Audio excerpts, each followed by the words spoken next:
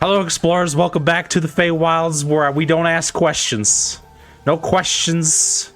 Just don't worry about it. Don't worry about nothing, all right?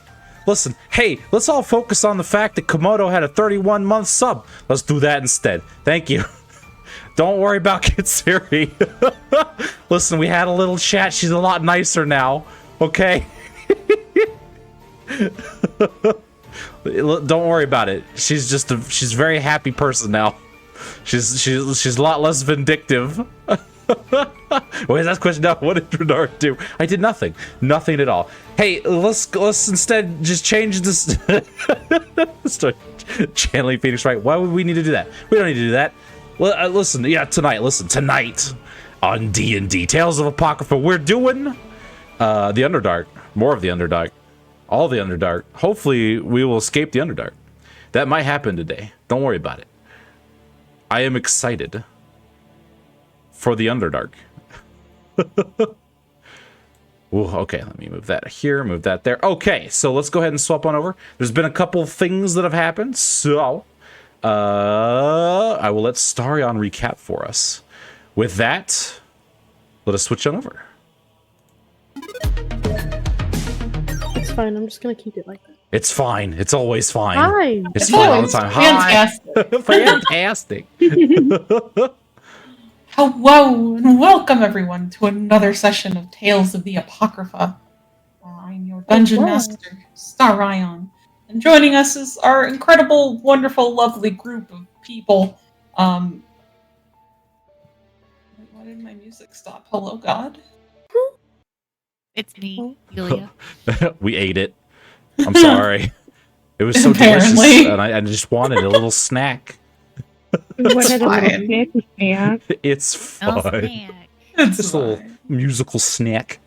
Mm-hmm. But joining us, of course, in whatever particular order, we have Anna playing as Tove, our human cleric. Hello, everybody. We've got Awiza playing as Yavari, the tiefling wizard. Hello. We have Renard playing as Taffy, the Tabaxi rogue. Hello, I am less spider today. Hey. Hey. We've got Yai playing as Yulia, the tiefling bard. Hello, I am no longer the taxi for Spider Renard. Spider Taffy. Spider Taffy. We have Bela playing as Narcellis, the half-drow sorcerer. Hello. And then we've got Rana, I'm sorry. We have Rana playing as Arca, the Aarakocra barbarian. No, I think it's Rana playing, or Arca playing as Rana. Yeah, Arca clearly. playing as Rana. Who told Yeah. you?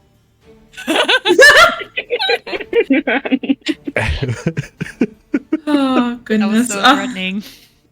For real. So last session, our party at first was split up as some had kind of ventured away from the tavern, namely Tove, Taffy, Narcellis, and Resh. Tove having fallen asleep in one of his guest bedrooms, and Taffy having been turned into a spider in the wake of Narcellis attempting to learn the polymorph spell. Unfortunately for Taffy, he would not be able to turn back until the spell ended, so the group decided to wait it out as they would go to Resh's manor to collect Tove and figure out their next course of action. While in his manor, Taffy made friends with one of the spiders within Resh's house, Zestra, a former drow turned spider after she died. She decided to join along with the party on Narcellis' shoulder, as they decided that perhaps they would leave, but Narcellis and some of the others had questions they wished to ask Balor, the master wizard of House Duret.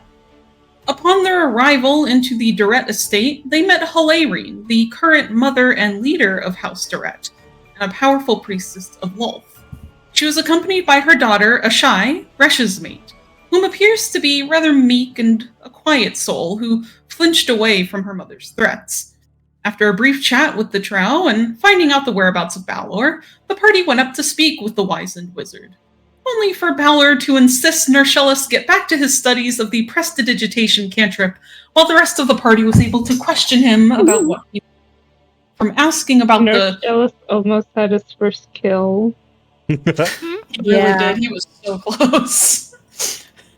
But they asked Balor all sorts of questions from the ruins they had found in the Lower Dark, the strange anima conversion machine, the anima shards, beast cores, about the demiurges of their cultures, and how everything related to what was apparently called amleths, as they found out, rather than anima crystals.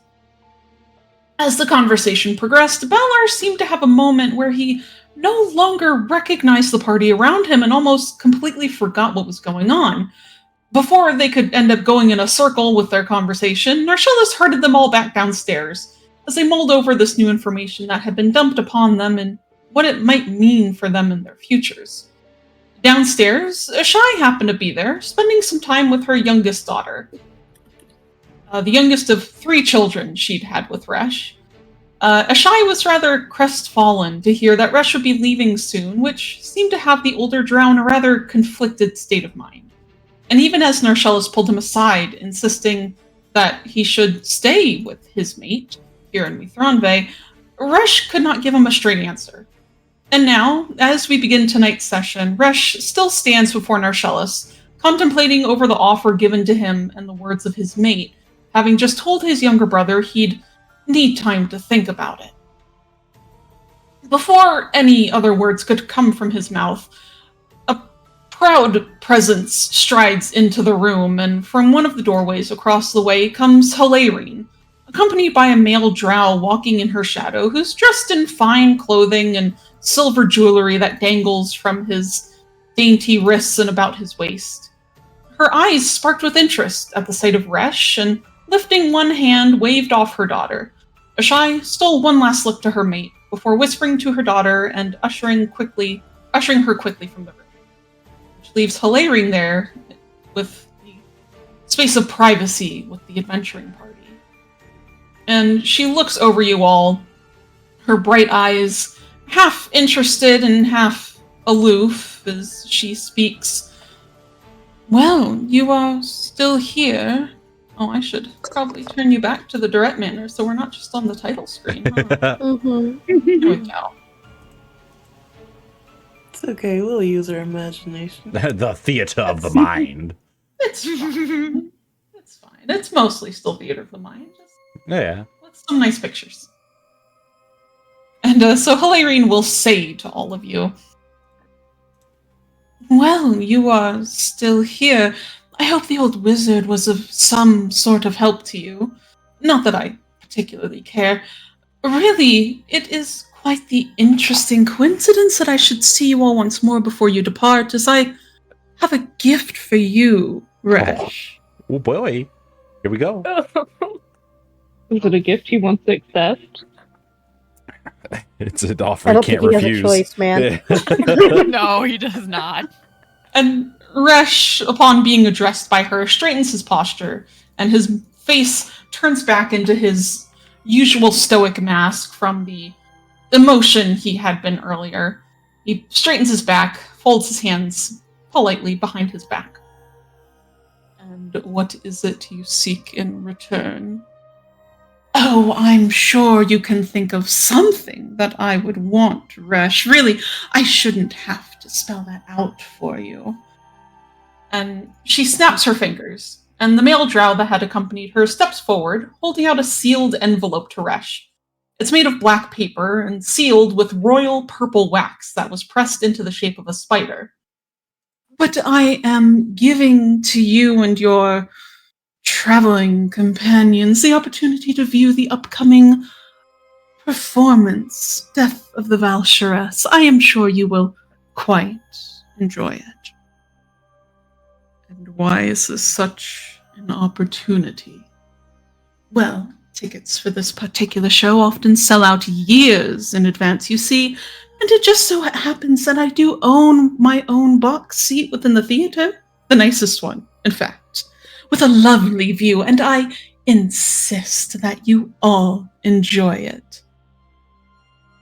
Resh sighs, and there's this weight on his shoulders where it seems the drow wants to say something, but just gives a curt nod of his head as he reaches forward and plucks the envelope from the other male drow's hand. As you say, he'll tuck it away into his collar as Hilarion smiles widely to you all. Good. The show begins in about 2 hours' time, so I would urge you not to waste your time milling about. She'll sort of look over you all.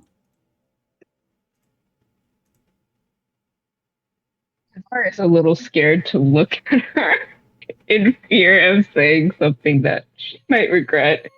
So she's just like, yes, ma'am. I guess if no one has anything else to say.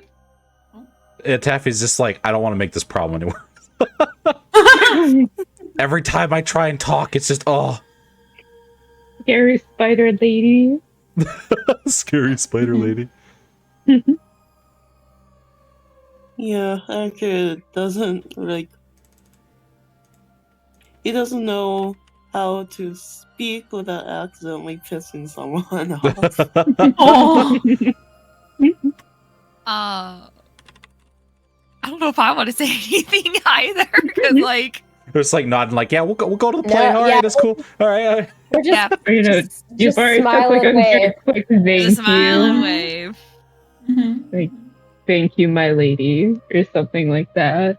Yeah. Mhm. Yeah.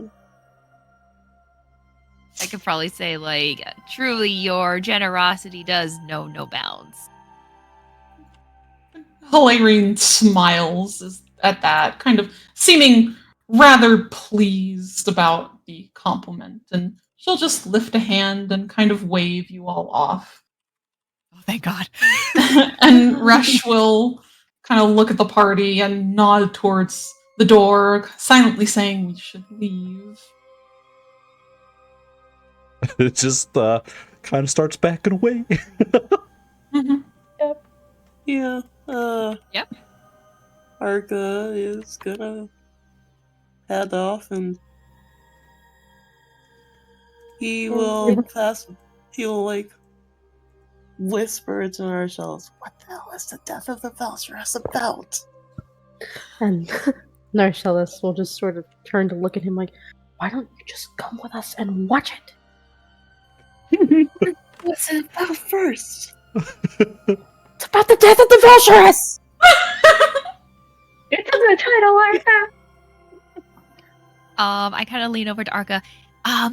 So the thing that the general did, this is their version of events Oh. that happened. Oh. Oh. Oh. Oh, this should be good. Mhm. Yeah. Okay, now he's actually interested. Oh boy. We get to see a depiction of Ari's dad. Isn't that exciting? You okay about that, Ari? And Ari kind of looks a little uncomfortable, but he says, I'm sure to be Wait, fantastic. Wait, I don't think Arya was there. no, he wasn't. What? No, Oh, he's he's not. not. I'm Oh, so he's not. sorry. That's Oh, right. Oh, I thought Yeah, he no, would. Never mind. Otherwise, he might have been dead. Oh, that's right. He's like outside yeah. of the. We're gonna see him play about your dad. Yeah, he and Neil are back at Rush's manor, I think. We left them there. Yeah, that's right. Runarian and Yalkish, you guys had left at Resh's manor while you had gone to the Duret house. Estate. Whatever you'd like to call it. So, yeah, as you finally leave the estate, I'm assuming that is where you'll head. Mhm. And then we just bolt out. I was like, yeah, I gotta go. But Yeah. So you guys make your way across the street right to Resh's manor, which is within easy viewing once you exit through the manor doors. And you hurry inside. And as you step through, you'll find that Runarian and Yalkish are just in the kitchen in the next room over, just sitting at a table, kind of her talking quietly to each other, but you'll see as you come into the room, they are playing a card game from the looks of it. Oh boy. Marcel's near that. He's gonna eat all your He's twos. gonna eat all your twos. and as you all walk in, you'll hear Nyalkish say, do you have any, J's? That's a jack, but no.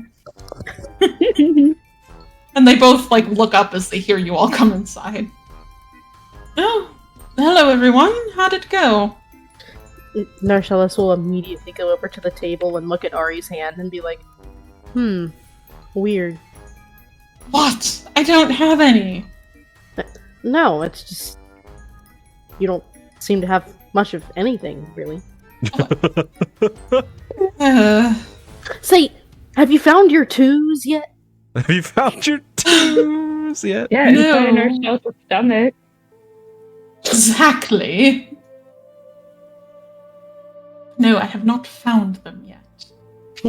Too bad. So, wanna go see a, shitty theater rendition of some historical garbage? Sure, that sounds like fun. That sounds like fun. Oh my gosh. What sort of historical events are they portraying?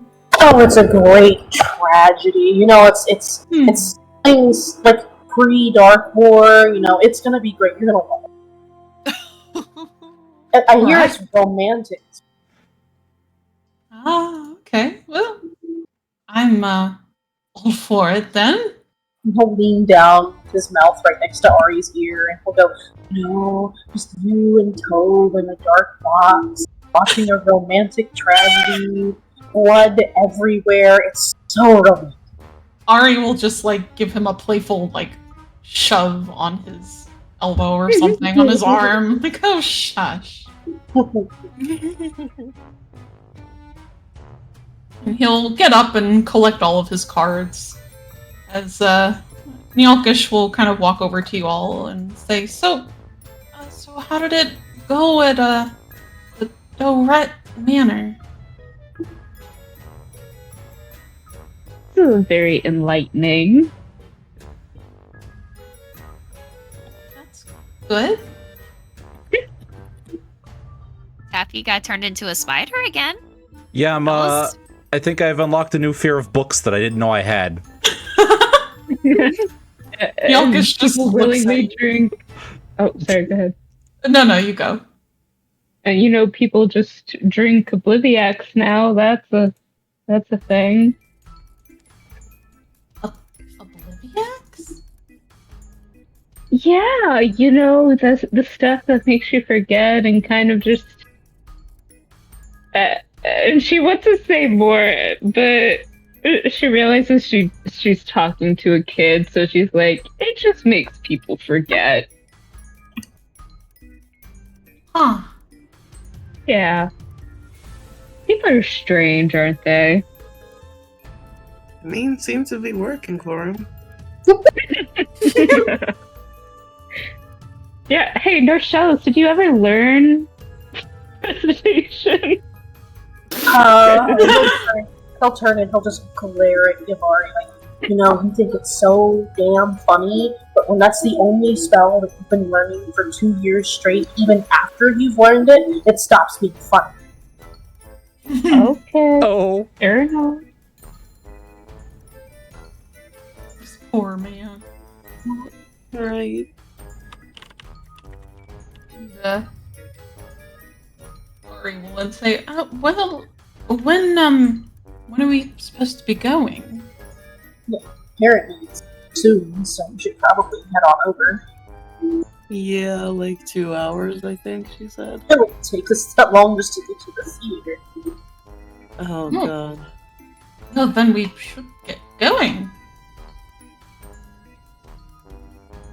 I think it's a fantastic opportunity to see some more of your culture, Marcellus.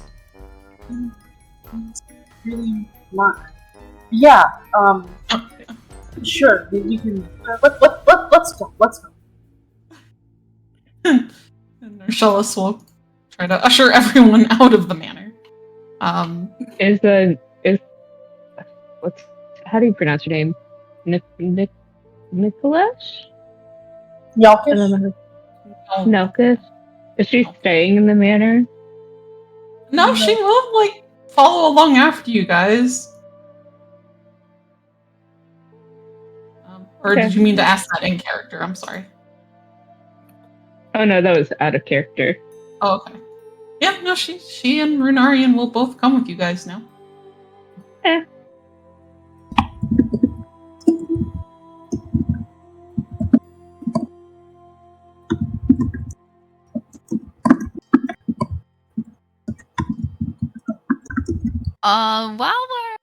While we're walking to the theater, I pull out the flyer for the play that I had, and I kind of curiously look at Ari and look back at the flyer.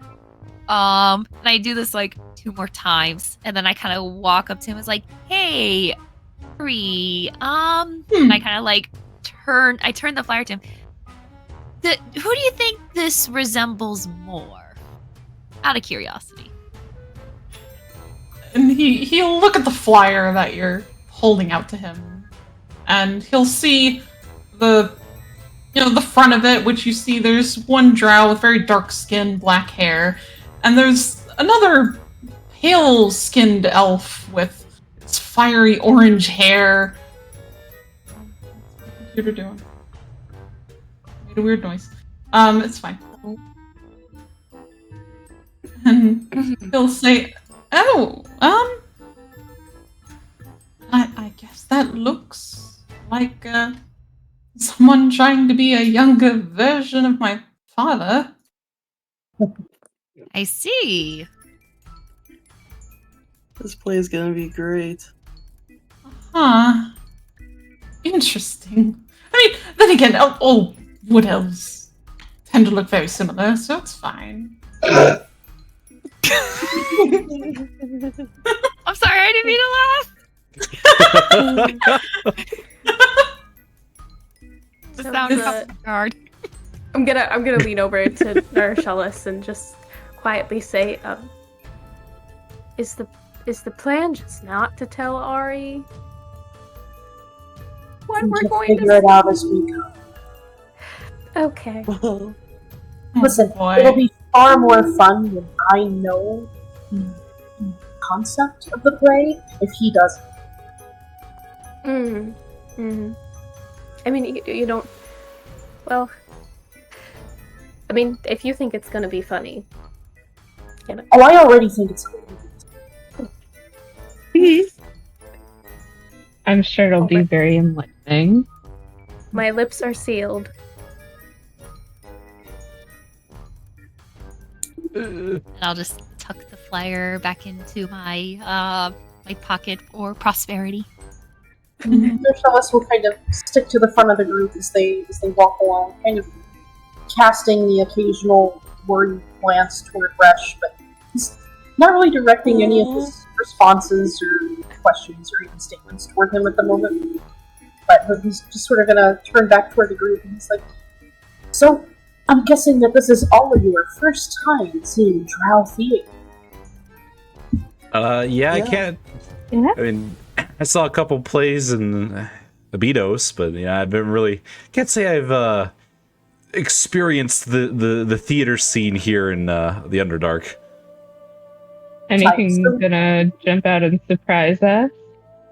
Well, there are different types. I mean, what we're going to see is something dramatic and theatrical. But there was a time about, I want to say 100 years ago, where apparently the very last memory showing was really something.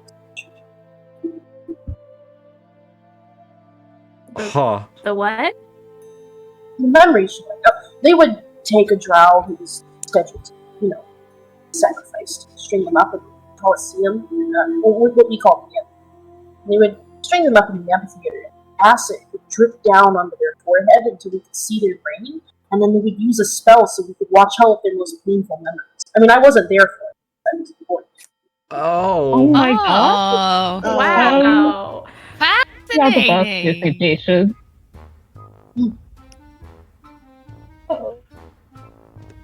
That's a very direct way to engage in theater, I guess. Very personal and very visceral, I'm sure. I wouldn't know. Do they? And anyway, I'm sure you guys would love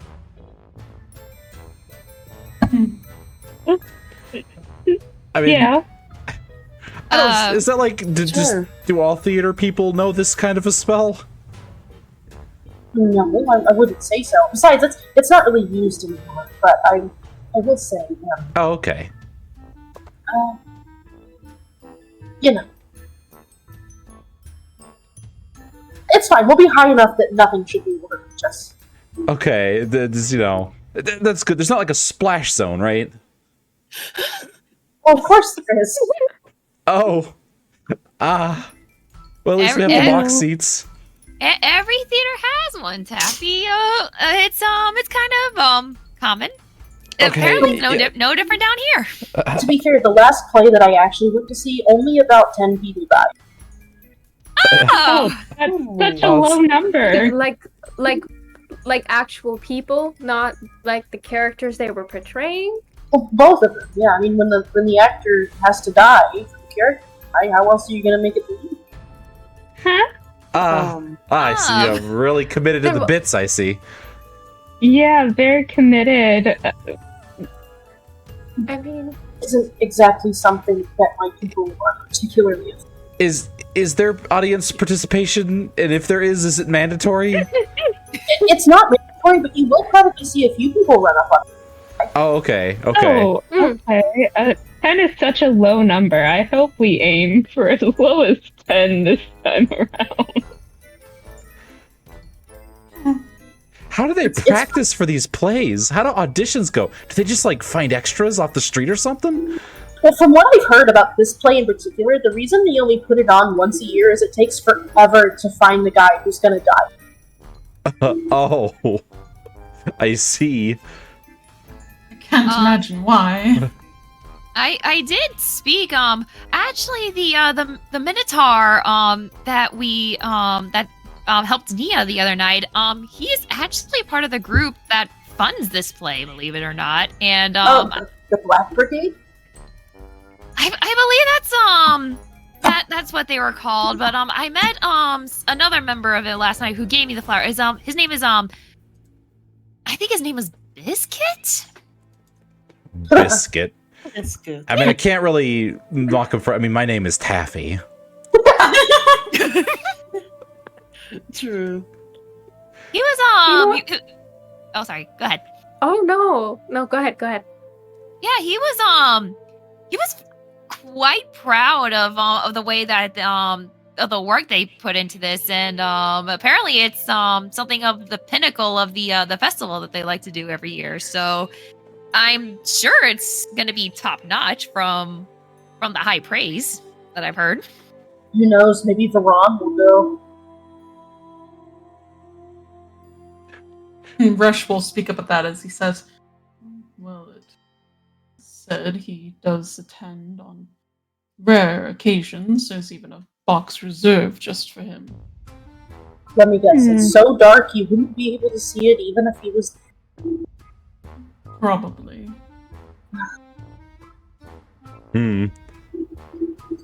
Sorry. Marcellus will turn to her. Veron is the son of Lolth. He's god of male drow and drow, but she apparently doesn't like him very much because he's a guy.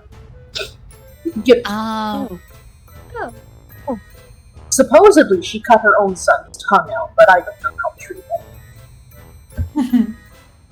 And the theater holds up a place for him.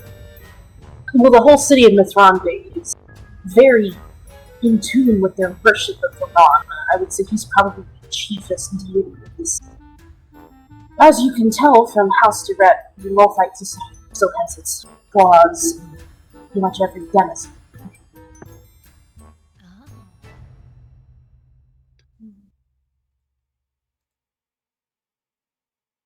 And as you all are walking along down the street, kind of following a rather easy flow of traffic on towards the Grand Amphitheater.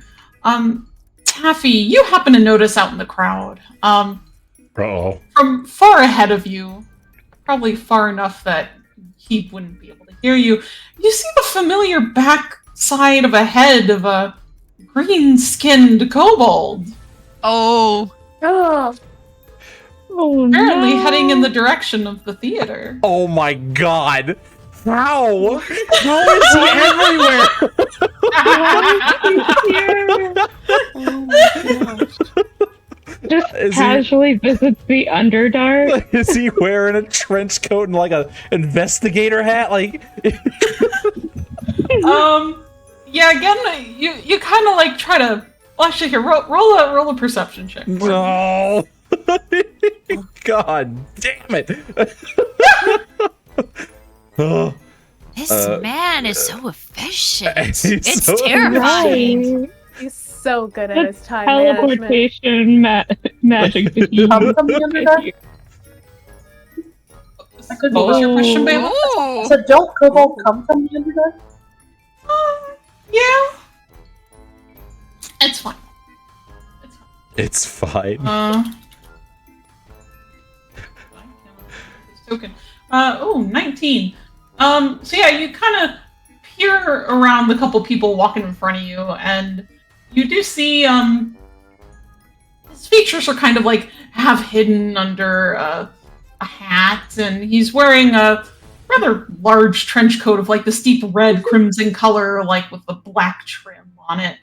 And he's looking ahead of him, not looking behind him at the moment at you guys, as he's just walking on down the road towards the theater. Oh my god. So Taffy's like, no. No. So he throws his hood up. He's like, oh my god, it's the inspector. How is he down here? How's the God. inspector down here? Guys, we need to take a different route. We need to take a different. Surely he doesn't have box seats. He's can't. not paying attention. Taffy, there is no other route. We gotta go this way, man. Oh, okay. We'll just stay our distance away from him. Okay. Do you want me to turn you into a spider? He contemplates it. It'd be effective. It could work. For and that's like an hour? I mean, I could theoretically turn you into a drow. He looks between Inspector Rust scales back and the rest of the party. He's like, you know what? All right, you know what? Oh, I can't get caught right now. Something, just anything. Just, oh man. Okay, Oh, no. Taylor. Yeah. Can I attempt? Hold on, I'm gonna send you this. Yeah.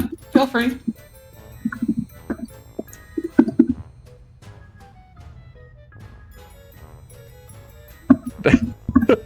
Oh Okay, how's no. that? So, am I allowed to attempt to turn him into a drow?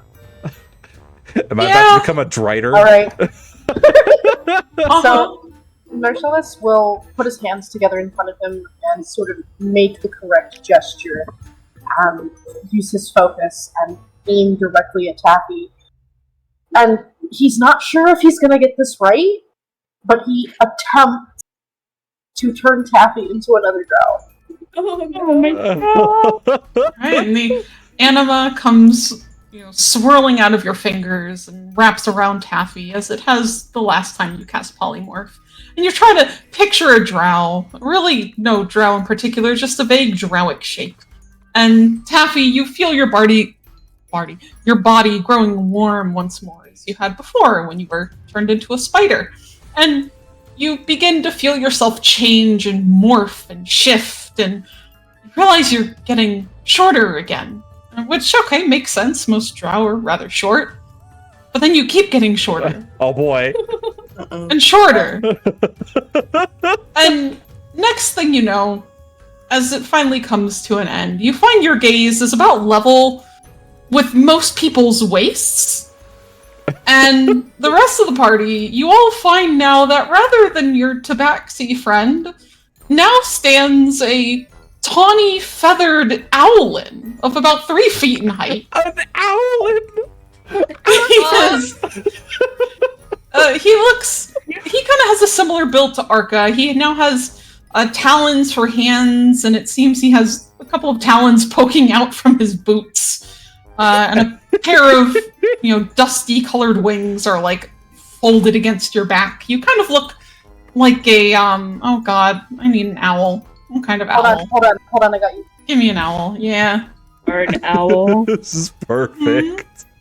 A barn owl. A barn owl. I'm an owlin.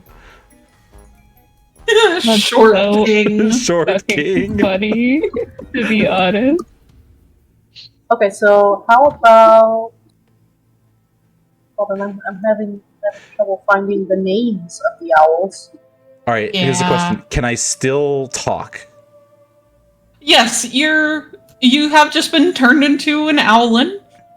Which Okay. fun thing for owlins, they can be either small or medium. So you're a perfect. small I'm owlin. small. That's even better. Yeah, Okay. yeah, you're about 3 feet tall, but yeah, you can still speak completely fine. Short stick. So he just, he sits there and he kind of blinks a little bit, and he's looking at everybody. He's like, "So did it work?"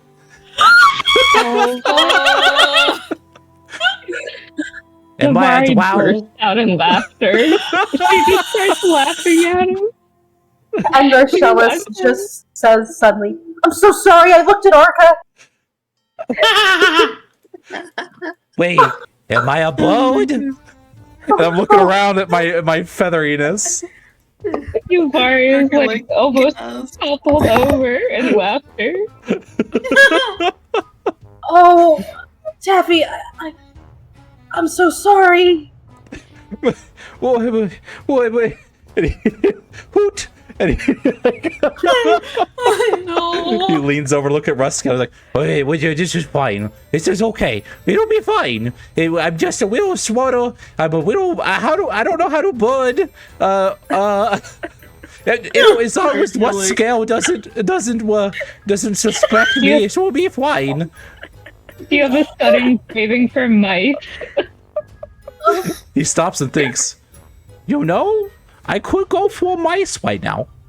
Oh, okay, Nibbles, you better I mean, he was stay a close cat to before me. anyway. It's fine. It's fine. Wait, It's fine.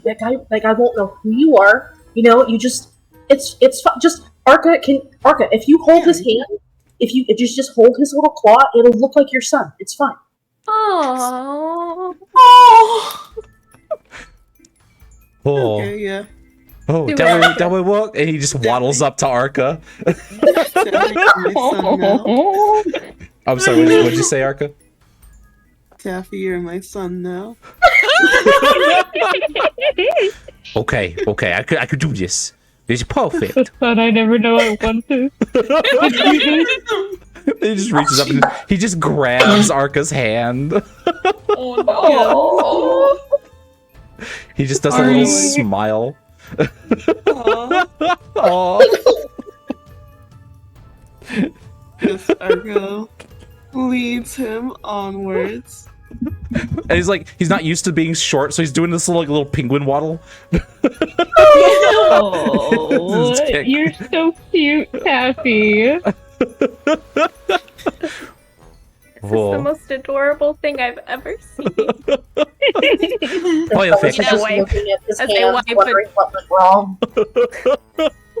So I feel like he gets like one of those wristbands you get at like the amusement parks that are like minor.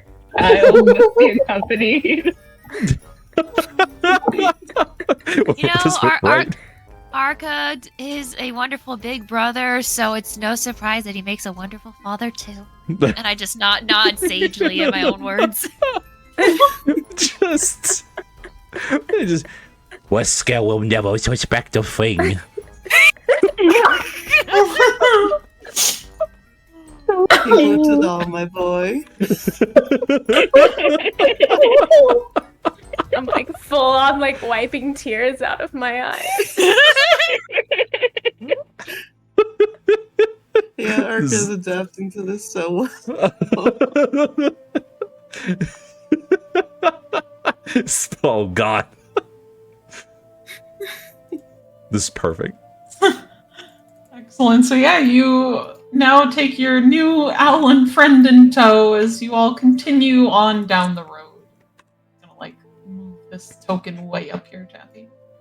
Oh, okay. You can adjust the screen. Taffy, you can call me Aunt Julia. Aunt Julia. Oh man, we're just every time we get turned into like a childlike thing, it just have to be someone's like nephew or son or someone's relation. Yeah. Gotta establish the family tree. As you approach the rather grand and large amphitheater, making your way through the crowds of people who are heading in the general same direction, if not onwards into the other parts of the city to enjoy the rest of the fete. The theater before you is a spectacle in and of itself. It's an elliptical structure, you realize, made of obsidian, chiseled jet, and textured igneous rock from the rocky, narrow caverns of the caldera that lurks below. It is tremendous in size and stands at nearly 6 stories tall at its highest point as it looms before you all. The outside is covered with panes of purple glass, each depicting a story that has been stained onto the surface with black filigree and mask-like obstructions that cast a similar shaped shadow down onto the ground.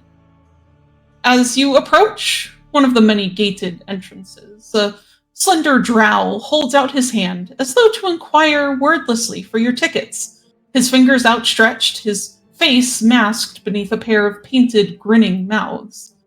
And it's only after Resh reaches down into the collar of his shirt and he produces the envelope handed to him by Hilary, opening it and finding inside enough slips for your entire party, Runarian and Yelkish included. It is only after they are handed over, the way is left unblocked, but flanked by drow sorceresses. Sorceresses who, reaching out their spindly hands, lay them upon your forearms and utter a spell underneath their breaths. Tongues, Yavari and Norshellus might realize, which allows you all to, for the moment, understand the exotic, aggressive nature of the deep Drellic language. Ooh. Oh. Oh. Now Weapons. I can. Oh, sorry, go ahead. That's like now I can speak like this and wow. Yeah. You speak with like a little lisp and drow, and people are like, "Who is this child?" Weapons. Comes the demand of a woman to your immediate right. A beautiful drow woman with black skin and silver hair, and a pair of commanding eyes that shine like rubies in the darkness. She stands imposingly with a gigantic curved sword strapped to her back, sitting slender between her shoulders, her face painted in red and gold. Yeah, okay, Narcellus will be the first person to just remove his sabers and, like, offer them. And she'll take them as you offer them, and turns behind her to what appears to be a portal-like gateway behind her, which shows the inside of a warehouse that is black as night. Tove and Arca can't see anything within, save for a pair of hands that come through the glittering portal and grab a hold of the sabers offered out to them, and then vanish back within the darkness. All right, so with polymorph, did my equipment fuse into me this time? I think it does with polymorph. Can you link the spell, Baylor? Or... Yes, I can. Yeah, it does. Okay. Yeah, it does. Hold on, let me check. Okay. Yeah, it does. So, it does. So yeah. all my stuff is just gone. Yeah, Oh, so man. you don't really currently have anything other than like your clothes, I guess, at the moment. I can't wait until I transform back and break the law. I'm gonna get us all in trouble, guys. Oh On boy. accident. Oh no. Oh boy. This will be great. Let's give Ruskale some ammo for this. Oh god. Oh god. Stealthy. Yavari very reluctantly hands over her 3 daggers and then the one small knife she has hidden in her boot. They will be collected and passed again to pair of hands that quickly come out and grab them through the portal. I don't like that. It's like, Like, Oh, 1 second, Kayla. Oh, I'm sorry, yeah. Starion. Oh, I did not mean to dox you. That's fine. Yeah, and in the meantime, Arcus starts like rummaging through his pack, and he has, oh god, he has so many weapons.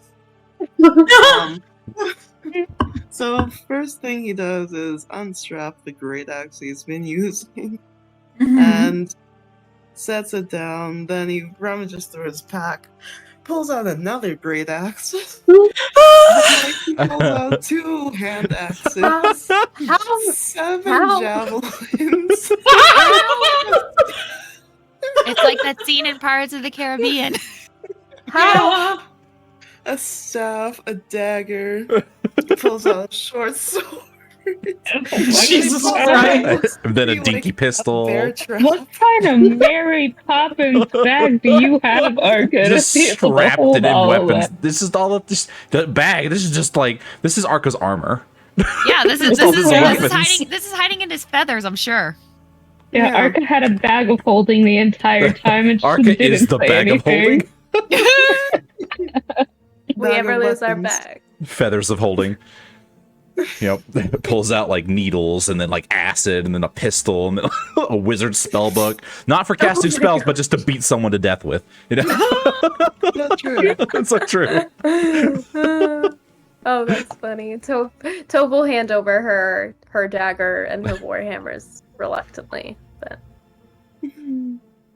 I take out my dagger and my rapier, and then I gesture to the lyre on my hip. It's like, and I say, does this count as a weapon? I promise I won't play it during the production.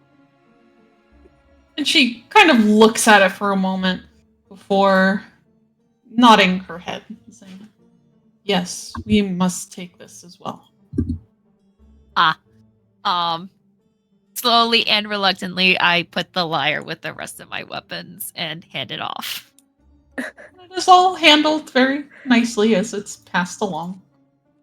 And eventually they will kind of collect everything from all of you. And Tove, she will kind of look at you for a long moment and eyes the bag of holding sitting at your waist. And she'll say, you must hand over the bag of holding as well, miss. and I will reach for it and hand it over. And it will be taken, placed with everything else. Is this a portable hole? This might be a problem if they put a bag of holding in a portable hole. Also, quick question: would you call ball bearings a weapon? They can be. Yes. Yes.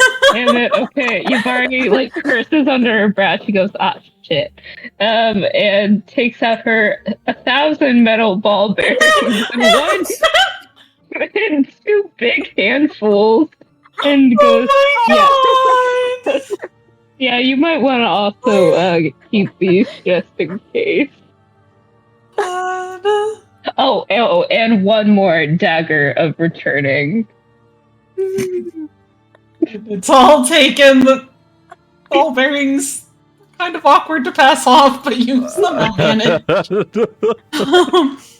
Yeah, I'm gonna count these when I get back. 1,000 of them.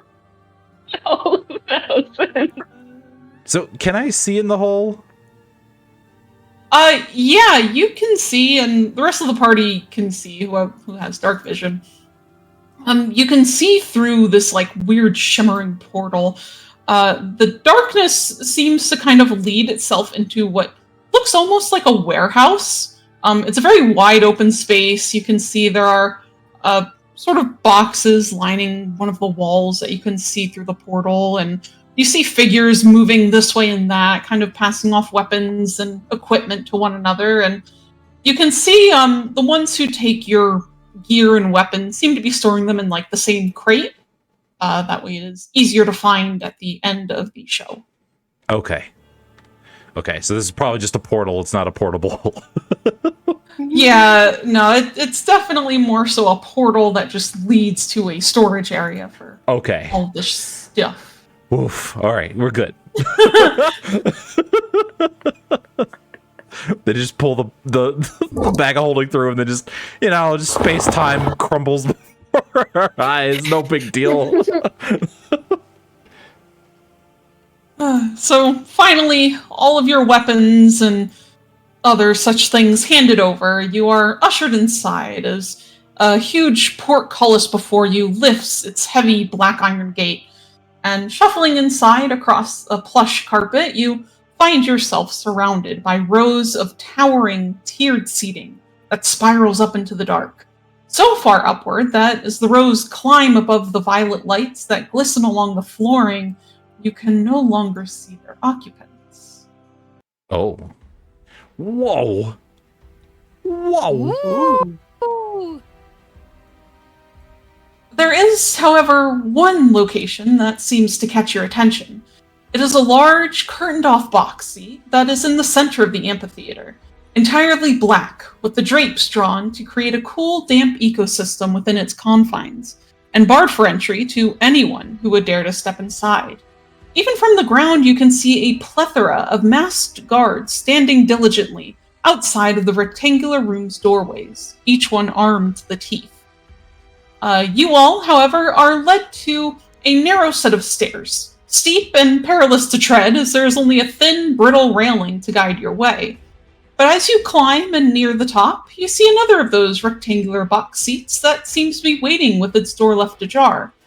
Upon entering, you are greeted with several spacious plush seats, each easily the most comfortable thing you have ever sat in, and with a pair of binoculars with little black ribbons tied to the handle and the stem.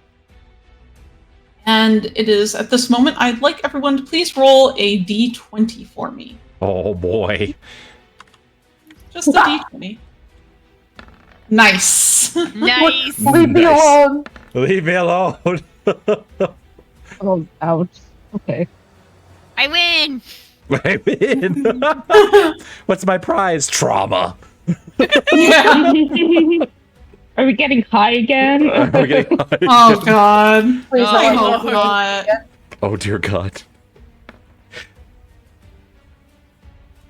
I don't Oh. win. Hmm. Sorry, I just have to roll for everyone else. Oh god. Damn. Kayla, I'm sorry, Starion. That is Yeah? a bad idea. That is a bad idea. What? You know what? I don't know what you're talking about. Please don't do it. I want one of them to survive. I want one of them to survive. Excuse me. What do That's you a mean? sentence. Right, I'm kind of concerned now. I'm kind of concerned now. When the DM is concerned. Uh-oh. That's what I meant. Oh. I'm writing this in my notes. I want one of them to survive. I want one of them to survive. It's fine. TPK inbound, yes. Oh, okay. So you all take a seat. From left to right, it just happens to be Narcellis, Resh, Tove, Yavari, Taffy, Arca, Yulia, Nyalkish, and Ari. I might kind of put that in chat just so you guys can have it. Just for Want Yeah, them I've to put heard Resh this. and Ari standing Just for next to each other. commentary. it's fine. It's fine. What did you say, Bale? I'm so sorry. I said I just didn't want Resh and Ari to sit next to each other. Yeah, that would have been a bad idea. Damn. I'm crying.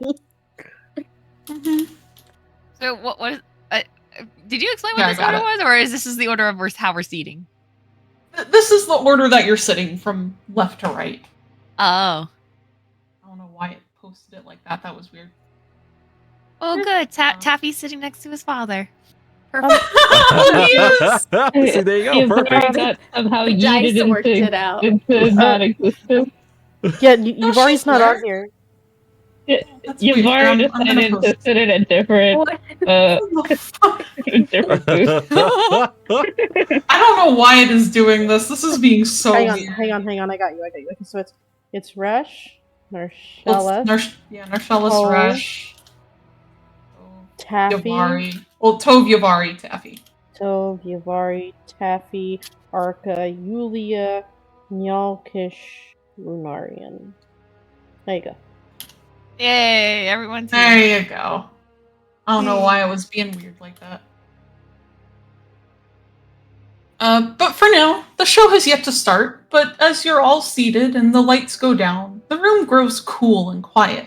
Enough at least for you all to hear one another over the roar of the crowds beneath you and around you.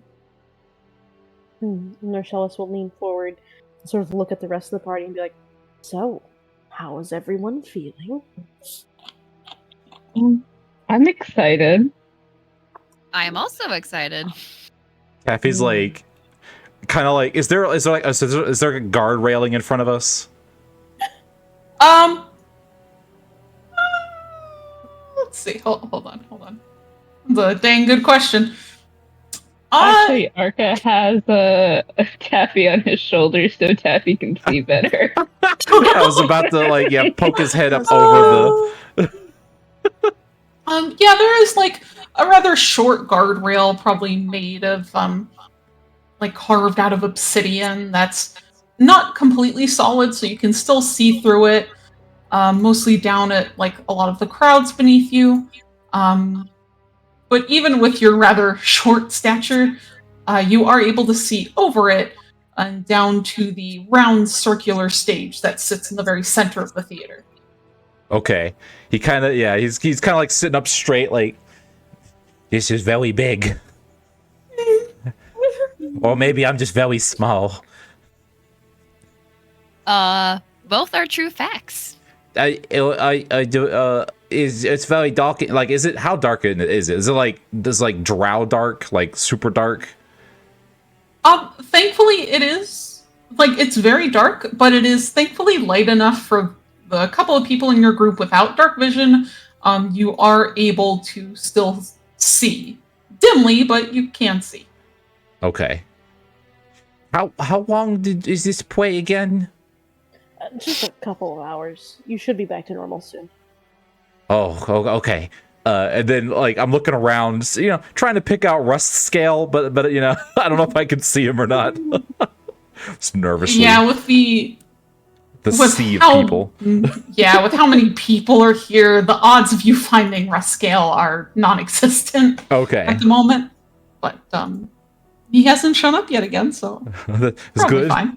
Probably fine. Probably fine. Turns out he's behind us the whole time.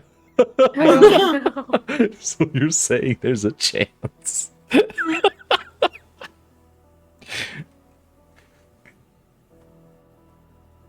I got nothing else. That was.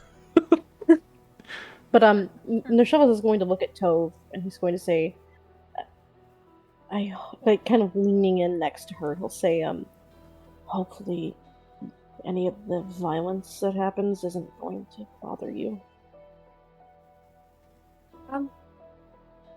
No, it should be fine. I mean, we're far enough up. It should be fine.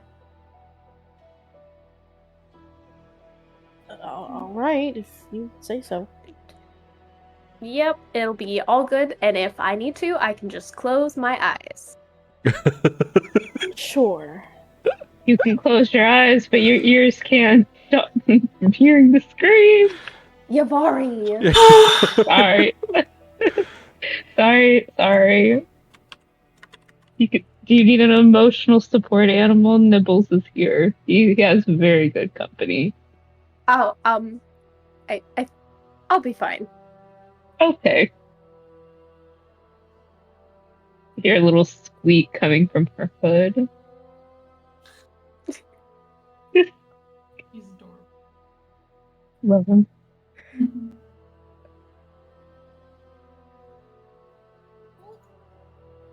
Well, as you all have settled into your seats and kind of take the time to relax, awaiting for the show, just then, the lights suddenly roar to life around you, casting the dais in the center of the amphitheater in a cold blue light.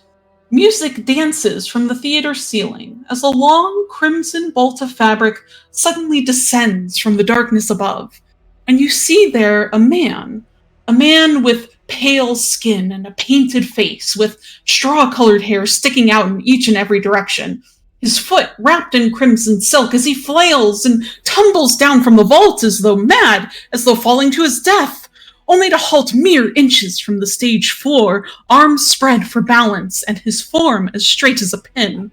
The crowd is deathly silent, leaning forward in their seats, as Thalriz the entertainer begins to curl himself back upward.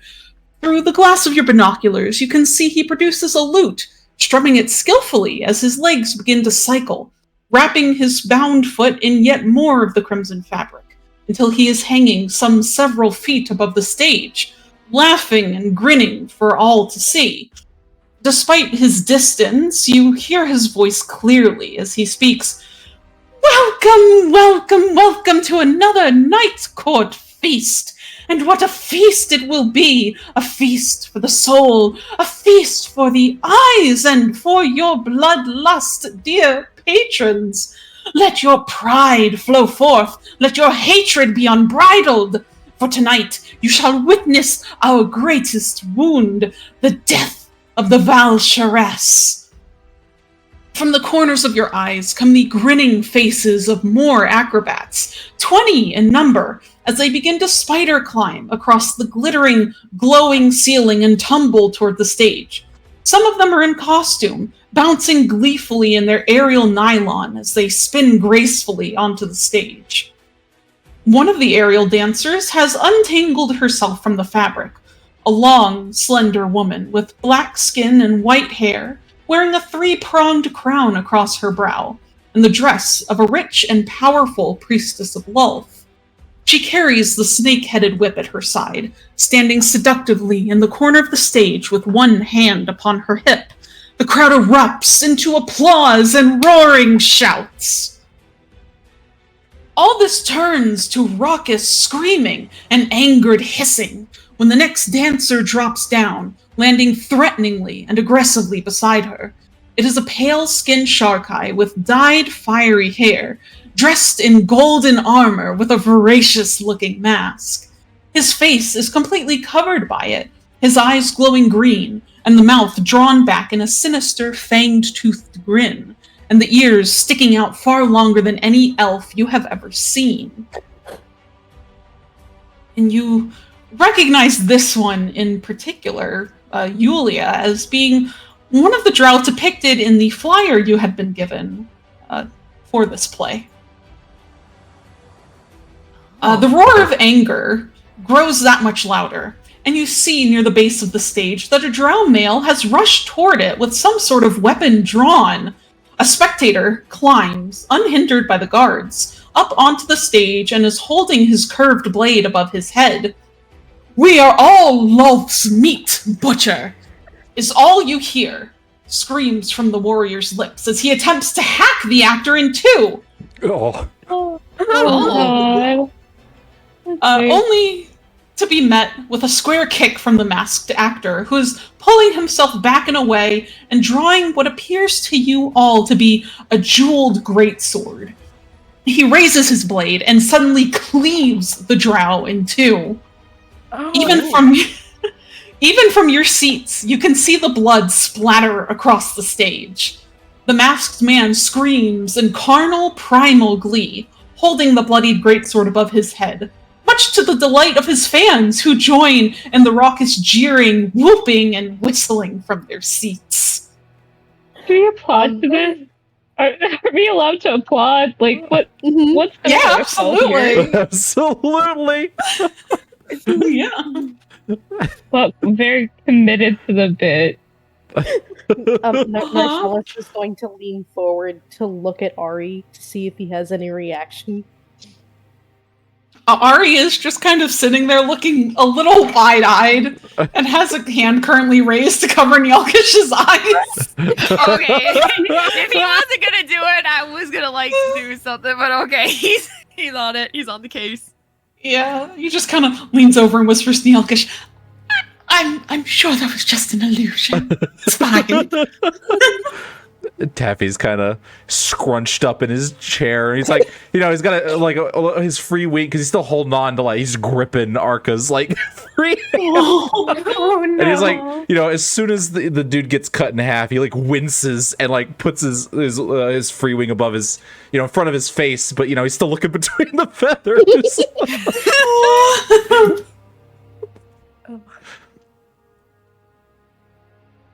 And Narcellus will lean over to Resh real quick, and he'll just go, honestly, I expected a little bit more blood. Oh my God. It's like they really skipped out on this year. Jeez. Rush! I'm sorry. I'm just... No, go ahead. What's up? No, I'm screwing around. Oh, you're fine. The department is really lacking in funds this year. It's they didn't feed him as much this time. God, is he anemic or something? God, jeez, they couldn't find anyone who bleeds more? My face is slightly green. Uh-huh. It's fine. It's fine. That's great. And as this happens, you'll hear Thalriz's voice. Wonderful, wonderful! Comes the voice of Thalriz as tisking upon a stage, hovering upside down still and swinging to and fro. And so our first blood has spilt, but surely not the rest. Or surely not the last. Come then, come, and allow me to tell you a wondrous, simply wondrous tale of devotion, of betrayal, and resurrection, my dear fellows. The lights go black, and the crowd goes silent, the corpse still left on the edge of the rounded stage. The music begins light and barrels quickly into a crescendo, and the stage is suddenly bathed in purplish-pink light. There, center stage, is a Drowic woman, black skin, black hair, and a whip between her fingers. She stands beside a man that is identical to her in nature. The same skin, the same hair, and even the same face. Their hands are bound together with a thin red cloth, curling up their arms and uniting them, even as the man desperately struggles away, clawing at her, falling to his knees. All the while she hovers over him, laughing, grinning, grasping at his face, his shoulders, and jerking him against her. The music grows in volume. The pace has become more rapid, the drums like a heartbeat pulsing in your ears. The man lets out a cry, clawing for the darkness of the audience around him. Before the lights go out, the sound goes silent. You could hear a pin drop and hear your fellow companions shuffle in their seats. And quietly, you'll hear Rush's voice say, "That is Hilarion of House Durrett, and believe the man with her is her twin brother Solitar." Oh. Oh. Just in an attempt to help give you all some context. Most appreciated. Yeah. Ditto. Solitar, isn't Leave. that who the trader mentioned? Oh. You know what? wasn't Actually, even- yes. He's like, I wasn't even thinking about that. Fresh kind of furrows his brows for a moment. Did you want to say something, Kathy? I'm sorry. No, I'm just Arca over here with the with the Oh, paying the attention. Yeah, right? With the big brain over here. Big brain. He got the one brain cell. You got the one brain cell. It was for this moment. Mhm. The lights flicker back on, and you realize then that Thalriz is nowhere to be found, seemingly disappeared from his space above the stage. And instead, there upon the floor is a stout little man with a mailbag on his waist. He's a surly-looking dwarf with inky black skin and a bright green beard. He jogs in place, looking quite serious. Around this dwarf comes a menagerie of color, an illusion brought to life by the sorceresses from before, wiggling their fingers and creating a vivid scene of the city of Mithranve and a terrifying enemy. Behind the dwarf comes the dancing of dark colors, all in different shapes and sizes. A knight on his horse, a pawn used in chess, and the image of a king with fairies' wings, flickering, fluttering, and descending upon this dwarf. The sound of a high-pitched violin comes into play, the black-skinned drow male from before suddenly slumping up beside the dwarf with purpose in his step. His arms are folded behind him, but his eyes are kept to the ground. The deep dwarf's steps suddenly become more fluid, his hands reaching out to take the slender fingers of the drow beside him. They twirl, each step languid in the form of a violent and cacophonous dance. Cymbals clash, a crescendo soon approaches, and the two are wrapping their forms around one another, looking into each other's eyes. The drow bares his teeth. The mailman takes out a letter. Oh no! Yes. What? Mailman! And the male drow. Yes, down here, man, Amazon's getting everybody.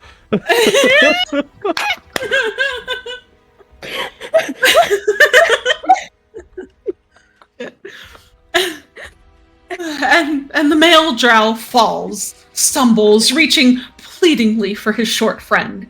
He appears to be dragging backward by something from the shadows, falling to his knees.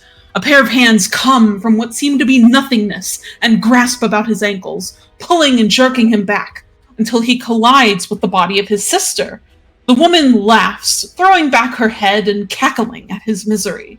Placing her hands beneath his arms, she lifts him up to face her, pulling him against her and beginning to twirl across the stage. The two step in time, dancing a raucous whirlwind about the tiring dwarf, who seems to pay them all no heed, no mind. The male reaches out once more before being violently brought back against his sister. The scene fades to black, and the crowd erupts into wild applause around you, clapping vigorously and roaring with elation. Yeah. Taffy is like, he's kind of clapping. He's like, what was the mailman there for? Marcellus will lean forward and it's like, from what I understand, it's thought to be that he and the drow were perhaps, you know. Oh.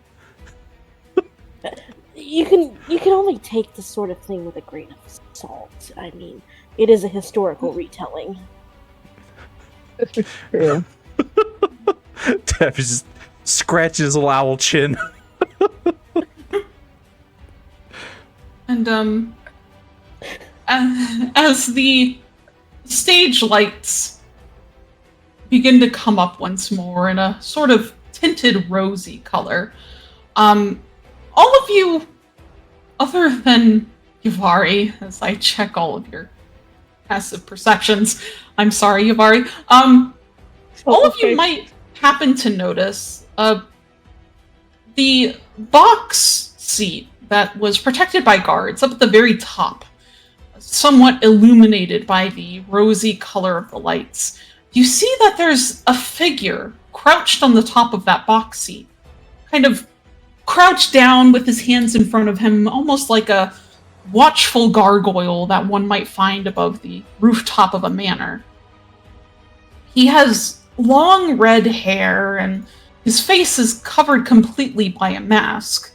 From what you can see in the light, his skin appears to be black, with pointed ears. Ooh. Narcellus is going to catch sight of this and kind of widen his eyes suddenly, and he'll turn and he'll start, like, jerking on Resh and trying to point. Resh looks at Narcellus, confused, and then looks up to where he's pointing, but by that point the figure is gone.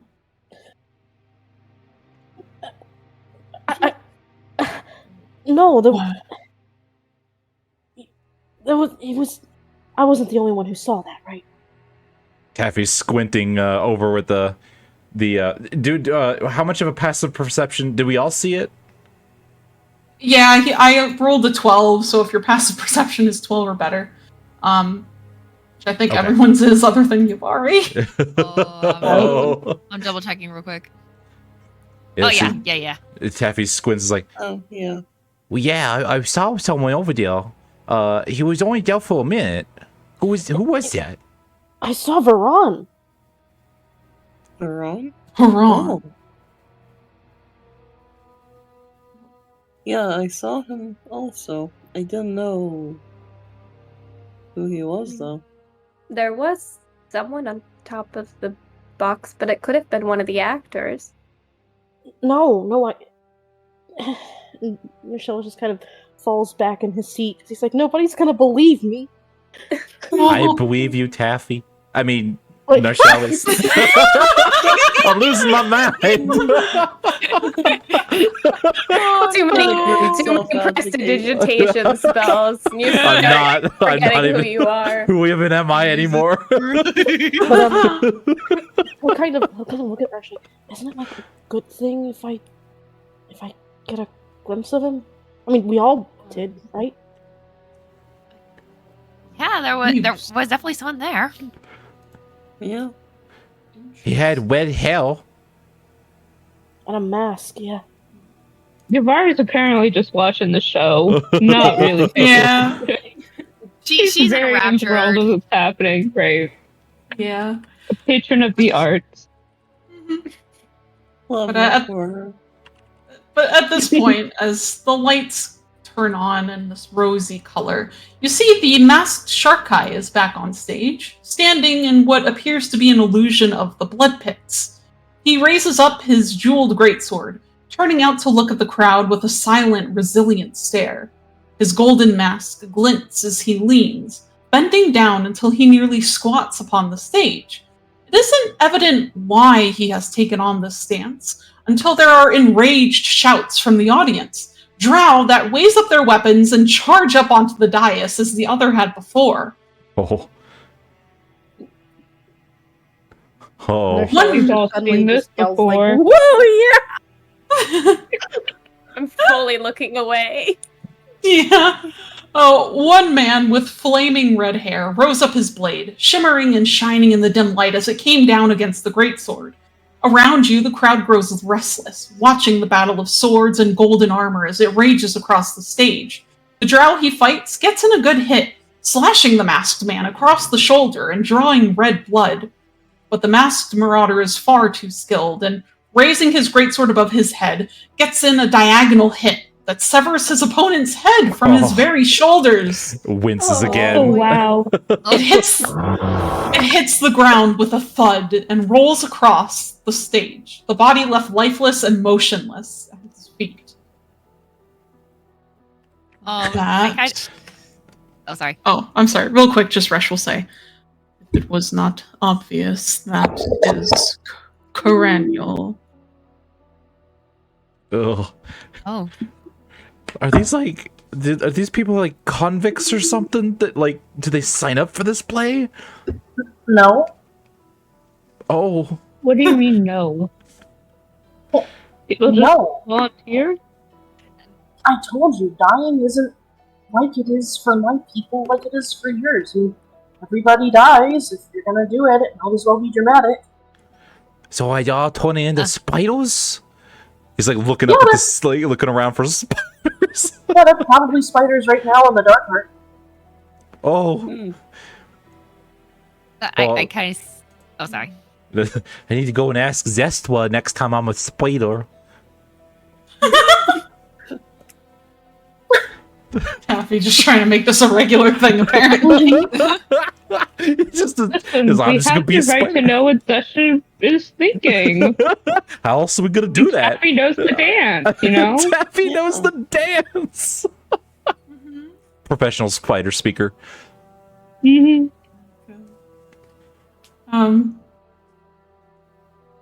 The crowd at this point is screaming, standing on their feet and chanting the actor's name. The masked man's arms are held wide, beckoning yet more to come and attack him, and they do. Weapons raised, dedication proclaimed, and each will meet their bloody, grisly end upon that stage. one after the other, cut down, slain, and left to rot beneath the Spider Queen's gaze. That is, at least, until the actress of the Drow Woman takes the stage. The music slows to a romantic beat, her hands outstretched towards the Sharkai portraying Faldvin, as he takes a step toward her, dropping his bloody blade onto the ground, and falls down onto his knees. The Drow Woman, as portraying Hilarion, still approaches, taking his mask between her hands, looking upon him with a look of triumph and resolve. From the pews comes now the sounds of distant harp strings, the coo of choir voices, as she takes his hands in hers.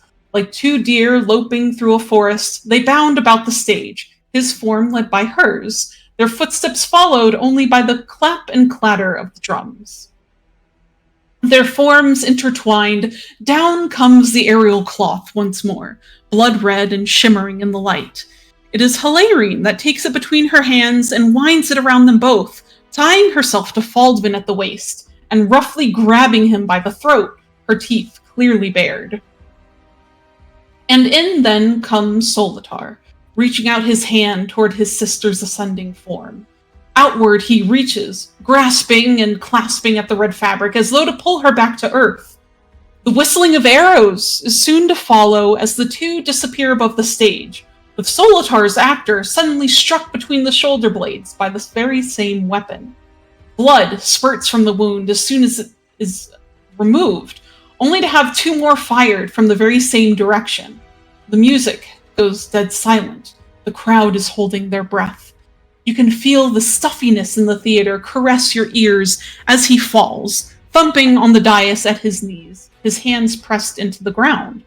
From off stage comes Faldvin, holding the bow and arrow, his golden mask glistening in the light. For a moment, Solitar struggles, reaching for this man as though to wring the life from his neck, whilst the wood elf only stands, silent, unmoving, unfeeling over his latest victim's body. But oh, the sudden rise in violin rises from the pit. From the left comes Hilarion, who releases a guttural scream upon witnessing her brother fall, lifeless to the floor. You realize very quickly that this drow was actually wounded, and as Hilarion rushes toward his body, she brandishes a knife, curved and having been hidden in the fabric swaddling her breast, and turns it toward the drow butcher with all the hatred she can muster. And at that moment, the ground begins to shake and shudder. And you see the actors on stage even pause in the moment of this dramatic scene, looking upward to the ceiling that is trembling far above you all. All of a sudden, all that fills your ears, rather than the playing of violins and the rest of the orchestra hidden in the pit, you instead hear cracking and things bursting above head as rocks begin to tumble down upon you, almost as if some sort of explosion is going off from above and below. Is this part of the play? I don't think this is part of the play. No, it's not. Nershella just kind of stands up and leans over the barrier. And at that moment, as Nershella stands at the very edge, the ground beneath you all cracks and shudders. Not again. Not again. And within moments, you find yourselves falling and collapsing. Oh, shit! Oh my god. I didn't take the flight nearest. Ivar grabs the nearest person she can grab by the shoulder. Just grips onto Arca. I don't know how to fly. You are in Arca. Beating his wings, I'm guessing. Tabby's preventing you from using one of them.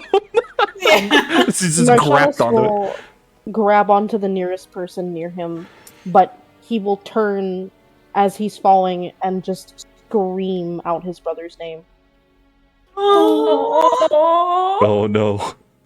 Resh tries to reach out for him in the falling debris, but soon you all fall and your world sort of goes black. What? Oh. Oh. I have to reference Various Little list screams and here. volumes going down. This is insane. Yeah. I swear, if it's another Drider. Wait. Oh my gosh. So, it's a rather unclear amount of time as you, Tove, open your eyes. And it's difficult as you feel like there's just all this dust and crap in your eyes, and you start to move your arm to try and wipe at your face, but you find that there's just a sharp, intense, almost burning pain coming from your arm. You find yourself laying upon the ground in complete darkness, as you can't see anything around you more than maybe a foot away from you, which all you see is debris and rubble from the theater that had collapsed on top of you guys. Oh no.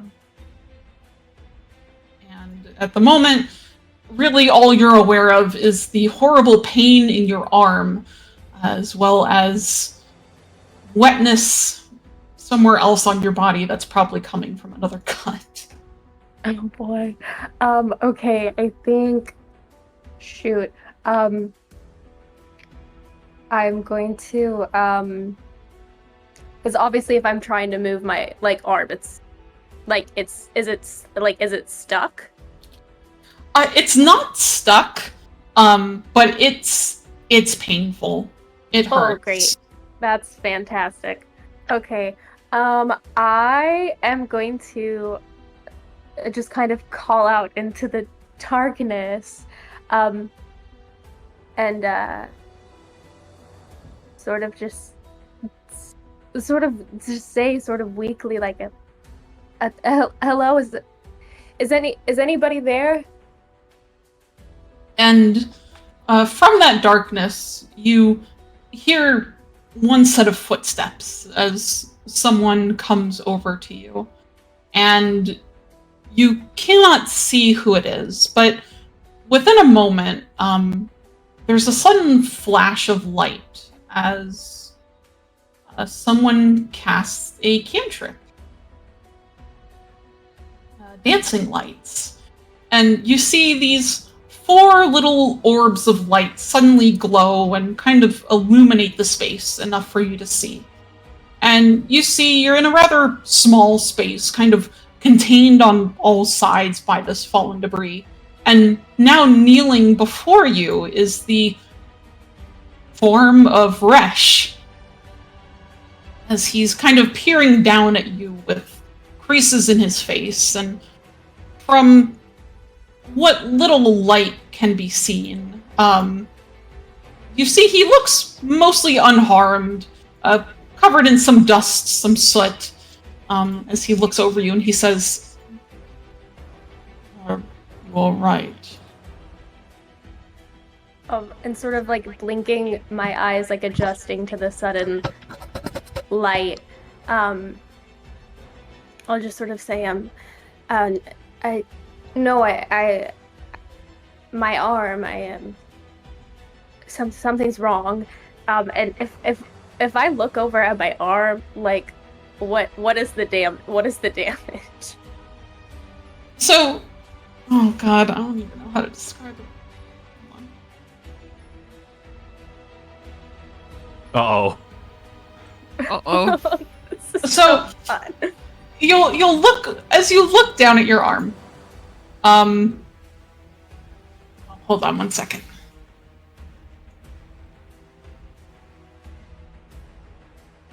As you look down at your arm, you'll see there's thankfully no blood. But you see that it is bent at an awkward angle at the elbow. Oh, Something that's likely not supposed to be natural. Just throw some healing spells on it. I'm sure it'll be fine. And as you look at it, Resh kind of follows your gaze, and he'll just quietly say, "It looks like you have broken your arm." Oh, gee. Oof. Where's Crispy's So great.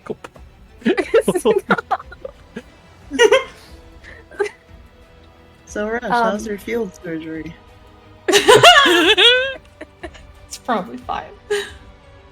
Medicine check. Fingers crossed. And I'll sort of kind of looking at my arm, sort of like blinking in disbelief. Sort of turn my gaze back to Rash and say, where's everybody else? Norshalis, Arca, what happened? And Resh kind of grimaces at your question as he'll say, with my tremor sense, I can sense there are others nearby, but I can't quite tell who's who. And he'll kind of reach down for your arm, but he'll hesitate before touching you as he'll say, may I look at your arm? And I'll sort of, I think for the first time, tense up a little bit as he goes to reach for me, but when he stops, I'll sort of, I guess, realizing the predicament I'm in, just nod and say, yes, that's fine. He'll just nod quietly, and he'll kind of very gently like lay one hand on like either side of your elbow, and he doesn't do anything. He just seems to be kind of looking, assessing the damage. And he'll say, I apologize for what has happened. I would like to think everyone else is okay. But you can kind of tell on his face that he doesn't entirely believe what he's saying. Oh. Oh. I'm sure everyone is fine. I mean, if I survived, I'm sure everybody else did. And as you say this, his hands move very suddenly. And you feel this sharp, intense, almost blinding pain for a brief second as he forces your arm back into the correct position. In the middle of you talking. How does Tove react to that? Oh no, Tove just like, she's like mid a sentence and she just sort of lets out like, it's halfway between like a cry of pain and like a squeak of just like shock. Oh. And as it's sort of like set back into place, she sort of like, I just like instinctively sort of like curl in on myself a little bit, but obviously I can't like move too much because of my arm, so it's and then I'm just like, why you could have at least warned me that you were going to do that. If I warned you, it might have been worse. And as he's saying this, he then seems to be working on taking off his shirt at the moment. As he just says, as he'll say, it is better I try to set your arm now than leave it as it was. Oh, no, that, I totally get that. I mean, I've helped mend a few broken bones in my day. I mean, well, I'm just like looking away. Like, maybe I'm... Which is rather hard to do as he's right here in front of you. Yep, it's really hard. But he doesn't seem to really care as he removes his shirt. And you see, even in the dim light, I mean, this man is muscular. He's very well built, very slender, yet very intimidating at the same time. And you see all across his torso, like the upper half of his chest and kind of curling over his shoulders. There's a lot of what you can only assume is scarification. It's sort of raised parts of his body that's been carved all over his skin in various like runes and symbols and imagery. And it's really rather pretty yet terrifying at the same time. And as you may or may not watch him work, he works on ripping the cloth of the fabric of his shirt, and then proceeds to begin to wrap it around you in a sort of makeshift sling to help hold your arm against your chest. Okay, so would I have any context as to like these, like would I be familiar with any of like the symbols that are carved on him, or like would I have any sort of knowledge? Unfortunately not. I mean, you can pick out like a lot of spider imagery on him.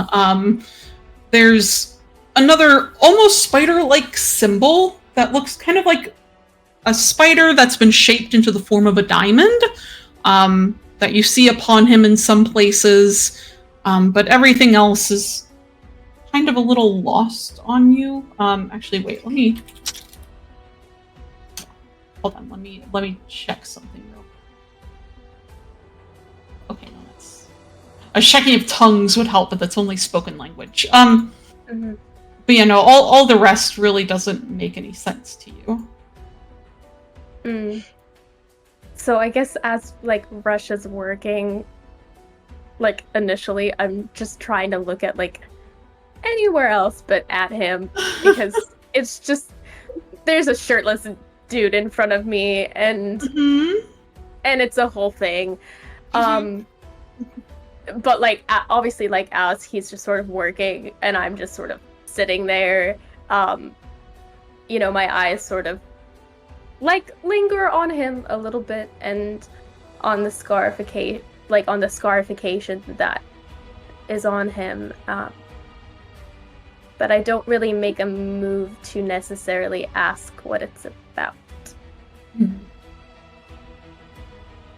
And he doesn't seem to really care or think about it as he makes the sling for your arm and looks around at the rubble surrounding you all as he'll say, I will try to see if I can find a way out. Does anything else hurt at the moment? Where did you say, so you said when like I initially woke up there was another spot on me that was like wet, yeah, you can feel probably along your side. It's not much, but you can feel like some warmth there. Can I like reach with like my good arm and sort of just like, I guess like lift my tunic a little bit to like see what's going on?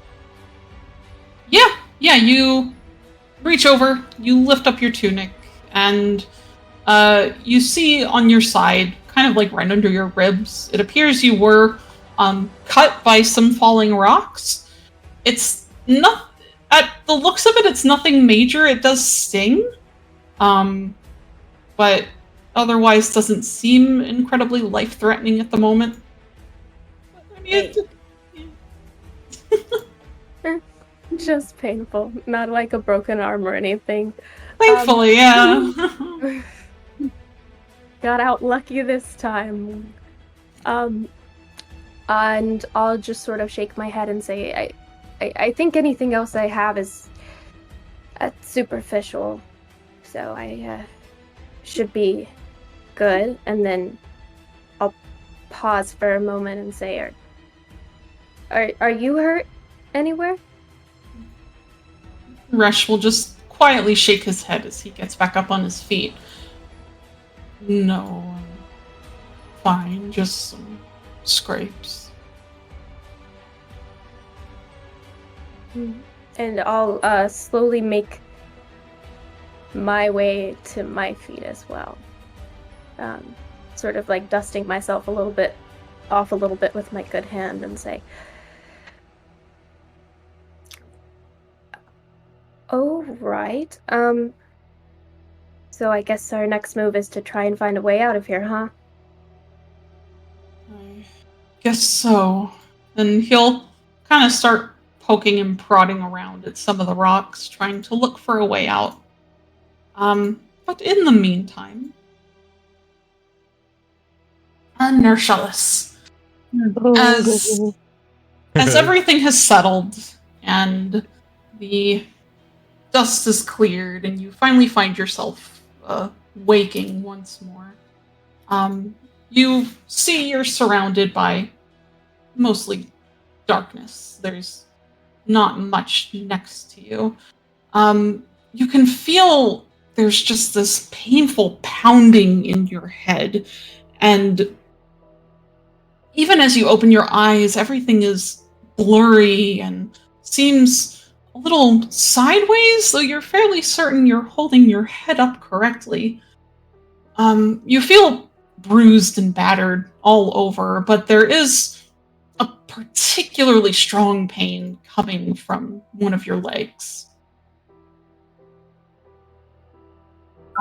So, does it make me feel nauseous? Make you feel what? I'm sorry? Nauseous at all? There is a little nausea. Like, Okay, so- not enough that you will vomit, but enough that you're just very uncomfortable. Yeah. So, sort of wearily, I'm not gonna do a lot. I'm assuming that, like, my body is probably pressed up against, like, the sharper rocks. And I'll move forward, sort of look down at the part of him that's hurting his leg. What's it look like? Say that again, you're cutting out a little bit, I'm sorry. Sorry, one second.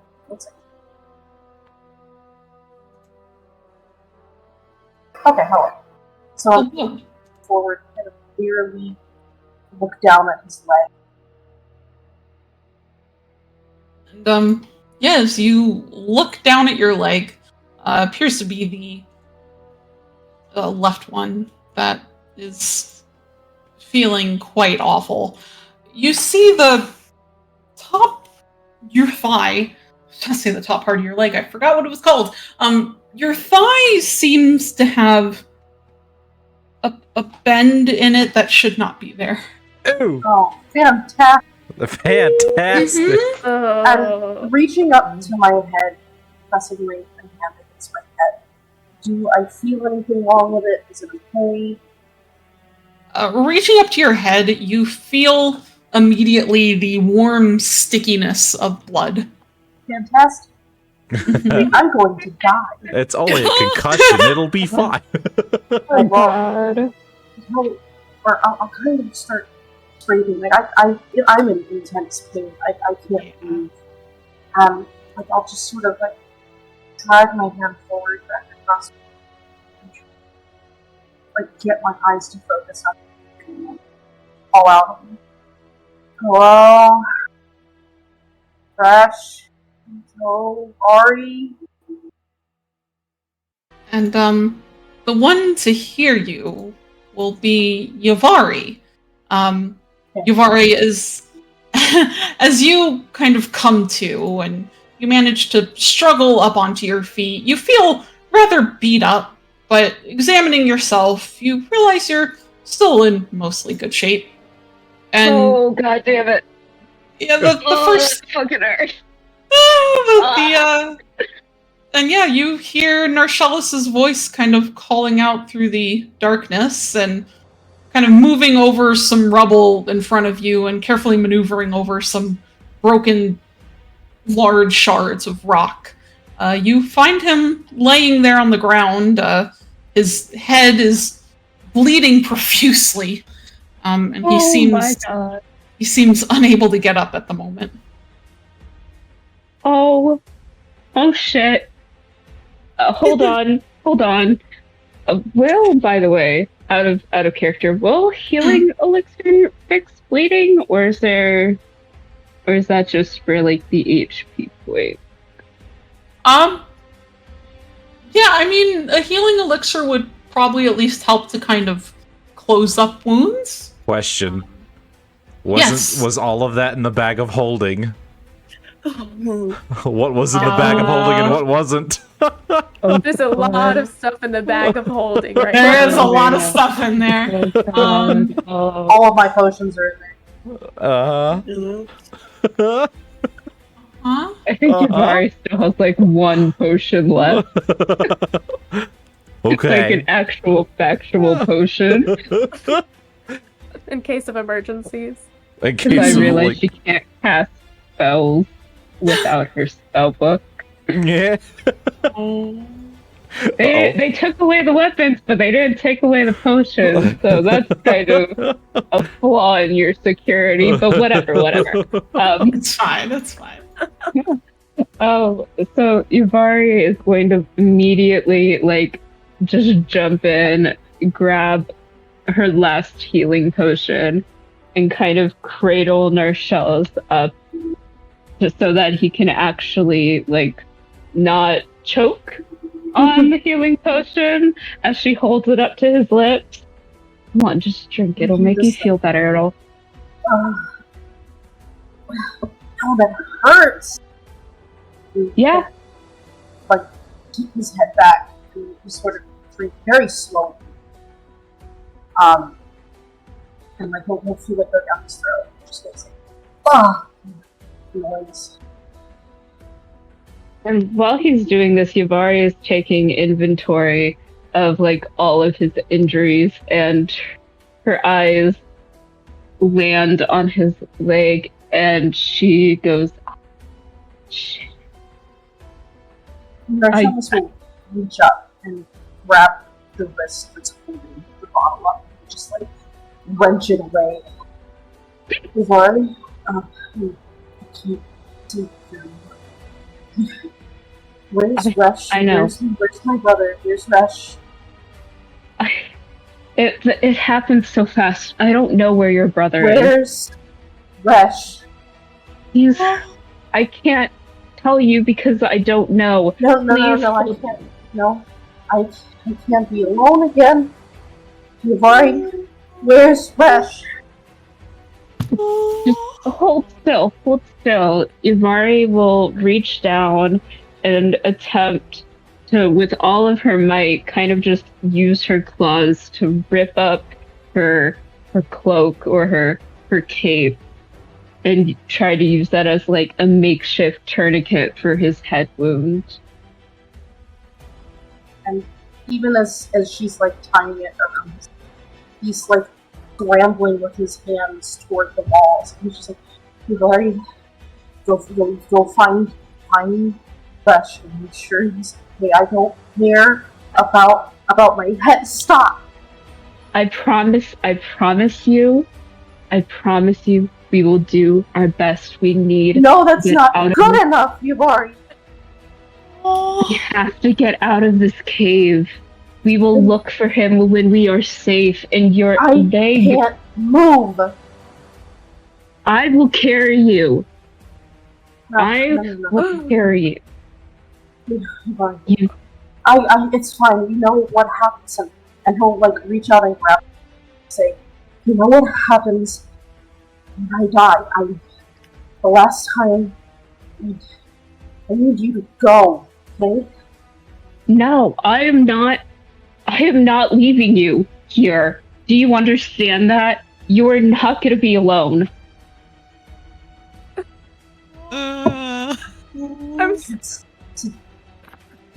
Look at me. I promise you, we will find Resh. I'm so tired. When you gotta stay with me. Tell me. And she's like snapping her fingers, like variedly, like just trying to think. Tell me about your art. Tell me what you like to draw. Just keep talking to me as she like kind of helps him up. and leans him onto her side. You just hear like this as he like puts a little bit of pressure onto his leg and just crumbles. Oh,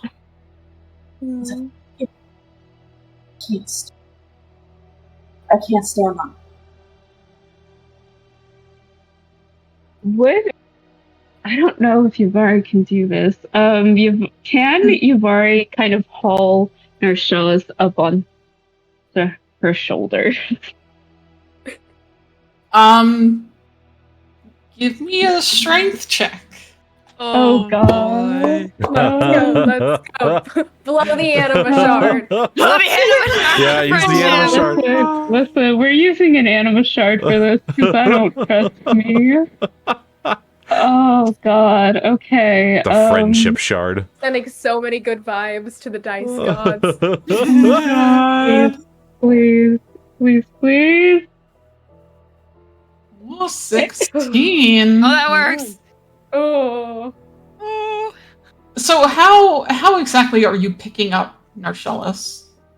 I'm going to try to attempt to pick him up kind of like a backpack with his arms around my neck and try not to put any sort of trying to put his legs around my waist while also simultaneously trying not to put too much pressure on the leg, but at this point the leg is gonna hurt no matter what I do.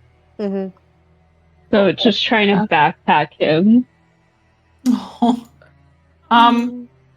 Yeah, so I mean you manage you crouch down kind of in front of him, you take his arms and put them over your shoulders, and holding on, you stand up. And yeah, you manage to kind of hold on to this drow around you as he just hangs on your back. I need you to hold tight. Yuvari, is there anyone around? Can you get me close to one of the walls?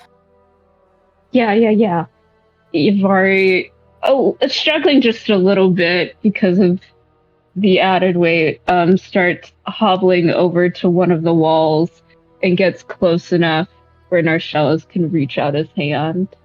And he'll reach out and he'll graze his fingers against the stone and press his palm really, really hard against it. And just be like, just give me a second.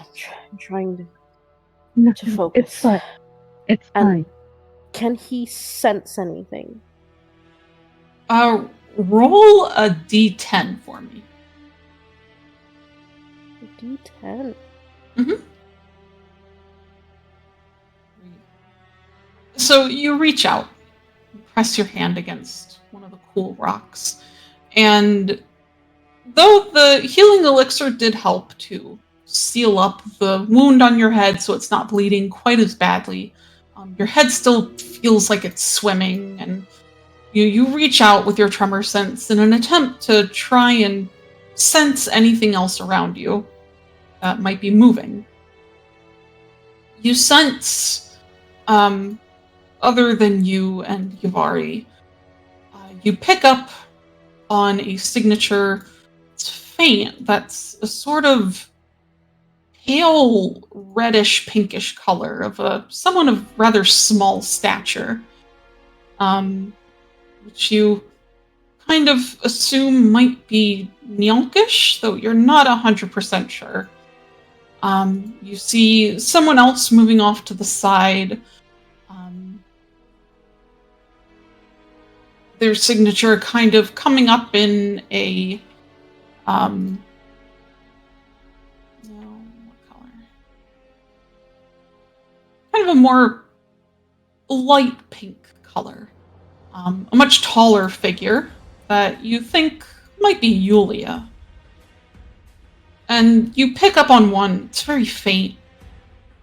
But you do see for a brief moment a flash of a very familiar crimson red. And he'll just sort of pull his hand away, and he shakes his head a little. He's like, I think I see the princess closest to us.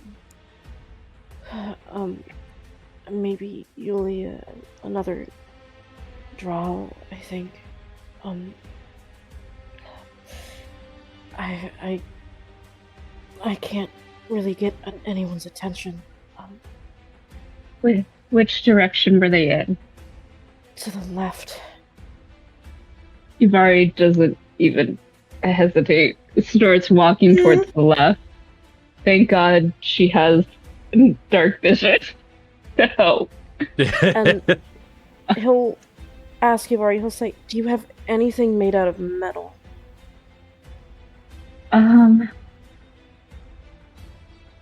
No, not that I can think of right now. I don't. Alright, it's fine, and he'll raise his right hand that has the crystal in it and just say, God, this is gonna hurt. And just starts Hold on, I have a smacking didgeridoo. like his palm against the rock Oh. that has the crystal in it to make the hard noise. Yeah, and you do that. Oh, sorry. Sorry, go ahead. Okay. Yeah, and you do that, and you hit your hand against the rock, kind of making this loud, almost kind of clanging sound as the crystal strikes against it. And it's painful every time you do. As you hit your hand against it, it's kind of feels like this crystal that's been embedded in your hand is just kind of digging deeper into your skin. Almost like someone's kind of struck you with a blade and is moving it back and forth every time you smack your head into the stone. But you do this, and do you also have, like, your other hand still on the stone? Yeah. Okay. And are you hitting it in any particular way, or you're just smacking randomly? He's trying... How would I do this? So the first couple would be in succession just to make a noise, or to make a specific signature. And after a minute, he'll start, like, doing it up and down in different lettered lines, like he's trying to form out letters in Drowic. And the first one would be, like, the last part of his name, just Shellas.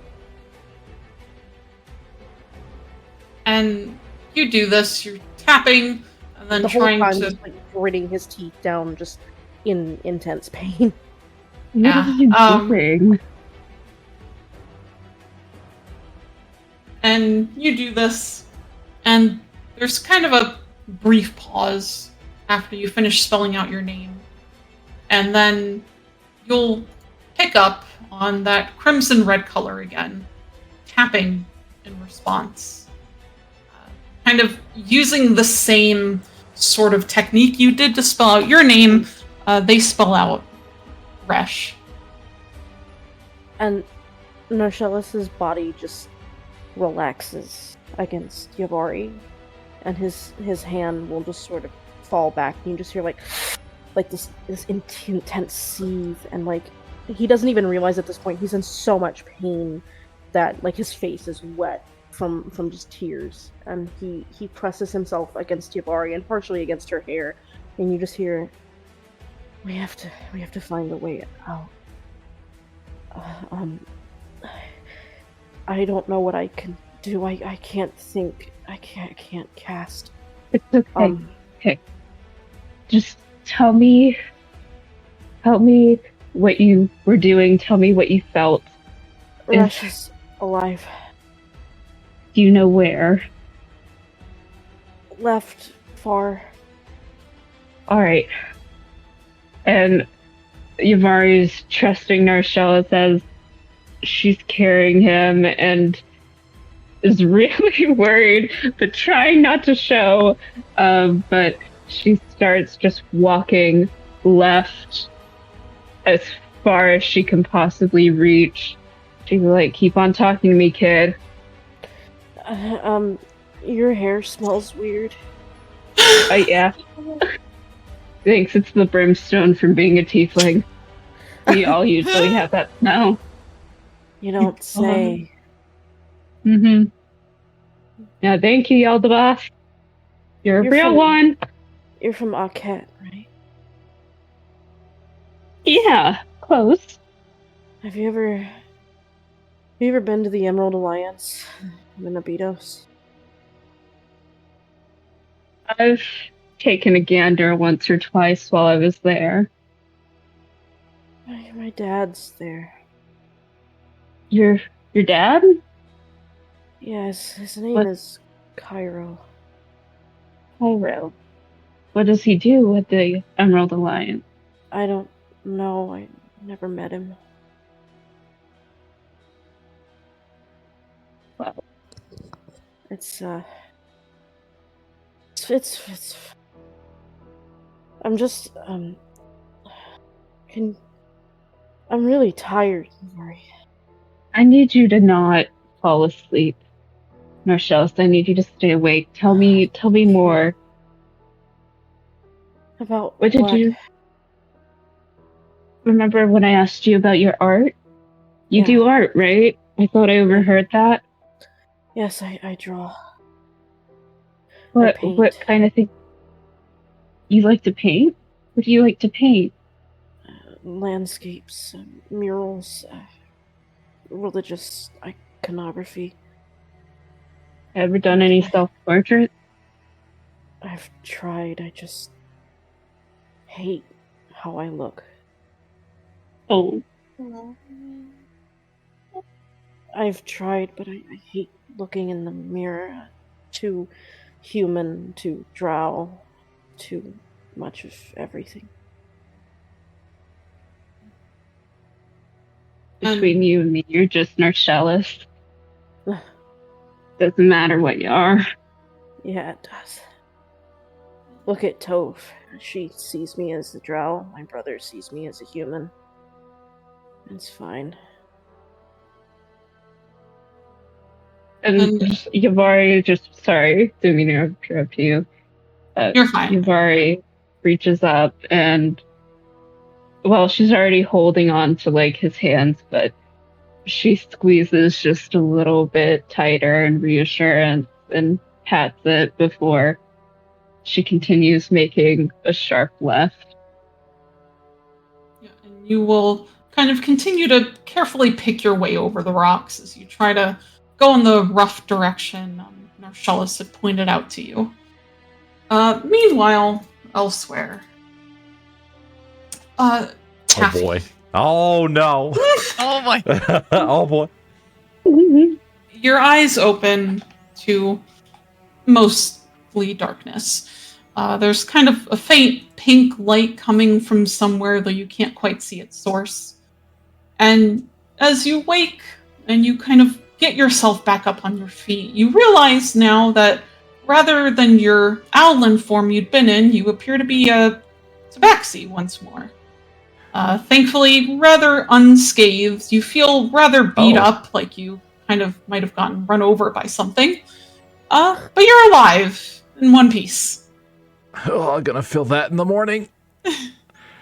And you kind of get up, stretch yourself out, and you begin to kind of peer around, seeing you're surrounded by a lot of rubble and things of that nature. You do hear, though, not far from you, the sound of someone groaning in pain. I'm gonna stumble my way that direction. I can't really see anything. There's really not much to see. Okay. Everything is mostly dark, save for kind of that faint light coming from somewhere. You do see just a lot of the broken rubble. There's, bits of metal here as well, probably from whatever was holding up the lights in the theater, or some of the railings as well that have kind of crumbled down around you. And Okay. you carefully pick your way over it as you head towards the noise of whoever was making it. And you find yourself standing before a figure curled up on the ground. And even in the dim light, you can see the faint shimmering of blood kind of pooling underneath them. Uh-oh. You see it's a kobold Oh no. wearing Oh. wearing a dark red coat with black trim. Oh no. Wow. There's Oh, Lord. you see in the faint light what's visible of his hands. His tail is a dusty green color, and you see his face, currently twisted up in pain, is a form of Kairos Ruskscale, Wow. laying there upon the ground. He's like, Tammy's like, oh, you really are everywhere. God damn it. Or Nefero, damn it. And so he's like, oh, okay, all right. And he puts his hands on his back and leans back and, you hear some crack in there as he, works out some soreness. And he's like, okay. And he pats himself down. He's like, oh, I'm not equipped for this. And so he's like, he's digging around through his stuff. And he's like, oh, it's a sleeping potion. It's an energy potion. Okay, all right. Oh, I'm looking through my backpack here.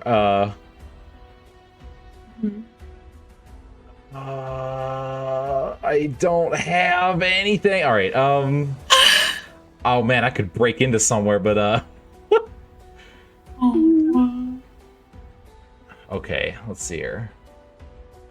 Okay, got some rope. All right, so first thing I need to do, I'm gonna inspect him. Is he bleeding? Like, where is he bleeding from?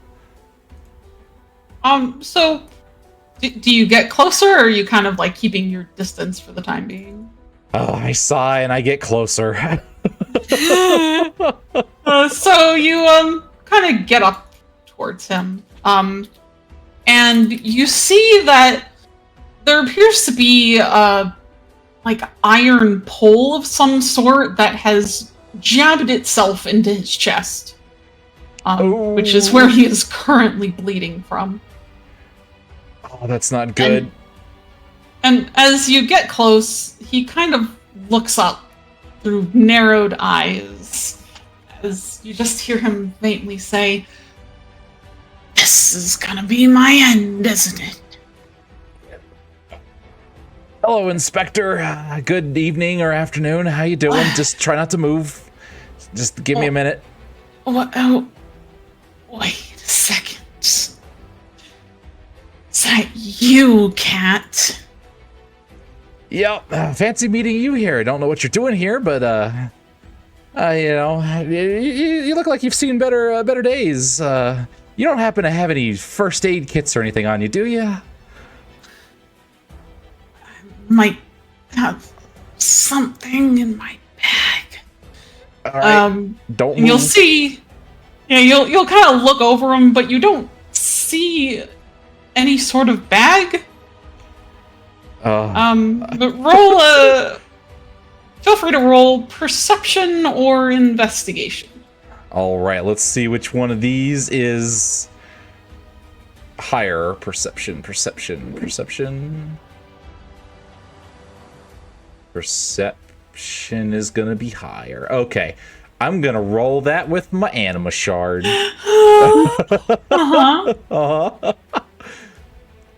So I really need to find this bag. Oh baby. Oh, nice. 21. Ew. Whoa. So yeah, you kind of look over him, realize he doesn't seem to have anything on him, and then you'll kind of look around, trying to find where this bag of his might have gone. And you see what looks to be like a leather satchel kind of sitting off to the side, and you run over to it.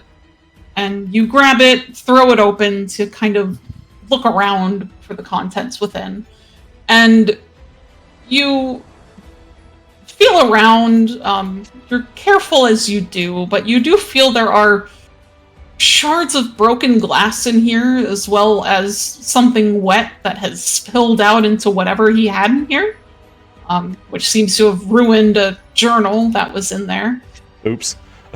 But you kind of continue searching around, and your paw does grasp around what feels like a full vial, and you pull it out, and you see it is a health potion, though there is a crack on the side, and it appears that there's only about like half of the potion left inside of it. Oh boy. Okay. He'll take that and he'll drag the bag carefully back over to Rustskill.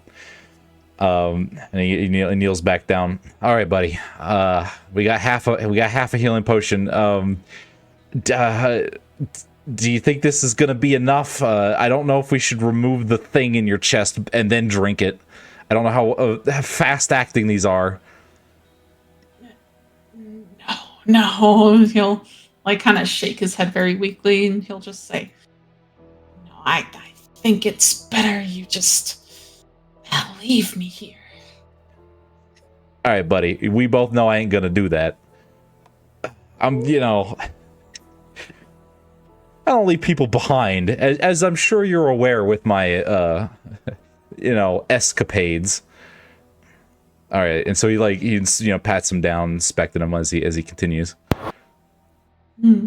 Like, all right, listen. All right, I guess real quick, is the thing that's impelling him, is that like stuck into the ground or something?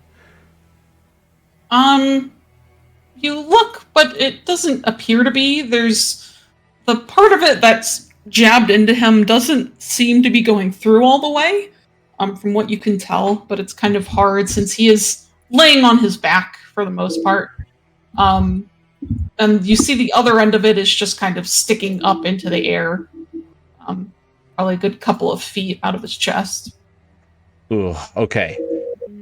Here's what we're gonna do. Do you have any cloth? Do you have any like a traveler's? Let me check the bag real quick. Is there any like cloth or something?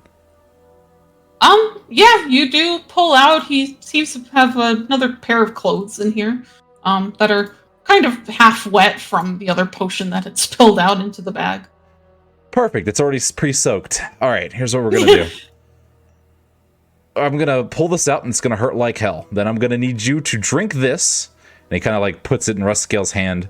And I'll help you if you need it. I've got some rope on me, and what we're gonna do is we're gonna. And he's preparing the clothes that are soaked in the whatever potion it was. I'm hoping it was health potion. Into something like a bunch of bandages. Then we're gonna wrap you up, and then we're gonna figure out what else might be broken. Hopefully, it doesn't look like anything else is. And then we're gonna get ourselves out of here. You following me? Rustskill just like slowly nods his head as his eyes are fluttering, like he's finding it very hard to stay awake at the moment. Okay, all right. I'm gonna sit him up a little bit, He and then I'm going to winces and like growls at the pain. I know, buddy. You sit him up. Hold on there. All right. And I sort of grasp around the thing that's in his chest. I'm behind him, so I'm sort of like using myself to brace him, prop him up. And then I use, one hand to put the potion up to his mouth. I'm like, all right, start drinking. And then I wait for him to start drinking, and as he does, I'm gonna try and yank this thing out of his chest. Give me a strength check. Oh, strength check. Oh my god. Mm-hmm. Oh boy. Oh, and I already used my anima shard. This isn't gonna go You well. sure did. Oh, well, okay. Oh, there you go. Neat. Hey. I'll take that. 18. Let's go. We're all surviving. Yeah. Just out of character, did Taffy just pull an impaled thing out of someone's bleeding chest? I'm really hoping that this health potion sure is did. fast acting. Yeah. Okay, because otherwise he's gonna bleed to death immediately. Yeah, this was the health potions typically stop that sort of thing. We're hoping. Plus, we've got health potion soaked clothes. It's true. Hold on. Sorry, we're having to discuss this. Medical knowledge coming in. What? So, I guess it depends on how fast acting do these potions work. so you hold the potion up to Rescale's mouth, and as he begins to drink, you yank this metal pole out of his chest, and immediately he kind of almost chokes on what he's drinking from the sudden pain of you ripping this thing out of him. And as you do, I hate to be this descriptive, I'm sorry for anyone who's a little queasy about this, but more blood seems to kind of come out of the wound as you do so. Okay. But he drinks the... Oh, God, sorry. Oh, go ahead. No, go As ahead. soon as that happens, I whip around the potion-soaked clothes and kind of like hold it pressurized to the wound, trying to get the as much of the potion-soaked clothes just like on top of it as possible. Yeah, and you do that as he's finished drinking the potion, and you're hoping what he drank helps. But as you press the cloth onto his clothes, it's really rough to say, as the blood is still immense. But you press pressure onto it as he's kind of laying back down on the ground at this point, breathing faintly. As you just hear him say, "Gods, that hurt." Yeah, just stay with me, buddy. And I'm just gonna, use the... Here's what we're gonna do. Yeah, use the clothes that are soaked in, whatever. I'm just gonna keep saying their health potions clothes. That's fine. Just wad it up, kind of, fold it over on itself to try and, make a square. Put as much pressure on it as possible. Then use the rope I have and the other clothes to sort of, tightly tie it into place, as tight as I can. All right, you've... Oh, sorry. Was this on his left side or right side of his body? On the right side. Okay, cool. Otherwise, he probably would have just been dead immediately. Yeah. Yeah, you do that. Doing your best to kind of make a sort of tourniquet basically around him to keep the pressure on the wound. Doing your best to keep this investigator alive. Okay. Then, as that's going on, oh man, I don't know if I should give him this or not. Ooh, I don't have Taffy doesn't have the medical knowledge to know any better. He, so he pulls out the other half of that energy potion. Oh my god. He's gonna be zooming. It's gonna be Bleeding and zooming. I don't know if this is gonna speed it up or wear it down. All right, well, maybe we should wait on this. Oh, Taffy. No. Bless. Gonna spike his blood pressure. Yeah. Well, for right now, you hold off on the potion as you try to decide what to do. And in the meantime, Arca, as you come to after tumbling down from the box seat you and your friends had been sat in. Actually, wait. Actually, considering what time it is, would you all like to take a quick 10-minute break? Oh boy! Right before I know, but it's a little late. I do apologize. No, you good. But yeah, here. How about we'll take a 10-minute break and we will get right back to all of this afterwards. See what has become of the rest of our party. I'll accept the cliffhanger. Yes. Mm-hmm. All right, but yep. Feel free. Get up, get some drinks, take a bathroom break, and we'll see you all shortly. All right. Be right back. Right. Bye-bye. Oh. So much intense.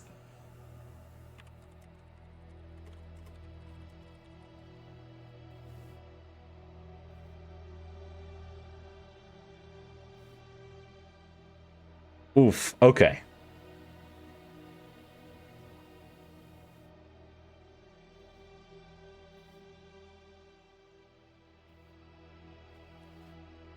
Man, of course it had to be rust scale.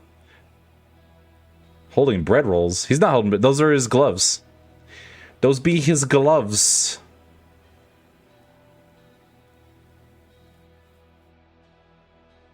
Actually, are these the right ones? You are... yeah.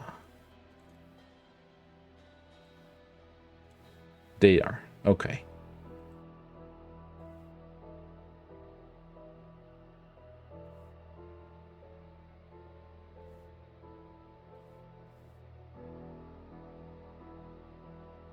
Kitsiri. Man, I think I went a little far with Kitsiri there.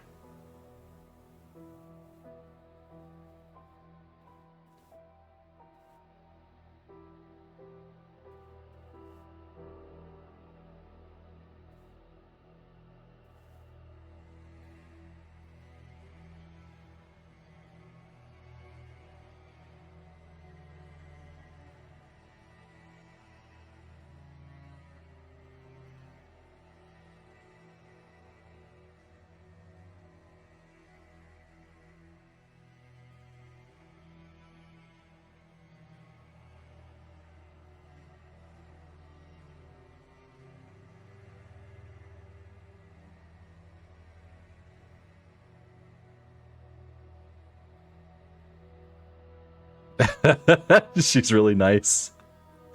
What, you mean rust scale?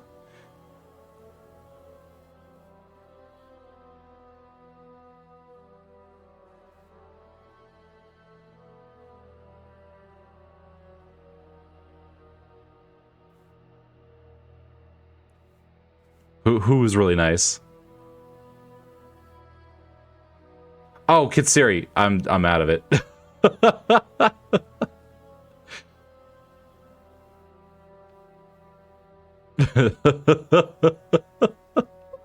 I like how she's just like, what? Oh god, man, I need to. So whenever you say her name, she will respond directly to you.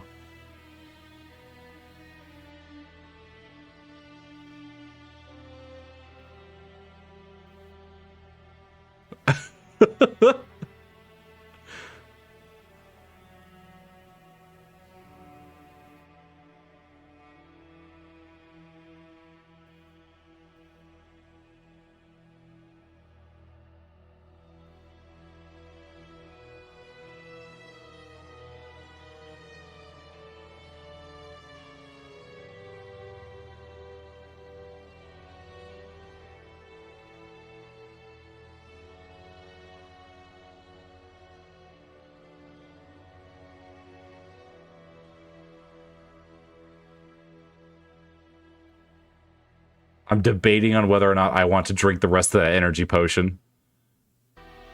Or if I should save it for somebody else.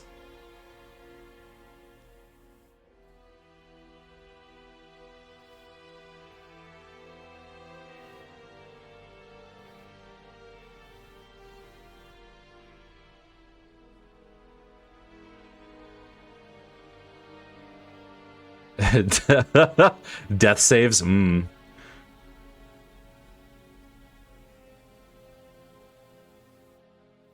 Listen, as far as mechanics go, right? He can only hit 0. And he's got to make death saving throws. And I can assist with those. And, you know, make it worse. Listen, I just need to find Tove and then pat her on the back and she can cast healing spells, right? That's how she's a cleric. I think.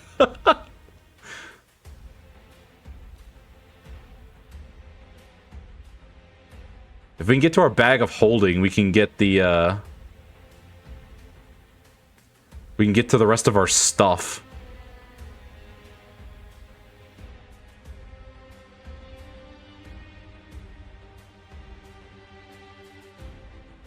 Wait, is healing a check? Hold on. No, it is not. Is a healing kit? Hold on. I have to look this up. Where's D&D healing kit? D&D healing kit. Healer's kit. I should pick up one of these. Healer's kit. Leather pouch and bandages, you know, all the fun stuff. Oh, it's a medicine check. It's not a healing check anymore. It's a medicine check. Which I am awful at. Okay. I need to make medicine checks.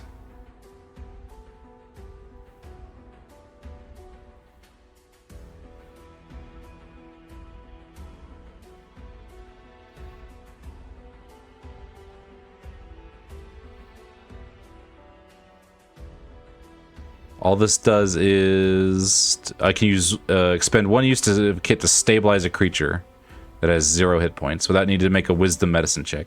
Oh, okay. So it's just straight up free stabilization. I'm gonna need to pick up some of these.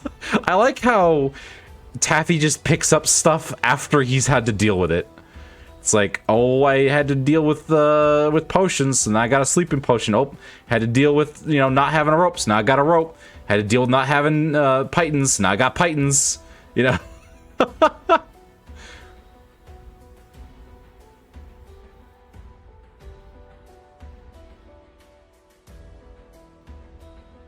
Let's see. You should also have.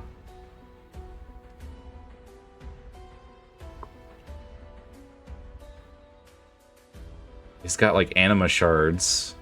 He's got a whetstone. He's got that rock with some, like, those engravings on it.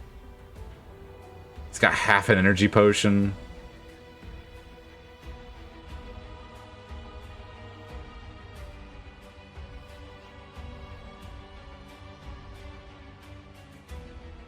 Oh, that's right. I want to look up healing potions. Hold on. Healing potion. All right, how does this work? Potion of healing. Okay, it doesn't describe the fluff. Hit points depends on the potion's rarity, as shown. So the weakest is at least 2d4 plus 2d4 plus 2. So if that's half of that, then that would be what? 1d4 plus 1?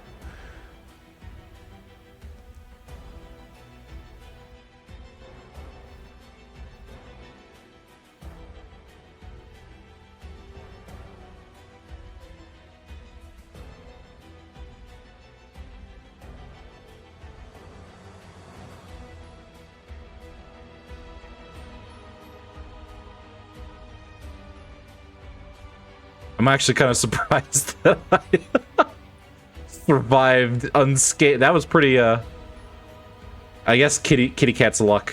Listen, I have 9 lives. I probably only have 8 now. Actually, I may only have 7. How many times have I nearly died? Because if we count that fall as 1, if we count the fall into in front of the Drider as another one, that's at least 2.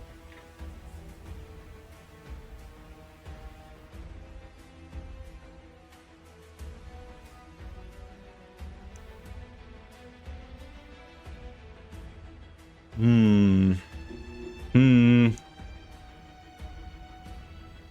trying to think.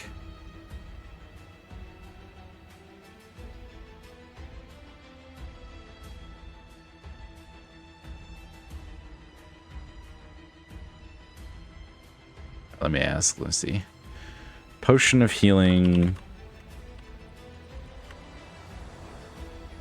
Fix internal bleeding.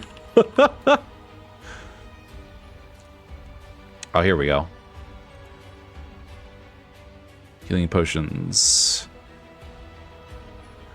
Okay, I know what they are. What are health potions?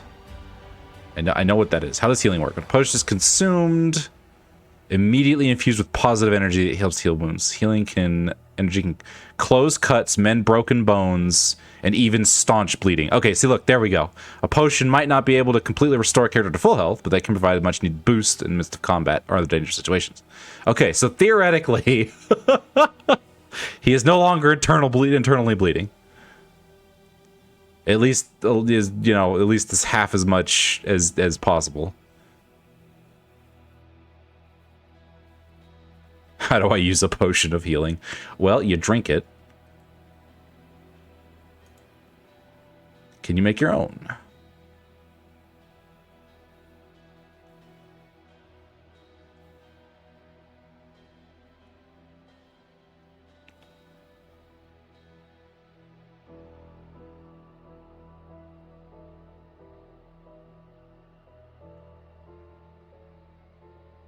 Bonus is potion action. You player take their action, drink a potion of healing, restores maximum health and stuff. Oh, okay.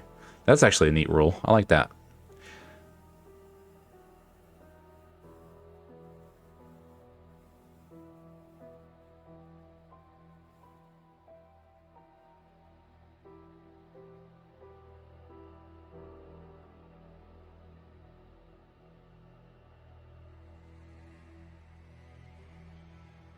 I'm really gonna huff the copium that this potion has prevented Russ Scale from bleeding to death.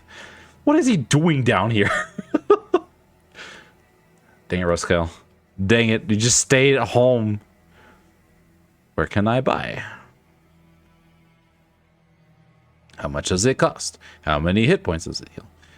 Are there mana potions? No.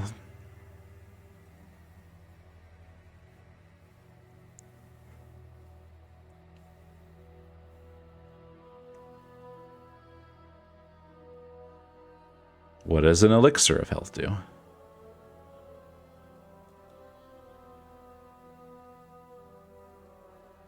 What does a potion of cure disease do? A healing potion kit.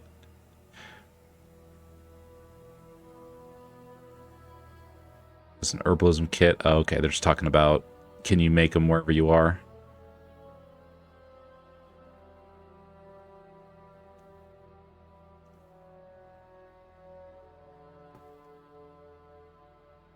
They're talking about dispel magic on a healing. That's just a dick move right there.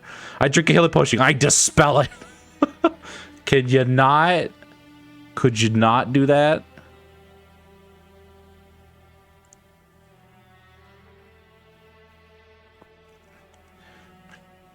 Okay, so yeah, I was all right when I pulled that thing out of his chest. I was thinking about the mechanical rules of potions. I probably shouldn't have did that. Listen, Taffy has 10 wisdom.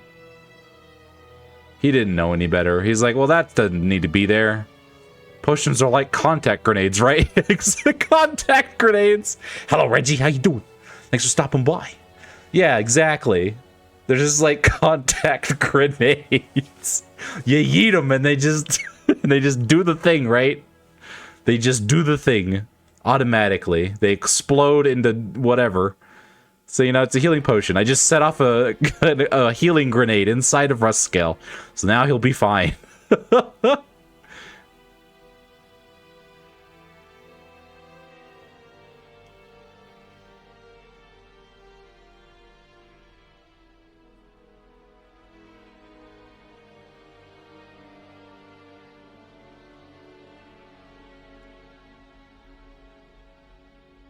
It's kind of insane. Like, how does a healing potion fix a broken bone? Like, if you've got, like, a broken leg and you drink that, man, your just leg snaps right back into place.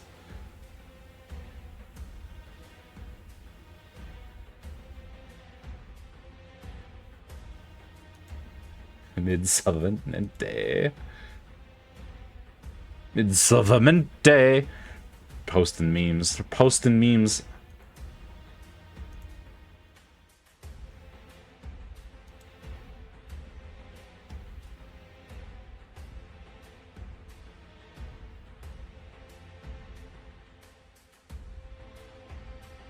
Lordy. Okay. I'm like looking... I'm very concerned I may have killed Rustcale. Man, I will argue internal bleeding is technically something that is curable by potions. Caden's gonna kill me. It's like, hey, Caden, so, about your character, I'm sorry, I murdered him on accident due to my own incompetence with medicine.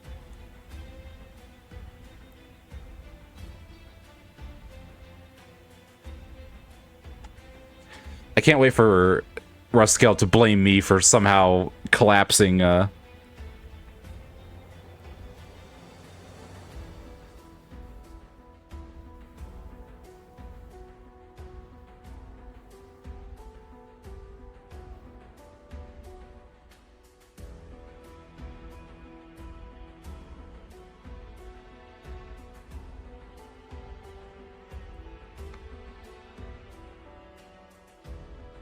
All I need to do is get him to Tove.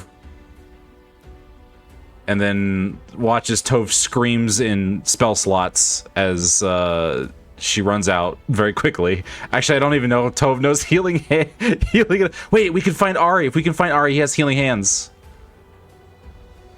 That's what we need to do. And then you can just paladin everyone back to life.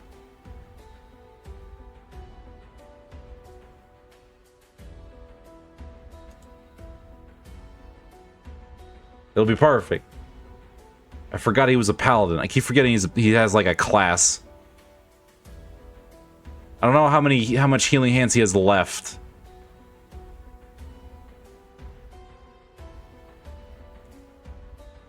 I'm so used to like healing just immediately stopping like, you know, bleeding.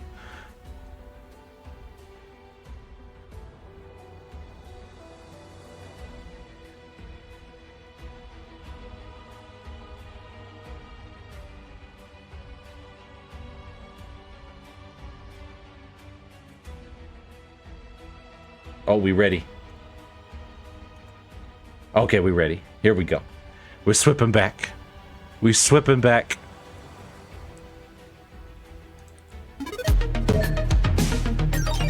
We're back. Yeah. Yay. We return. Okay, Welcome so I back. looked up the mechanical description of potions while I Yeah? was on break. They stop staunch bleeding. He should be fine. Oh, thank God. Okay. He should be okay. He like, you know. Also, apparently they fixed broken bones. I didn't know they did that. Oh. That's kind of insane. I don't know. You drink a potion, your bone snaps itself back into place. That would have been so helpful. That's some Like, Resident an Evil hour shit. and a half ago. Yeah. It's fine. Hey, look, fine. look at this one. Yeah. Just walking around with her arm like dangled. Oh. Spare healing potions. Spare healing potions. Oh my You know that God. one scene in Harry Potter where he gets hit with like the ball, and then his like arm turns into a noodle. Into a noodle. Oh my Just god. tell. That's Tove's arm right now. Oh god. Listen, we all just need to get back to Tove and then just Tove crank out your crank. You have healing spells, right? Mm-hmm. Ari does. dying for the millionth time using healing hands. Yeah, just Yeah. Ari and Tove. Here we go. Heal everybody. All the Save time. everyone. Passing out the healing potions. If only we had our bag of holding. We just need to Mhm. find it. Oh boy. But, regardless, we get back now to our parties. We start now with Arca. And Arca, as you open your eyes and try to get a bearing on your surroundings, you feel kind of like your head is still spinning from the fall. And you kind of go to push yourself up onto your elbows as you try to kind of shuffle your wings a little closer to you from where they were laying out at your sides. And you realize one of them, as you go to move it, is in intense pain. Ooh. And you find yourself unable to close it in any comfortable sort of manner. Ooh. Otherwise, you feel a couple of other scrapes and nicks here and there, but for the most part, everything else seems to be in solid order. Oh boy. Mhm. Okay. So I am going to try to stand up and keep the broken wing as still as possible. Maybe like stabilize it with an arm if need be, but otherwise, Mhm. uh, just gonna try stand up and get a look around. All right, and you kind of peer around at everything. Um, and for the most part, everything is pitch black. You can see kind of faint outlines of rocks and broken parts of the theater, of the obsidian and jet rock that it had been made of, kind of covering the space nearby. Um, as you move carefully, you can hear the crunch of like broken glass beneath your talons. And you kind of see up ahead of you, over a rather short slump of rubble, there's a orangey yellow light glowing nearby, and it appears to be getting brighter and brighter until whatever was shedding this light kind of crests over this small pile of rubble. And you see that the light is coming from something held in someone's hand. You can't really tell what the object is, but you can see the person holding it is Mjolkish, the small Oh. princess dragonborn you guys have had with you. Oh, thank God. And as she sees you, Arca, she kind of runs over to you, looking rather distressed. She says, Arca, are you okay? Yelkish. I'm okay. I think I broke a wing in the fall, but are you? Yeah. Okay. And as he speaks, he kind of like leans down. Well, actually, I don't know how short is he? Is she? Well, that's a great question. Where's that size chart? Okay, wait, how tall is Arca? What are you, like 5 feet tall? 5'2"? Yeah, 5 feet. 5 feet. Yeah, 5'2". Little shorty. Joking. Yelgish is actually a little taller than you are, standing at about Oh. standing at about 5.5 feet. Okay. So he checks her over, sees if like she's hurt Mhm. bad in any way. Yeah, you look her over. You see, the outfit she was wearing is torn in a few places. You see maybe a couple of minor scrapes on her scales, but for the most part, from what you can tell, she suffered no major injury. Oh, good. Okay. So I'm gonna say, okay, good. Looks like you're not injured, at least. Do you know where the others are? And she gives just a small shake of her head. No, I haven't found anyone. You were the first one I found, but I've heard voices. I just can't really find a way over all this rubble. Yeah, normally I would offer to fly and scout ahead, but that's not possible. Yeah. Okay. Can you tell which direction the voices were coming from? She'll kind of look about from left to right as she tries to kind of get her bearings. I think I heard someone talking from over here. And she kind of points to the general direction behind you, and she holds up her hand holding this glowing item.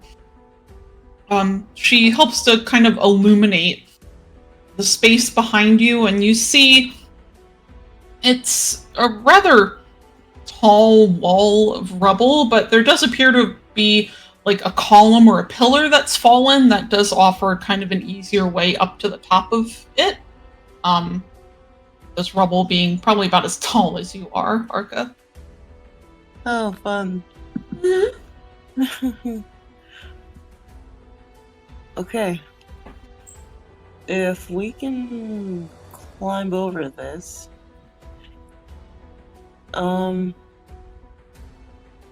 you go first, and I think I'll be able to climb over myself if you need a boost. And then we'll see if we can find whoever's there. Sound like a plan? She gives a small nod, but doesn't move right away. She kind of looks you over and says, "Are you sure you're okay?" Yeah, I've had worse. Don't worry about me. I'll just ask that you, if you can not touch Broken Wing, that'd be great. Of course. And she'll kind of look up at the rubble, and she'll put the item in her mouth that's helping to cast this light. As you see now, it appears to just be, like just a simple sort of coin or medallion. It's kind of the idea you get from the round, flat shape that it is. She kind of like holds it between her teeth as she'll jump up onto the rubble to try and make her way up it. Alright. And... okay, good. And she kind of quickly scales it without too much of an issue. You know, her claws finding easy purchase in the pile of rock and debris, and soon makes her way up to the top of it. And she'll kind of turn and look down at you expectantly, as she'll probably sit and wait for you, to help make sure that you get up okay. Okay. Bless her. Okay. I will also follow and look for any points where I can get a bit of extra grip. But yeah, I will start scaling the rubble as well. And I guess I'll also roll dexterity. Yeah, go ahead and give me a dexterity check. Nice. Oh, I should use my anima shard, but whatever. Let's see. 11. Oh, Go ahead and roll a d4 for me as well. okay. 4. Oh, So Oh. as you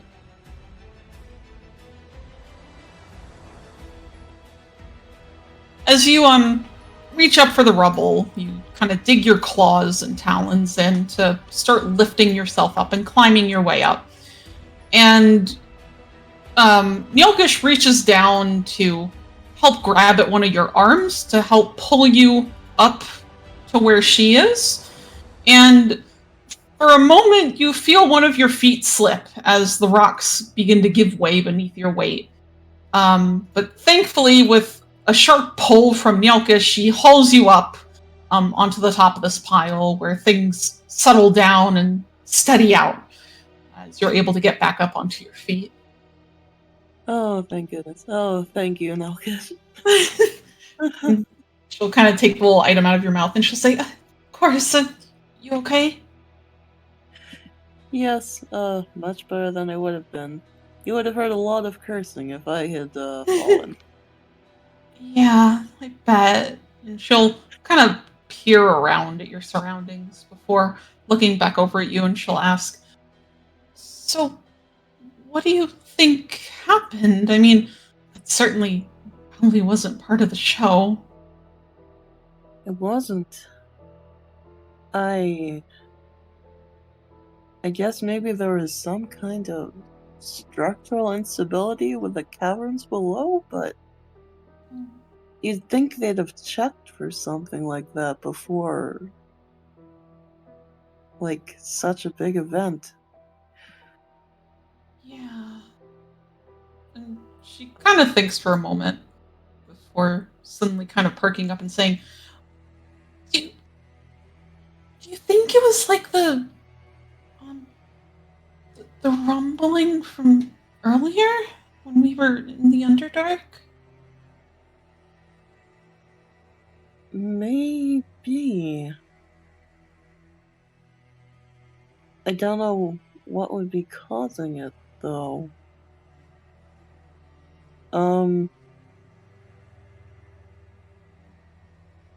I guess something shifting underneath. She I don't just know.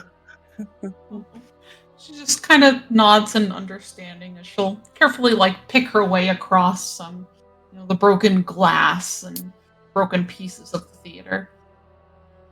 And she'll kind of just start helping lead you along, thankfully casting a little light to let you know at least where you're putting your feet as you make your way through. And as you guys head towards the direction where she had heard voices from, I'll move on to Yulia. Hi. Hey. How's it going? Oh, it's great. It's fantastic. So Yulia, you come to with what feels like a pounding headache. You manage to kind of push yourself up into a sitting position from where you'd fallen, and you feel like you've been hit with a ton of bricks. You might literally have been.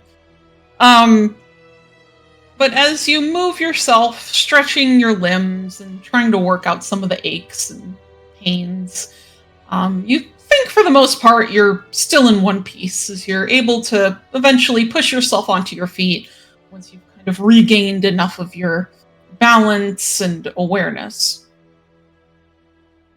So, Okay. what you kind of survey your immediate surroundings, your dark vision aiding you greatly in the darkness now of the destroyed theater, and you don't really see anything else nearby at the moment, other than just kind of the crumbled bits of the theater walls and ceilings surrounding you. So, what might you choose to do? Sorry. I just kind of let out a breath. I just kind of quickly just pat myself down, making sure there's like nothing stuck to me or like no profuse bleeding anywhere. Yeah, you kind of check yourself over, and for what you can see, nothing's bleeding terribly.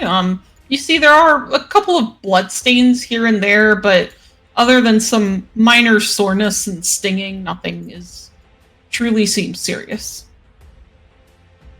Okay, so I just kind of let out another breath. It's like, all right, nothing's broken, nothing. Well, oh shit, everything kind of hurts, and then I just kind of just look around, and I'm just no particular order. I start calling out names: Renarian, Marcellus, Taffy. Like, start going like everyone's names, like to see like if anyone responds to anything. And you kind of call through everyone's names the first time, and you don't get a response.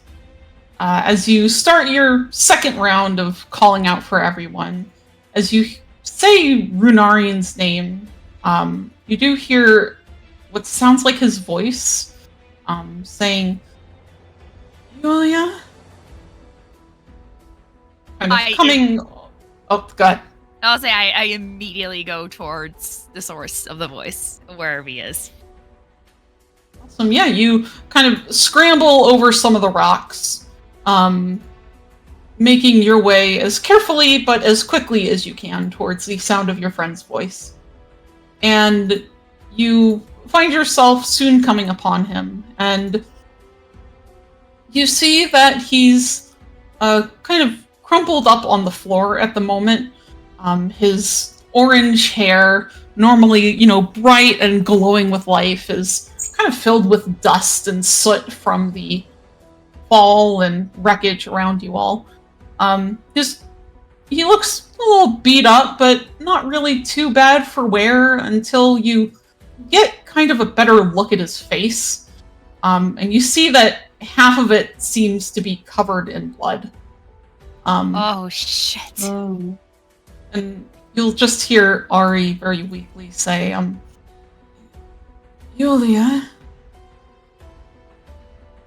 I lean down next to him. I was like, hey, I'm here.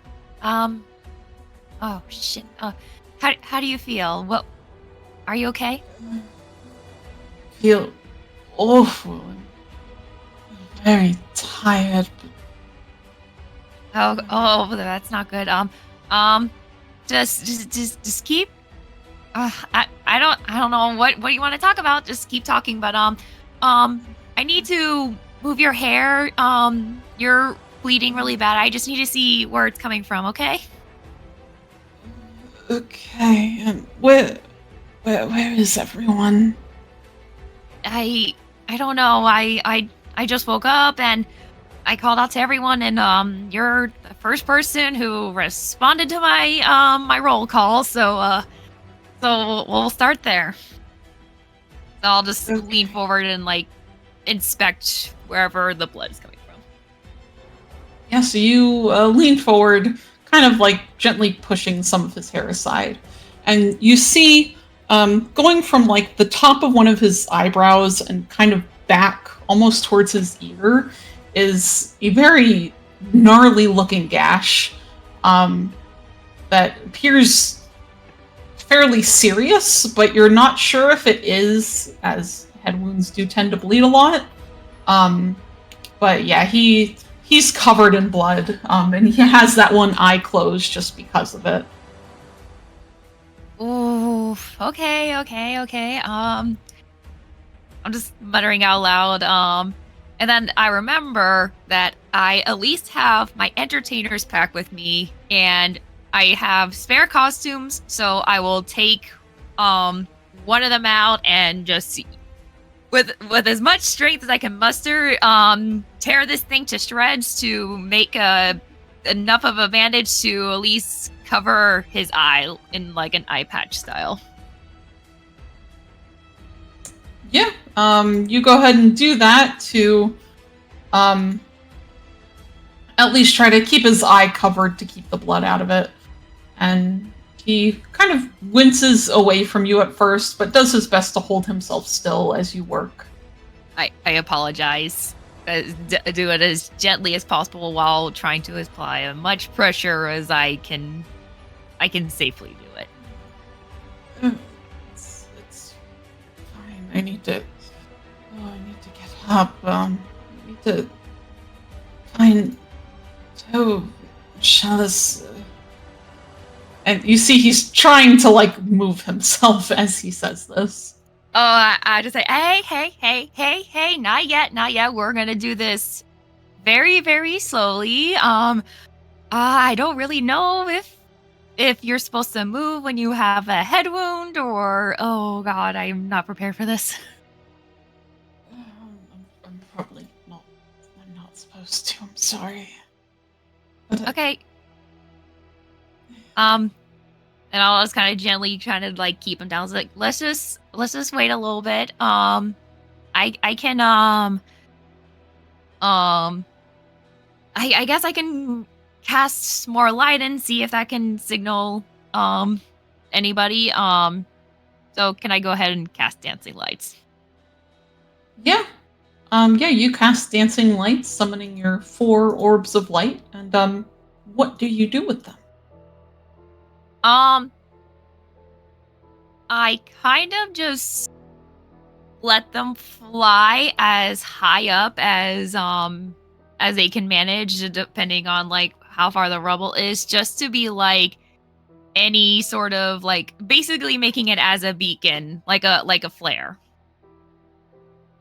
All right, yeah, you send your lights up.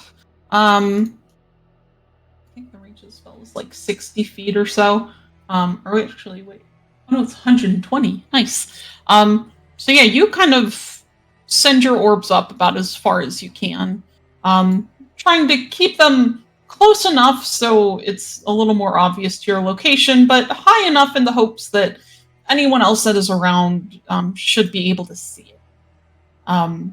And as you do that, Ari, next to you, kind of just like groans as he says, "Oh, God, this sucks." I kind of laugh. I was like, I think that's the first time I have ever heard you say something so impolite. Sorry. Oh, no, I am sure you are in far worse pain than I am right now. Can I go ahead and like inspect him a little bit more now that I have more light, just to see if like anything's out of place? Yeah, you kind of give him a quick look over. But other than his head wound, he has all his appendages are in the right spots. Nothing seems to be bent at a weird angle. So really, the head wound seems to be the worst thing you have to worry about at the moment. Okay, so with that, I just kind of sit down next to him, and I just kind of look around. I was like, that. So what do you think happened? Because that was really odd. Do you think that was intentional? And he kind of goes to shake his head, but then realizes that that's a very bad idea. As you just hear him say, Oh. I don't know. Thought at first it was an earthquake, but I felt like most of the noise was above us, which is odd. Yeah, I think I heard that too. But oh boy. I'm just trying to think of what to do, and I just kind of say, so I need to keep you awake. I need to keep you awake a little longer. So tell me what's your ideal day. Your perfect day. What would you want to happen? And you see kind of this faint smile on his lips, as he responds with, I'm not sure, really. I never thought about it. But I guess an ideal day would be, I guess spending some time reading and maybe writing a bit of poetry. Taking care of all the plants I have back at home. Gods, I had so many. Yeah, I think I saw them one point, but tell me about this poetry that you write. Oh, it's nothing. Really, just poems I mostly just write to myself. I see. Well, if we ever get out of here and if you ever feel like sharing them, I would like to see some of them. Kind of gives like a small, breathy chuckle. It's just like, very well.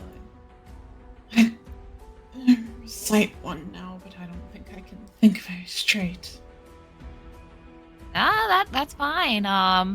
What else? So, reading, your poetry, your plants. What else would you want to do on this day?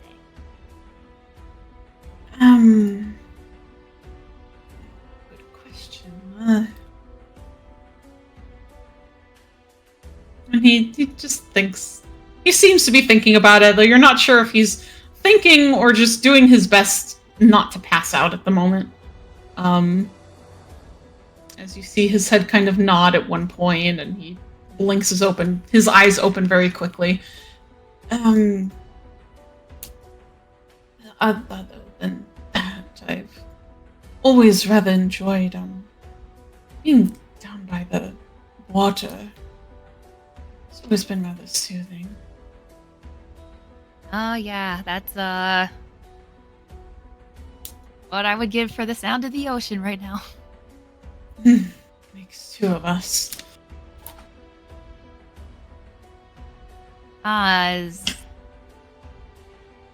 So that's a good portion of a day. Some activity, some ocean. What do you want to do in the evenings? How do you wind down? Well, I usually always like to practice some. He kind of like hesitates. I always like to practice my singing a little bit. Oh, is that right? I didn't know you were a man of the arts. It's not something I talk at length about. Well, if you do want someone to talk about with, I mean that's kind of what I do for a living. What kind of songs do you like to sing? Oh, well, I've always been a rather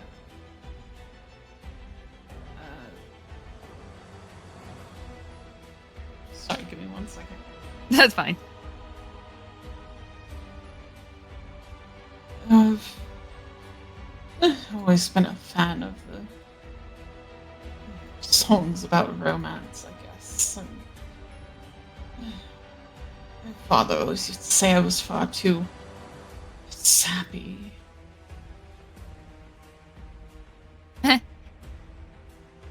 The world could always use more romantics. I think that's perfectly fine. But oh, sorry. Go ahead. Oh no, go ahead. I was just gonna say that sounds like a wonderful day to have. How are you feeling? Oh, not a lot better. And you see him try to start like raising a hand to his head, but he stops himself. As he says, I don't think I can even cast a healing spell right now. I feel so dizzy. Oh no. Oh boy. Okay. Do you think you can stand? I don't know if staying here is gonna do us any good, but maybe we can try and find somebody. Give me a few minutes. I'll see if I can stand. And the two of you will probably sit there for right now as you continue to try and keep Runarian engaged, to keep him awake from dozing off with this horrible head injury that he has. Yeah. Hoping someone sees the dancing lights just hovering above us. Yeah. And as you do, we'll kind of go back around in the group, back to Tove and Resh. So, as you guys had, or Tove, as you had gotten up to your feet, Resh kind of takes lead as he tries to find ways over the rubble and all that surrounding you all. And in this darkness, it's rather hard for you to see, especially being that you don't have dark vision of any sort. But Resh kind of brings along his dancing lights, which does help you tremendously to just help illuminate the path. And he seems to be kind of moving with some purpose. As you see him, for the most part, as you're going, kind of trailing his hands along any larger portion of walls, or occasionally kind of taking a moment to maybe crouch and like feel on the floor, almost like he's kind of searching for something. And so I just sort of like follow after him, and sort of note the way that he's like reaching out to the walls and to the ground, and I just sort of say, what are you looking for? And to that he responds with, trying to see if I can locate anyone else nearby. Have you been able to find anyone? He kind of like furrows his brow and sort of shakes his head after a moment, as he'll say, what few people I can feel moving about, I'm not sure if they're our companions. I'll just nod and continue shuffling forward. Like it's obvious that like the arm situation is very painful, but I sort of just keep following Rush in whatever direction he leads. You guys kind of continue along, and you'll see Rush kind of has to force himself to stop as he looks back at you on occasion, seeing that you're kind of struggling at times to keep up. And you kind of see, when he does look back at you, this look on his face that's certainly not the stoic, kind of emotionless face you're used to seeing on him, but something that's more filled with like worry and concern. But you get the feeling that it's not really concern for you per se, as it is for something else that's on his mind. And as at one point he puts his hand to a wall, he suddenly stops. And you see him then starting, after a few seconds, he starts to tap very quickly on the wall.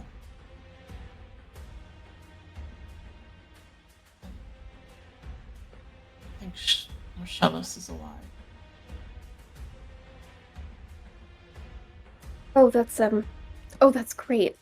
And I sort of let out like a breath that I didn't realize I was holding. So if Narcellus is alive, then that means the others must be alive too. So we just have to find them. And you kind of see, as he mentions his brother being alive, there's this sort of like tenseness that releases from his shoulders as they relax back down. And as he kind of continues moving on, he nods to your words. He says, yes, I can only hope so. And then he kind of looks back at you for a moment, and he'll say, how are you holding up with your arm? Oh, it's a broken arm, so it's very painful, but it would probably be better if I could cast healing word, but I don't think I'm going to be able to do that right now. Oh no. Healers are down. He just gives like a small nod of understanding as he says, it's all right. Just hang in there a while longer, and once we get everyone, we'll get you all to a proper healer to get everything taken care of. And I'll nod and just continue on for a little while, and it's very apparent that like there's something that I want to say. Like if Rush looked at me, like it would be very clear that it's like I'm just like holding back asking a question. And he does kind of look at you for a little longer this time, and then he'll just tilt his head silently.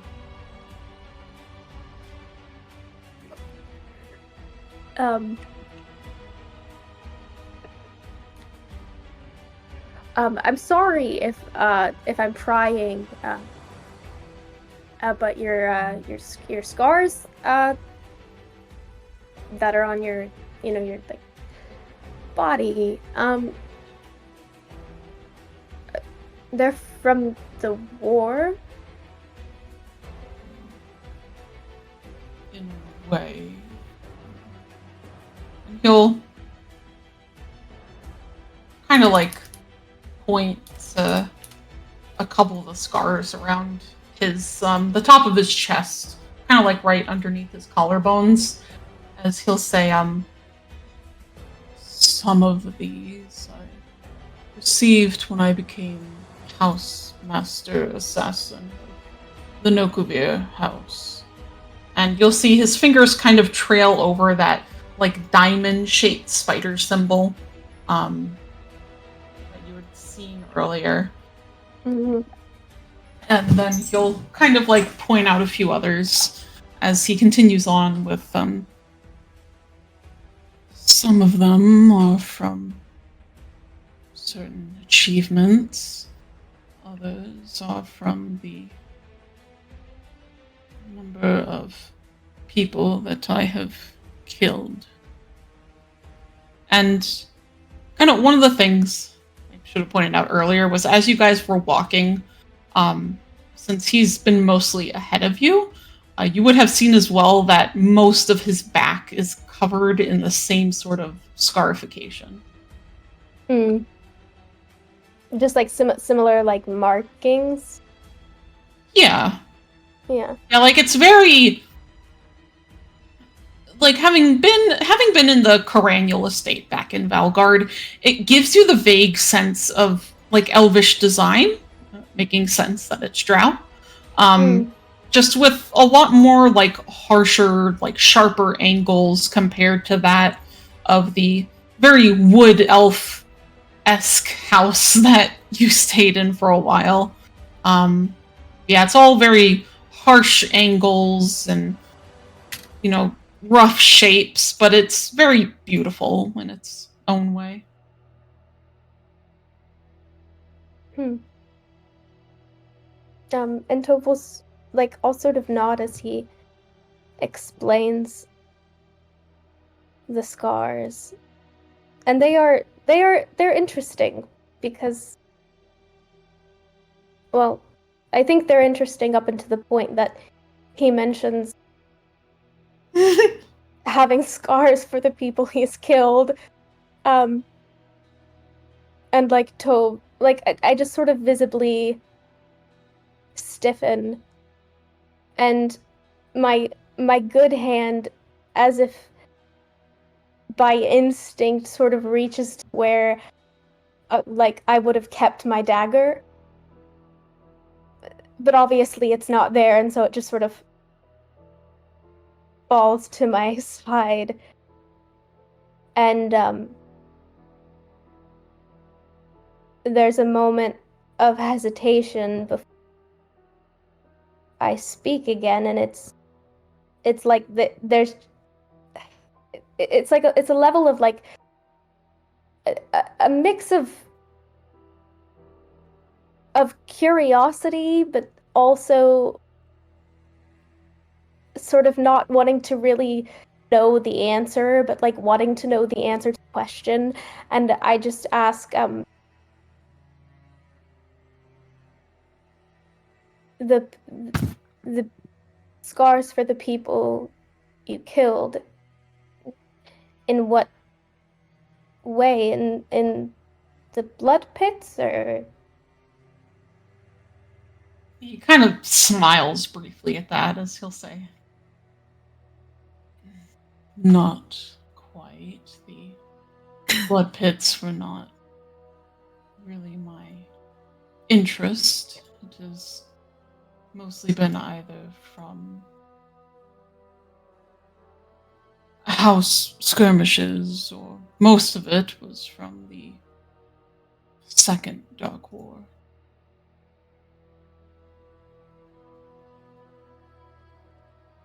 Hmm.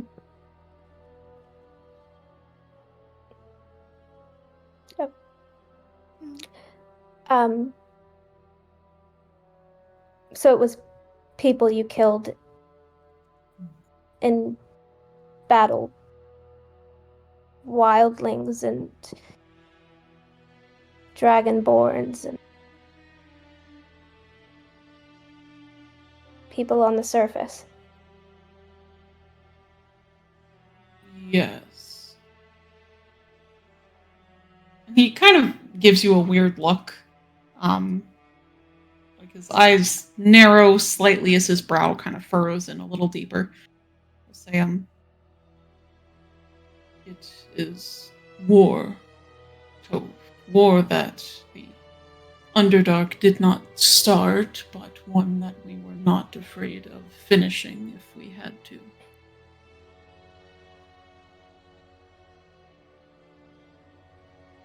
And for you, Tove, hearing that isn't making sense with what you know of how the Dark War started. Mm-hmm.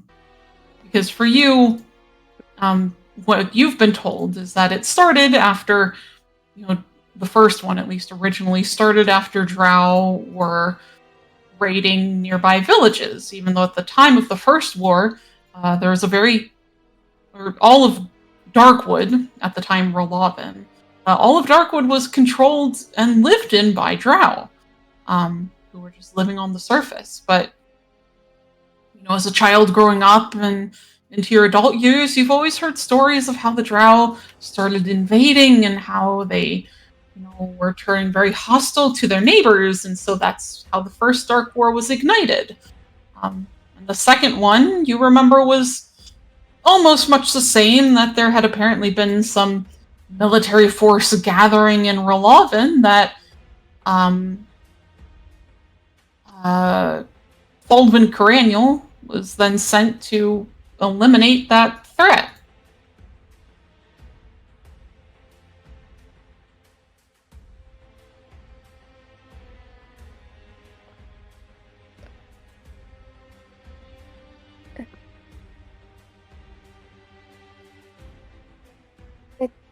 I think you're mistaken, Resh.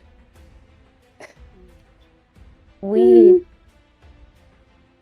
didn't start any war. Resh sort of narrows his eyes, and you can kind of see some of his muscles like starting to tense along his neck and shoulders. As he'll say, "Is that what they've been teaching you?" They're gonna kill each other before you find them.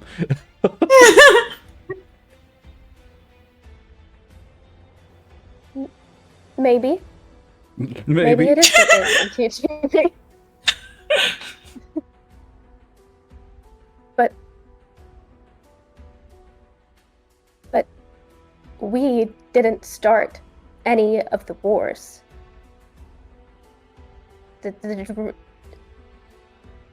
We have always been attacked.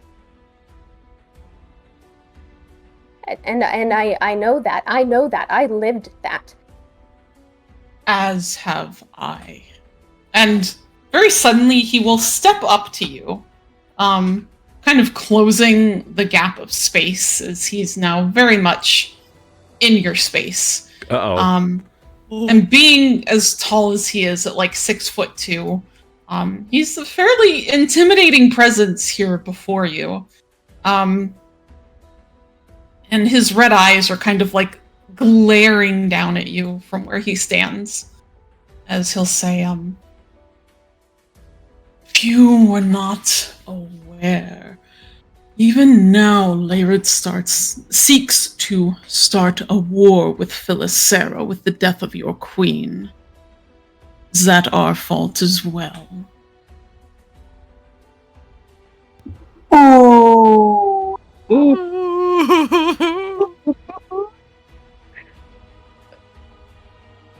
And sort of like suddenly having Rush be occupying like very closely the same space as me, like the instinct to step back is strong, but the desire to stand my ground is strong, and so I stay where I am and just stare up into the eyes of this man. And we will find Tove murdered. So she's gone. Ain't nothing left but a body, like the body chalk. And I will say,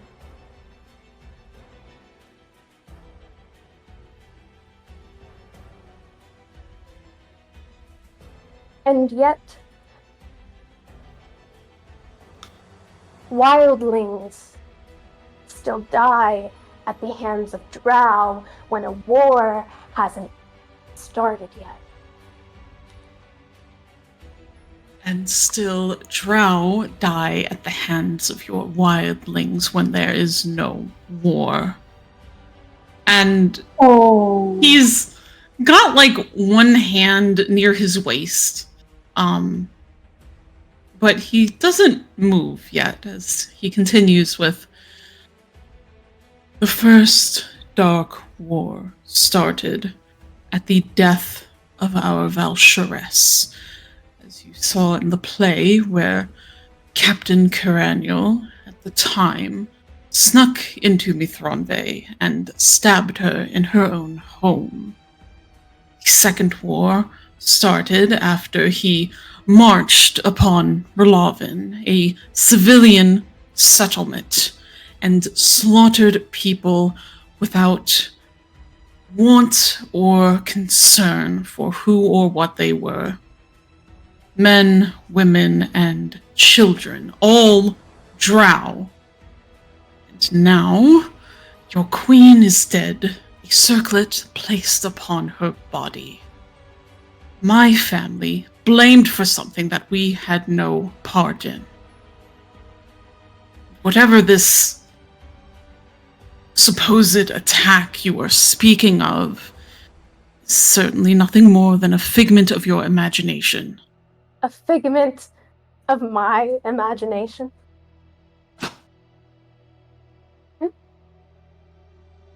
I watched my family get slaughtered by drow when I was a child. That is not a figment of my imagination. I can promise you it was no one from Philisera or Mithranve. No, but it could have been from somewhere else. I mean, Very well. your cities clearly don't have a good handle on keeping yourselves in check with each other, so I very much doubt that some other city wouldn't have tried to rise up in the ranks of power. Some other noble drow have tried to take their rightful place by attacking innocent people.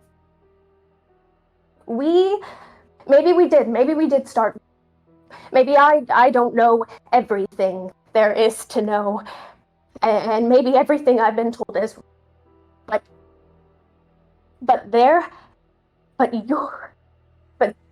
people, innocent wildlings, have died at the hands of drow just the same. Fine. You don't get to choose whose lives are worth more. Neither do you. Fine. It was some drow who attacked your village and killed your family, so then do I blame all of you for the war? Or do I simply blame the ones responsible?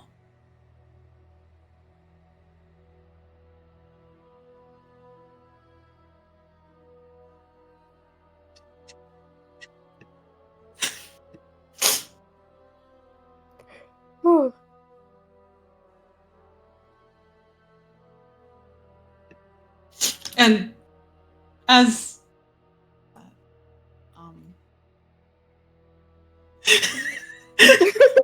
sorry, as he says that, we're gonna leave these two alone for a moment. Oh my god. And we'll go over to Yavari and Narshalis for right now. Okay. I don't know how I can emotionally recover from that one, guys.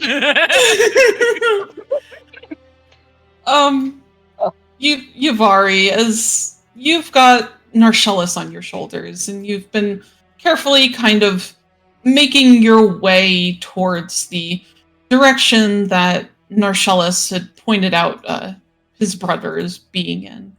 And as you've gone, you've been trying to kind of engage Narshalis in little conversations here and there, trying to keep him awake as you go. And at one point now, you stand before a wall that's mostly intact. Surprisingly, you're not sure really if it's a wall or if it's just a very large chunk of the ceiling that has fallen. But it's fairly solid, save for what appears to be a hole within all the rubble off to the side. And as you kind of give it a glance, you think it might be wide enough for someone to squeeze through. Mm-hmm. But otherwise, everything else kind of seems like a dead end in this direction without having to find another way around. Yavari is looking at this gap, seeing that it can only really fit one person, and while it looks stable now, it looks like it is also about to just absolutely crumble. And you would only really have one chance to be able to fit somebody through before it gives away. And Yavari kind of just stops. And she stares. And while she's staring at this gap, she feels Narshalis' weight on her back. And the way that she is squeezing his hand.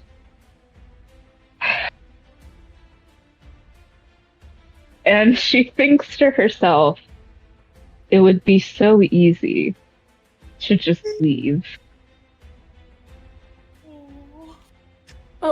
It,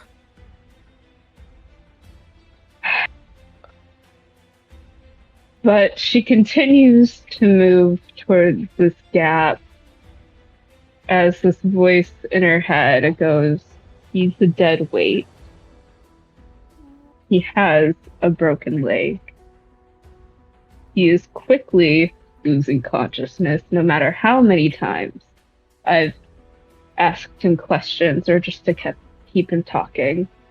But he's there.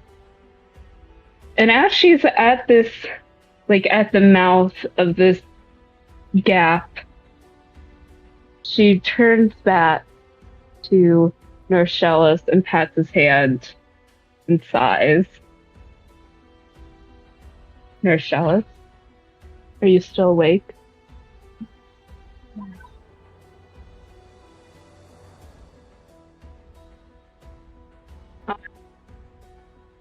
So sorry. What? I'm so sorry. This is gonna fucking hurt. And with all of her might, she is going to just throw her Chalice in through this gap. And she is gonna and she's throwing him and yelling at him to fucking crawl. And as he goes through and hits the ground, you hear this sickening, very loud, echoing off the walls, loud, just screaming as he lands on his legs, and just sort of rolls and rolls over onto the ground. And he's not moving for a minute. He's trying and he's pushing himself off the ground and he's looking back at this opening. Why? What the fuck are you doing?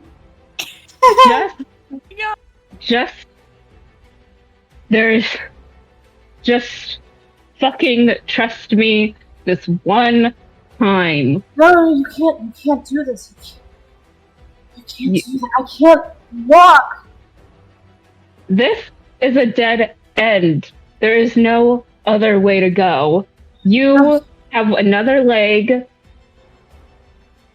I need you to be strong, as you have always done.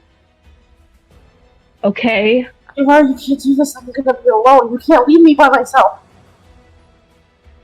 I'm sorry. I can't.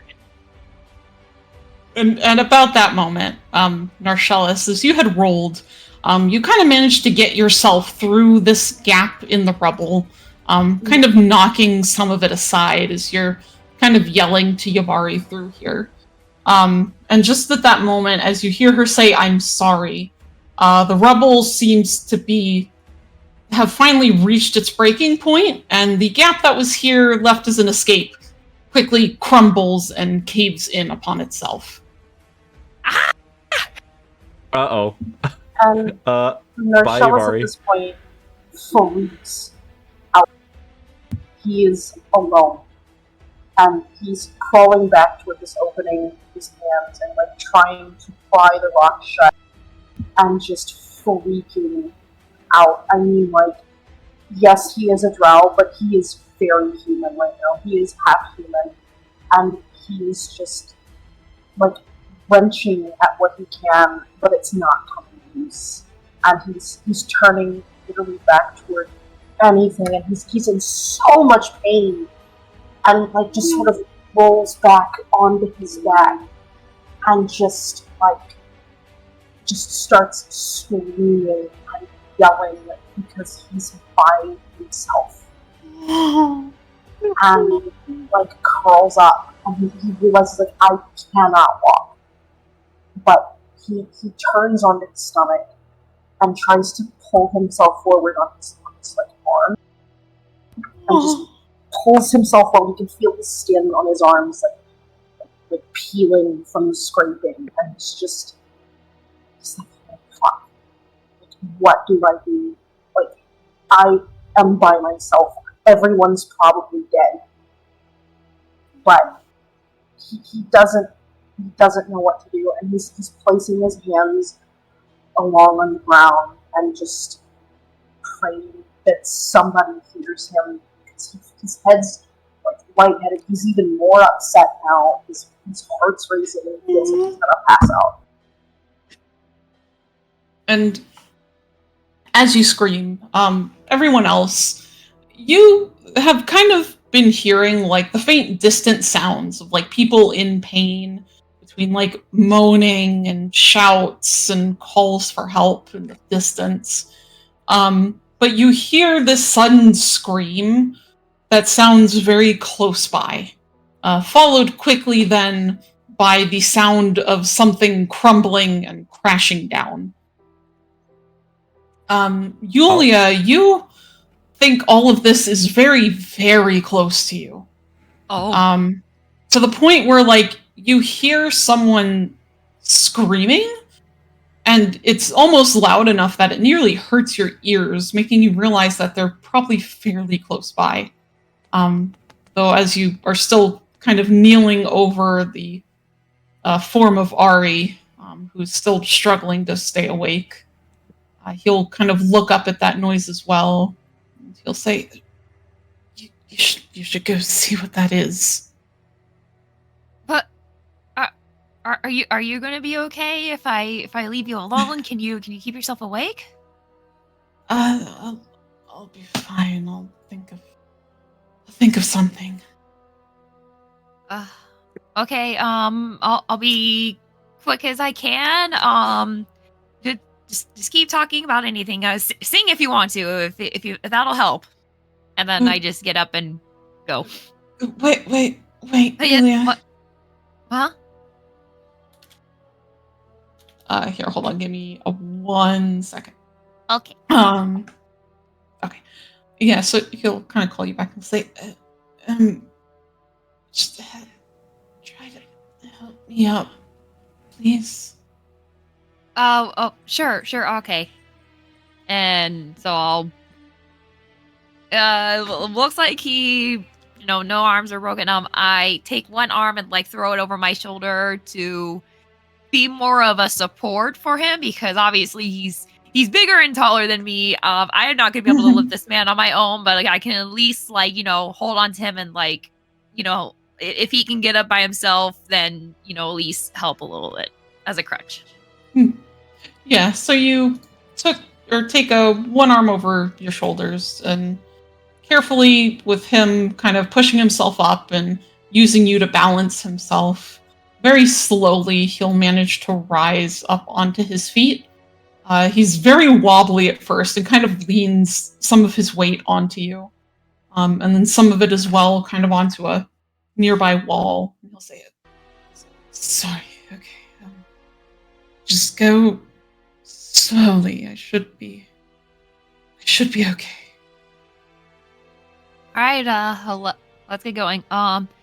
So as we start, can I call out to wherever the sound of the screaming was, just a general like, just so they like, hey, who is there? Who is it? Kind of thing. Yeah, you call out, asking, hey, who's there? And Narshellus, that is what you hear.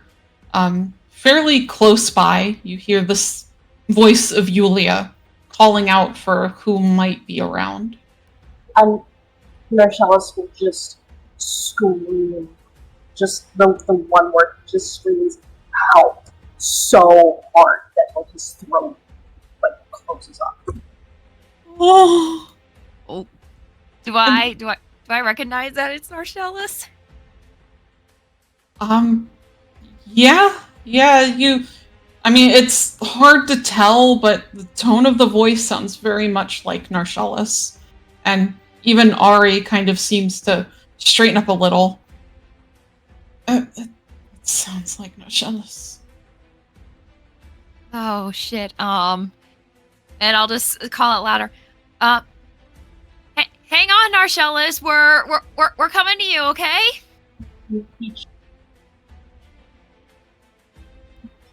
So he just yells back. He just goes, I can't move. And you hear, Yvonne's dead. Oh, Mari's dead. No. Oh, my throat catches a little bit, but I still call back to him. It's okay. We'll come get you. We'll figure this out, okay? My head is bleeding. He like starts to yell. His voice kind of trails off. I can't get up. Just stay where you are. We'll help you, okay? We're coming. And as you carefully make your way through the rubble and the debris, Yulia, with Ari like half leaning on you, You eventually kind of come around the corner of like some broken columns and metal bars, and there you see lying on the ground is the form of Narcellus. He seems to also be bleeding from a fairly hefty wound to the head. And you see it looks like one of his legs is not at quite the right angle. And as soon as you kind of come across him, Ari, like, wrenches himself from you and stumbles forward. And kind of lands down on his hands and knees beside Narcellus. Narcellus? Ari, I can't like. Oh, okay, hold on. And you'll see Ari immediately, like without even fucking thinking about it, puts his hands onto Narcellus's leg as if about to try and cast a spell. Oh. He flinches back and just like sees. Oh no, I just want to ask Julie, are you just... Oh, no. What do you do as you come upon the scene of Narcellus and immediately Ari is like running over to his side? I kind of see that if Ari is going for his leg, I stay more towards his head because I see the bleeding, and I start taking out whatever remains of the one costume I had for bandages, and I start doing the same thing, and I just start tearing out more strips to make bandages, and I just kind of look at Narshall and say, "Can I wrap your head? Can I put this on you to stop the bleeding?" And he points a finger towards where the tunnel had led.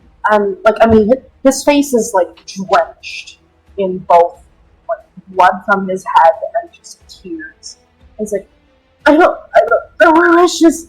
You've already is in the hole.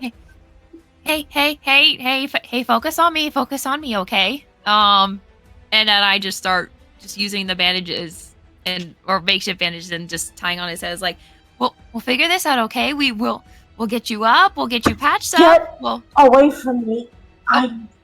It doesn't matter what happens to me. I need to find everyone else.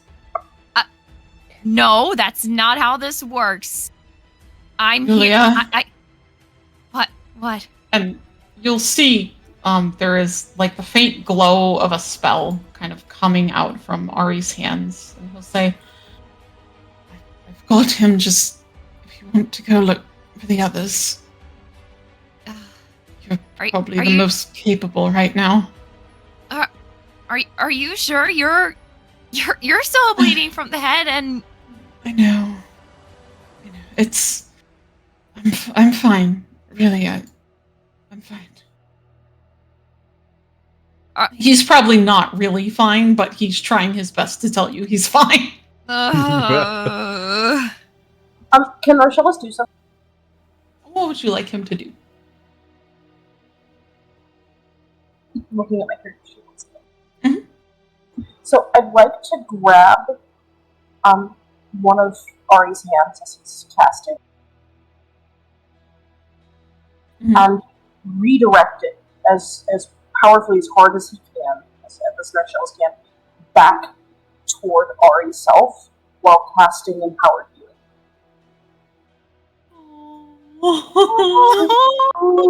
What the fuck?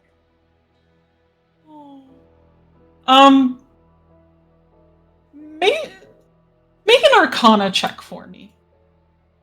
Okay. Can I use my animal? Sure. can I use Bardic Inspiration? I'll take it. You can, yeah. Which is what, an extra D6 or D8? Hold on. I'm at we're level 7, right? Yeah, you're level 7. Okay, let me see if that changes anything.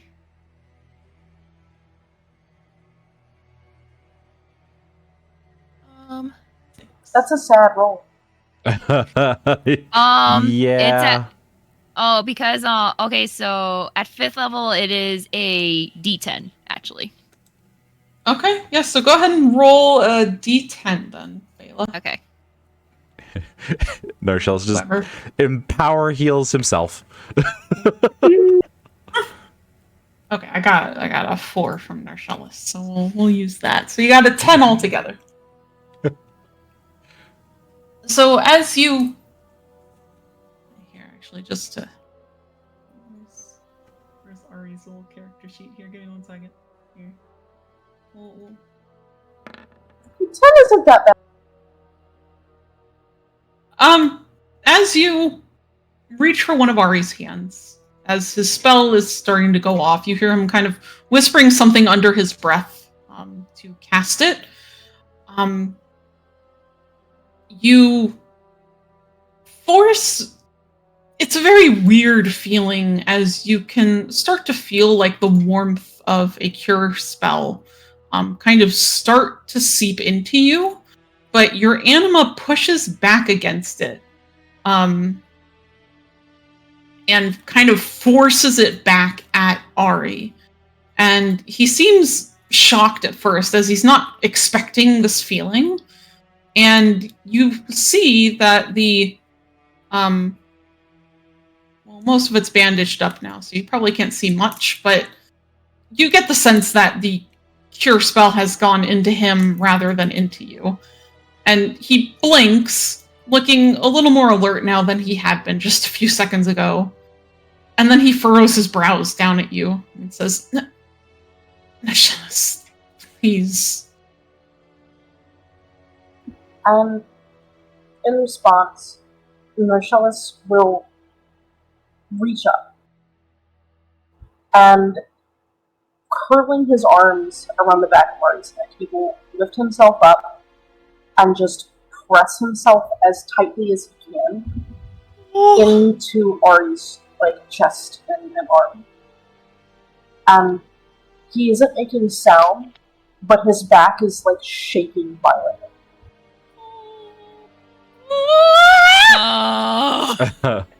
Ari will just very quick. You really did. This is forbidden. Actually, I'm putting this in the forbidden box. This is forbidden. But Ari will very quickly wrap both of his arms around you to hold you close to him. And you just... I don't know. He's very warm. It's very comforting. He is. That's Tucker. Dang, wood elves are hot.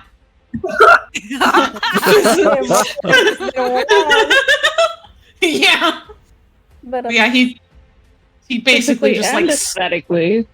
Yeah, he's basically just pressing you against him, trying his best not to shake at the same time. And he'll just look up at Yulia, and Yulia, you'll see that, compared to how disoriented he was since you found him, he does seem to be much more alert now, as it seems that his healing spell has been redirected back to him. He'll just tell you, please, Yulia, please go look for the others. Ivari, whoever. And Marcellus peeked up at her and said, please go find Fresh. All right, I'll go find you should. And I look towards the wall. I was like, I guess I'll start with Yavari. And before I stand and start going, but then I stop and kind of look down Narshellis and say, I don't know how you feel about me, but don't you ever say it doesn't matter, because you are my friend and your safety does matter to me. And then I just go.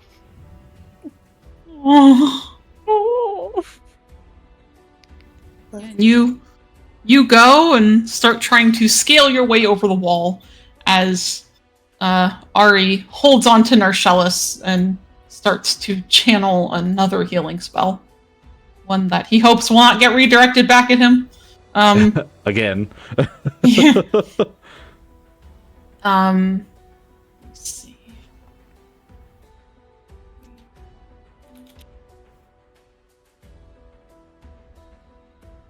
gotta kind of like keep track of my little list here. So we'll go back to Arca and Nyalkish. As I'm kind of hopping around. Nyalkish kind of helped you up onto a taller rubble pile, giving you kind of a better look around at your surroundings. And from what you can tell, between the faint light given off from kind of different areas of the theater, you can tell, Arca, that the destruction that's been wrought by whatever happened was fairly severe. You can see kind of the ruins of the theater kind of stretch out as far as you can see out into the darkness. And as you guys go, you do pass, you see here and there bodies of other audience members. People who are, were perhaps caught underneath the rubble and debris, no longer moving. There's blood splatters on the floor and on the rocks. And you pass, you pass by people who are still moving and still alert, trying to find their way out as you are. But you and Nyalkish, for the moment, are kind of more focused on... I'm sorry? Oh, thought Eliza said something. Sorry. Oh, no, you're good. But for right now, while perhaps Nyalkish is kind of looking worriedly at some of the people you pass, she's very focused on trying to find the rest of your friends.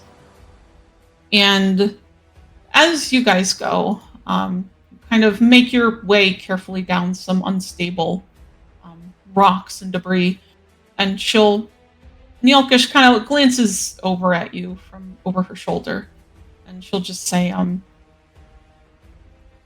trying to make light conversation, no, I never really thought I'd ever do something like this.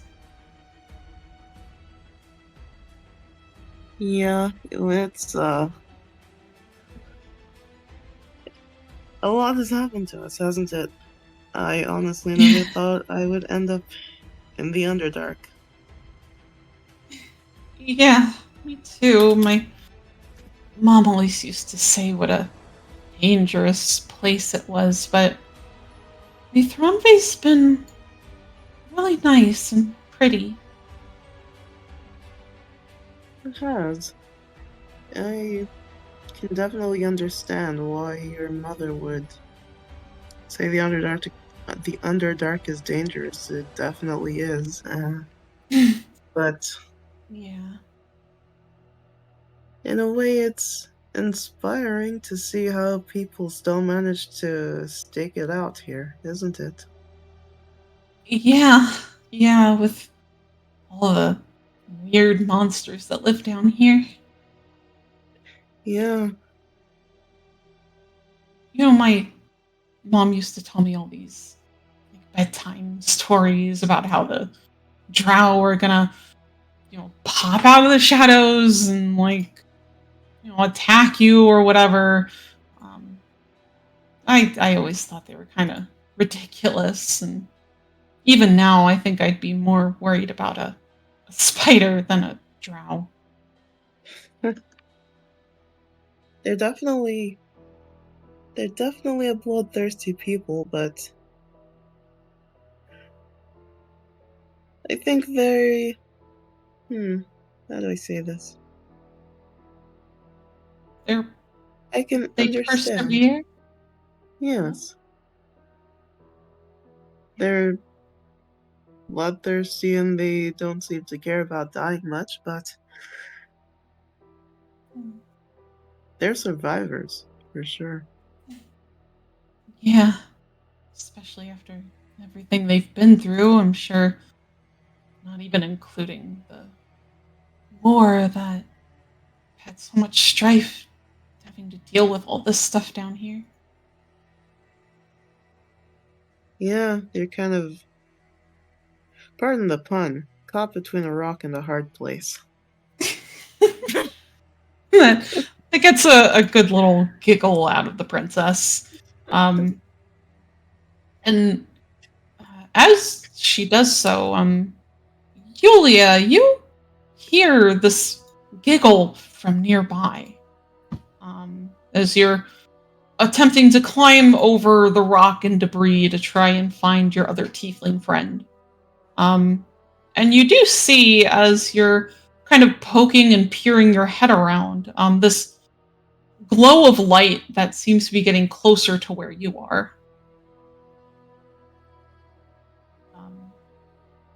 I don't recognize the giggling, do I? Not necessarily. Kind of sounds like it could be any young girl.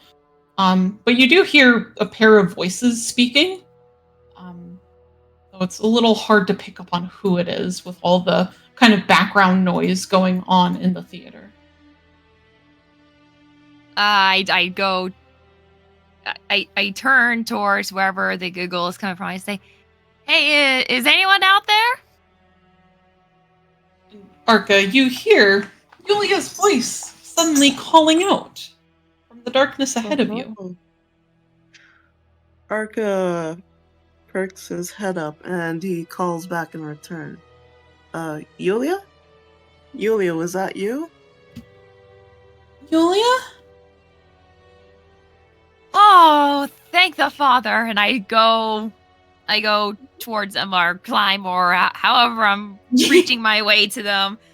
I'm assuming I can see whatever light source that Nyalkish has, right? Yeah, you can see the light source she's holding, and as you make your way towards it and towards the voices of your friends, you soon come upon them. You see Nyalkish standing there holding like this glowing coin in one hand, looking a little battered and bruised, but not too worse for wear. And Arca stands beside her, with one of his wings being held out at a very strange angle, but he otherwise seems rather unscathed. Oh, thank the Father, I found you. Oh gosh, okay. I found Ari, and we found Narcellus. He's kind of in a bad shape. He's and I point in the direction that I just came from. I was like, he said something about Yavari and a wall, I think. So I've been trying to find her now. Have you found anyone else yet? No one else. So that leaves unaccounted for Tove, Taffy, well, Yavari, of course. And Rash. Yeah. Rash. Oh boy. Okay. Okay. If Go ahead. Oh, okay. Then, do you want help on your search for Yavari? I kind of look at Arca and I look at his wing as like, are you okay? Is your wing's a little funny? Can I take a look at it real quick? It's broken. Don't worry about it. I can still walk. Okay. Nia? I can. Ari is still nearby with Narcellus. You're more than welcome to come with us, or if you want to go wait with him, then that's entirely up to you. Okay. Well, I'm not. I don't know any healing spells, so I'd rather help look for people with you guys. Okay. Okay, then we'll stay together for now. That light of yours will come in very much handy right now. I don't even know where to start. He came from a wall of debris and then it collapsed behind him. So I guess we need to go down to see if we can find her. Sounds like it then. Which direction were they in? I'm guessing we'll need to find an alternate route, but... Well, I had to climb my way up here, so if that's one side, then maybe back this way. And I point in like the opposite direction that I was going. Maybe that's a start to see if there's another opening of some kind that was there. Did you hear anything collapse earlier? No, I didn't hear anything collapse. I did hear a scream. Yeah, that was Narcellus. That's how I found him. Oh, hells. Yeah, he had a bad head wound, him and Ari, and but it looks like something happened with his leg, but Ari managed to well, thanks to Narcellus and I helped a little. Ari can at least use healing spells, and he was working on Narcellus, so there's that at least. Alright. Then we'll count on him to keep Narcellus stabilized. Let's look for Yavari and then let's regroup, yeah? Yeah, sounds like a good idea. Okay. And so, yeah, you guys will all kind of try to pick your way through the debris, trying to find your way with Yulia's help towards the rough direction Narcellus had pointed in to try and find your friend. Unsure of where she might be or what her current condition may look like. And as you go, you hear... hold on 1 second.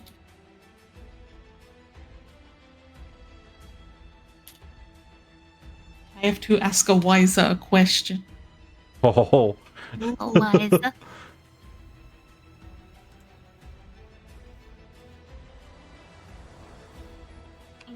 A few minutes go by as you all are kind of searching for a way through this debris. And as you go, you hear a small squeak. And another small squeak. And you kind of look around and notice that there's this gray mouse that's kind of scrambled up to your feet. And Nyolkish kind of looks down at it and says, like, that's Nibbles! Oh! My boy. I lean down, I don't know if I'd to extend my hand, I take it back, it's like, hey, Nibbles, I'm so glad you're okay, is Yavari nearby? And you're not sure if Nibbles understands what you're saying, but once the mouse kind of sees that you all are looking at him, he'll start to scamper off across some of the rocks, and then stops and looks back, as if hoping that you all will follow. My boy. my boy. Follow- Okay, we follow the mouse. Yes. Alright, yeah, you guys follow after the mouse. Nyolkish able to kind of keep a rough eye on him with the thanks to the light she carries, as you carefully make your way down and around some larger chunks of rock. You see Nibbles stops at a gap through some of the debris that's fairly wide and fairly tall, kind of supported by some metal beams that had been caught on one another. And it's wide enough that probably a couple of you could go through. If anyone dares to follow Nibbles as he scampers inside. I dare. I dare. Let's go. All right, you guys quickly follow after Nibbles. into this smaller, almost cave-like space that's been formed by all the debris.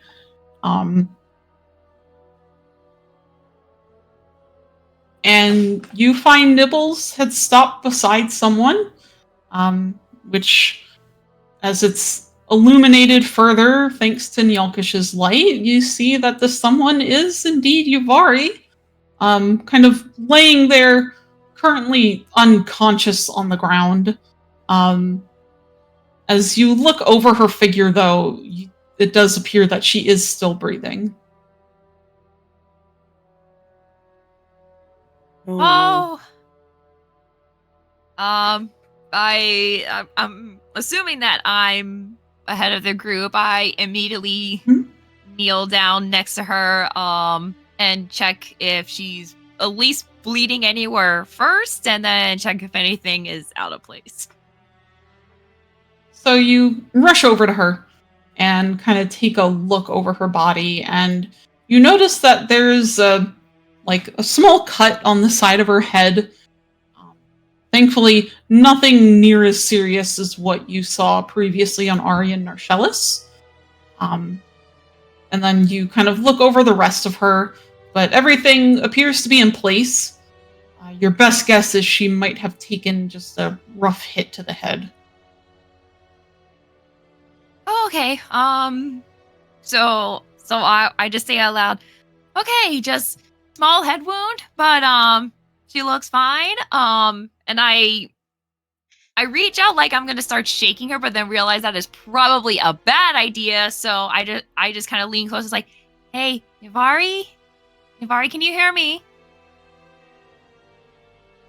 And Yuvari, that's about when you kind of start to come back to consciousness. Your head is swimming, and kind of the last thing you remember before you had blacked out was like the sudden pain on the side of your head before you had collapsed after shoving Narcellis through the gap in the rubble. And you hear what sounds like Yulia's voice, almost very distant and muffled, as your ears are ringing. But as you kind of blink open your eyes, you see that she's not distant, but is instead right here in front of you, or above you.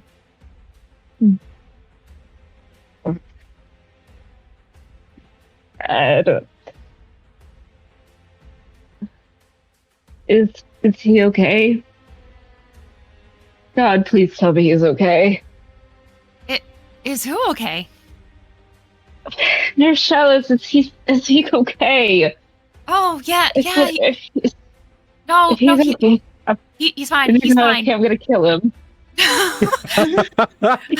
Or bring him back to life. No, he's fine. I found Ari and we found him. Ari is making sure he's okay. He sent me to find you. He thought you were dead. Which I am very glad you were not, by the way. Yeah. Yeah. Just about. God, I hate the Underdark. So Arga and Yalkish are with me. We found Nibbles and he led us back to you. Oh, you smart boy, Nibbles. He's a very good boy, and he's getting the biggest piece of cheese what we're getting out of here, okay? Damn right he is. Come here, my baby. Oh. And Nibbles scampers up her arm and back into her hood with a satisfied squeak. Okay. Give me a moment. I think it's just my head. I think I took a bit of too much debris. I put a hand on Yulia's shoulder as I struggled to stand up and catch my breath. Take it easy. It's not bleeding too bad, but if you're okay to move, then we can get out of here. Yeah. Thank you, by the way, for coming to look for me. But I guess I can properly thank you when we're not almost drowning in a cave of debris and underneath the Underdark even more than we already are. I owe you all drinks, except you, little one. I owe you candy or something. You eat candy? I gotcha. Hey, I'm almost an adult. In like a few more months. I'm still not buying you a drink. Can't fool me. Well, let's get back to the others, and then we still have to look for the rest of the party. Okay, let's go. So with Yavari in tow, the four of you make your way back to where Yulia had left Narcellus and Ari. Meanwhile, elsewhere in the debris, Resh still stands in front of Tove, after having said his final words to her. Tove, what do you do? I think I stand there for a while, like sort of letting what he said sink in.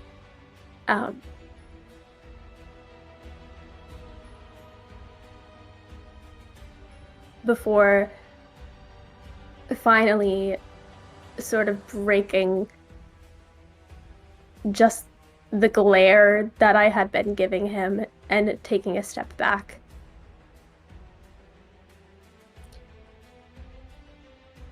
And my shoulders sort of slump a bit as I finally say, I think we should focus on finding the others. He gives a sort of huff of breath through his nose as he'll just turn sharply away from you and say, yes, let's. And just kind of start walking again in the same direction he'd been going. Definitely more tense this time, and now no longer looking back to check on you at this point. Okay. Just kind of expecting that you're following him. As you go, in the distance, you're able to hear, not really distance, it's fairly close. You hear like someone scream at one point, screaming for help. You're not sure you can recognize the voice, but Resh immediately kind of looks up and begins heading in that direction instead, with a sort of renewed vigor in his steps. And as you guys kind of duck underneath some stone columns, precariously resting upon what remained of some broken wall, you come up to a scene that neither of you were probably expecting to see, as you look and see Taffy in his tabaxi form once more. Seems to be kneeling over the form of a kobold? Resh feels very confused. Tove, I don't remember, was Tove there when Ruskell made it, like, his first appearance? I don't quite remember. Oh man, because that would have had to been at the party. Yeah, which I don't think she was The there. Yeah. It's like, So- who's this guy? Tove is looking just as confused. Precious. Sort of like, Yeah. Taffy? What? He I snaps over his gaze, his little kitty eyes over to you, and is like, oh, thank us. Come here, come here. I need help. Okay, and I'll move forward to where Taffy is. It's like, And okay. sort of like kneel down, though takes a little bit of it's kind of like just like my movements are a little disjointed because obviously I don't have one of my arms like but I get down beside Taffy and I'm like, okay, all right, what do you need? Do you know how to heal people? Can you heal him? I guess you may not. Say hi to Inspector Ruskel. Ruskel, this is Tove. You okay, buddy? You still awake? Ruscale just kind of groans. And Tove, as you kind of kneel down next to Taffy, you see that he's got some, at this point now, very blood-stained cloth, like, pressed against this kobold's chest. And from what you can tell, he seemed to have suffered a fairly serious wound that Taffy's been trying his best to stop the bleeding of. Okay, this doesn't look really good, Taffy. I mean, I don't know if I'm gonna be able to. I mean, I can try. I'll try, and I'll reach out a hand to try and cast. What am I casting?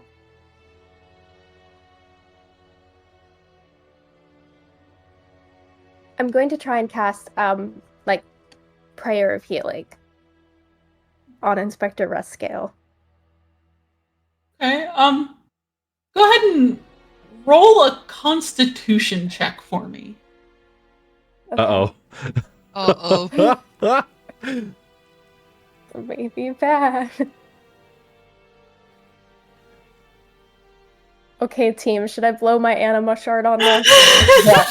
Do it, please. I mean, this man's on death's door. I would say, it's worth a shot. Save this man. Okay, so is it a Constitution saving throw? Would that be what it was? Just a regular Constitution check, yeah. All right, with advantage. Just with advantage, yeah, since you're using your anima shard. Got a 10. Yay! And then go ahead and link your spell for me. Okay. So you reach out over to this kobold as you attempt to cast your healing spell onto him, and you can kind of feel Resh's eyes boring into your back for a brief few moments. Before you do your best to kind of ignore him and focus on what you're doing. And though you've been up on your feet, the pain from your broken arm and the swimming in your head is almost a little too much for you to bear. But gritting your teeth, you try to steady yourself and press on as you all but force your anima to bend to your will to shape the spell. And sure enough, you do manage to cast your prayer of healing, calling upon your faith and upon the magic within you to help cure this kobold.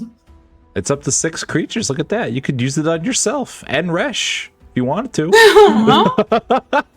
Yeah. I might be pushing it a little too far. Okay, all right. What you can handle in this moment. One crisis at a time. Right. And you channel your magic into him. And sure enough, you see, though you can't really see the extent of the wound, you do see that the blood flow is lessening and lessening as your spell kind of helps to heal back up what had been so horribly damaged. And as your spell kind of comes to an end, you see Ruscale kind of takes in this sudden deep breath and then lets out a sigh. So, God, that feels so much better. So Taffy, he he smiles and he's like, oh, and then he puts his paw on, not on your broken arm. He hasn't seemed to have noticed it yet. He's like, oh, thank you, Tove, thank you. Oh, okay. Hey, you okay? You good now? You okay? Do you know where anyone else is? You're the first people I've seen so far.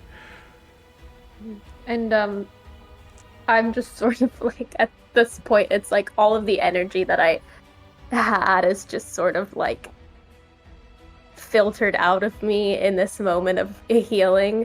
And so you just like when you like put your paw on like Tove's shoulder, you just feel like her just like sway. And she says, I'll be we haven't you guys are the first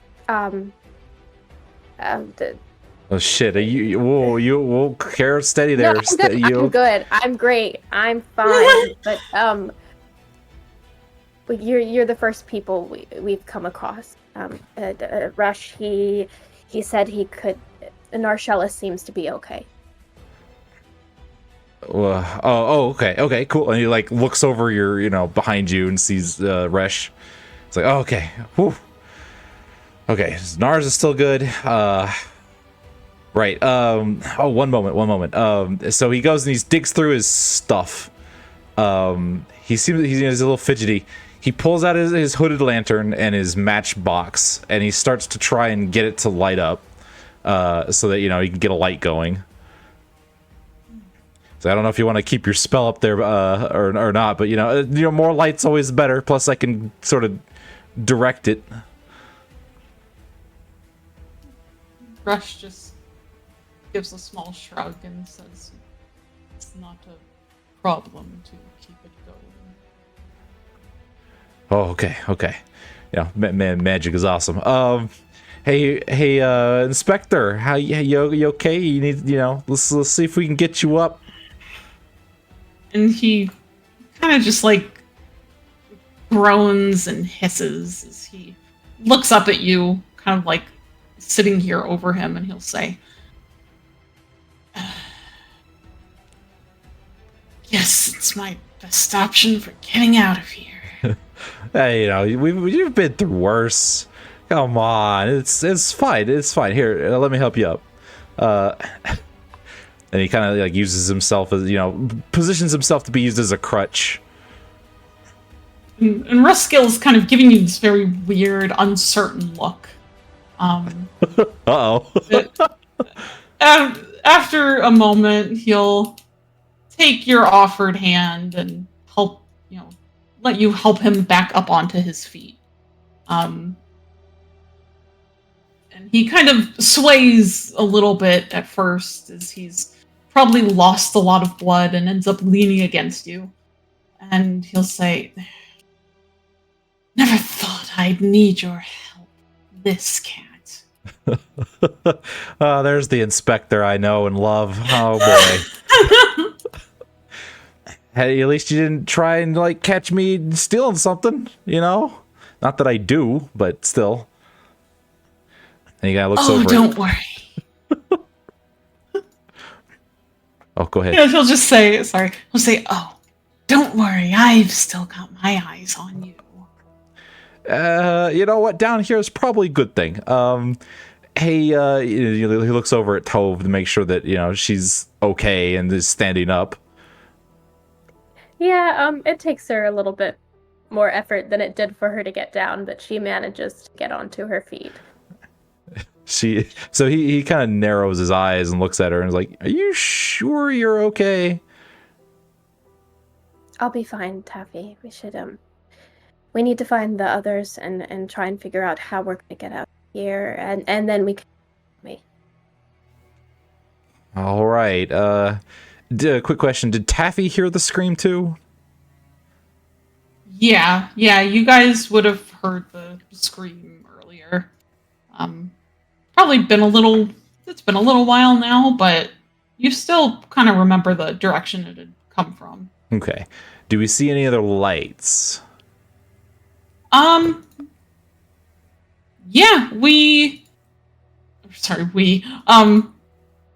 you can see kind of over one of the nearby piles of debris. There does seem to be kind of a faint orange-yellow glow coming from something on the ground, like just past all the rubble. Oh, I think I see a light over there. Let's was it in this? Is it happen to be in the same direction of the scream? It is, yeah. Excellent. So he continues. I think, I see a light over there, and I think that's the same direction I heard a scream earlier. Come on, let's go check that out. Maybe that's something. Rush will nod in agreement. Yep, Tove will start heading that way. And he kind of watches to see if anyone like sways or anything before, if Ruskell needs like a crutch, or if anyone, if he sees Tove start to sway, he'll Ruskell is definitely reluctant to accept your help at first, Taffy, but after taking some very unsteady steps, kind of begrudgingly, like, lets you help him keep steady. Okay. And Resh seems to kind of take up the front of the group, as you notice that he's without his shirt. And you just can... Yeah, because as he had taken it off earlier, to like help put Tove's arm in a sling, you can see kind of all these scars that are covering his back, like from scarification. So Taffy quips. He's like, "Oh man, I'm sorry about your shirt, Resh. Don't worry. I'm sure we can get another one. Rip your shirt." Resh just kind of looks back at you for a moment. He's just smiling. Just looks ahead again and says, "Don't worry about it." He's super fun at parties. Yeah. And then, I'm sorry. No, what's up? So he was gonna ask as they're walking that way. He kind of asks Ruskell, like, so I don't suppose you happen to got my message, did you? Oh God. That was back in Valgard, huh? Oh, yeah. Well, do you remember? I don't remember. Do you remember what that said? It was I do, something... if I can help. Oh, okay. Yeah, I also remember. He literally said, like, it wasn't my fault we refrained, something to that extent. Yeah. Oh, okay. I know you'll do the right thing. Yeah. And Ruskell kind of looks at him for a moment and says, "Yeah, it's definitely why I'm down here." How did you even know that I'd be down here?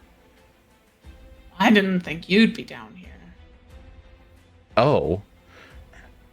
Did you find something? Not yet. My nose never leads me wrong. I mean, clearly.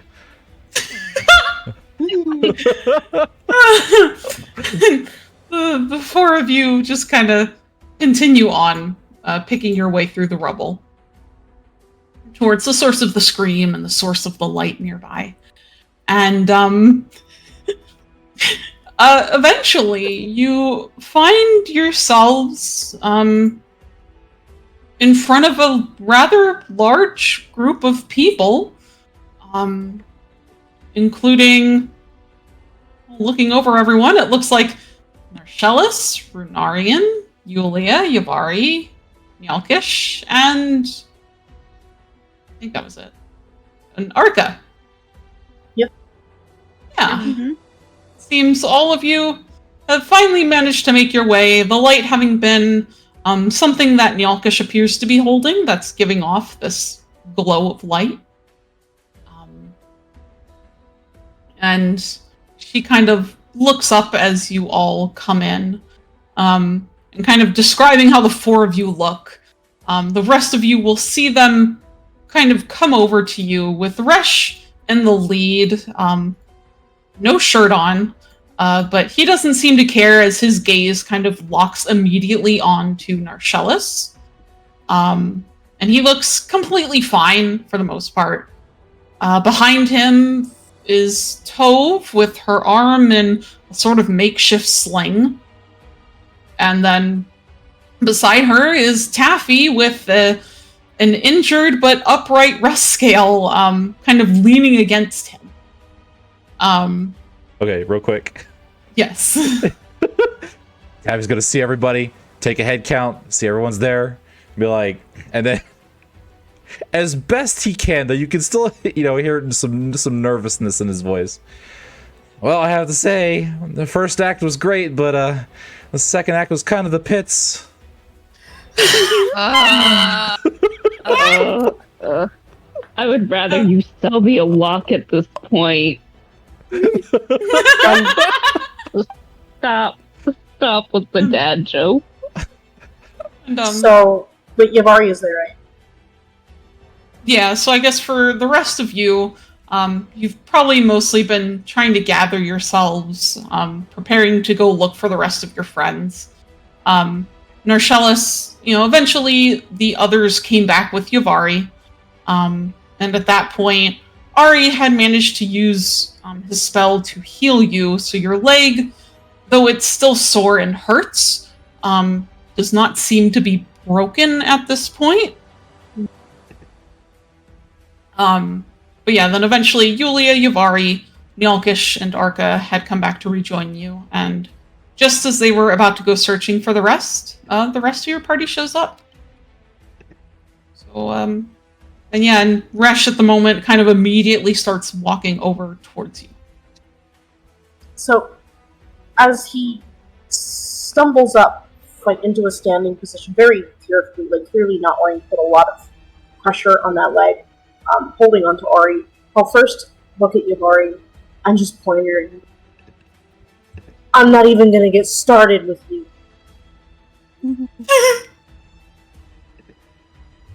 But turning toward Resh, he'll take a step forward and kind of stumble and limp, and he'll reach out and grab his bare forearms. Mm-hmm. And he'll just grasp them and just look up and he's, "You're not staying in this room." And Resh, kind of very quickly, grabs onto your arms as well as you stumble up to him. And Ari was kind of quick to follow behind you, clearly very worried you were going to fall over. But Resh kind of holds you there, and he just nods firmly. "No, I'm not staying."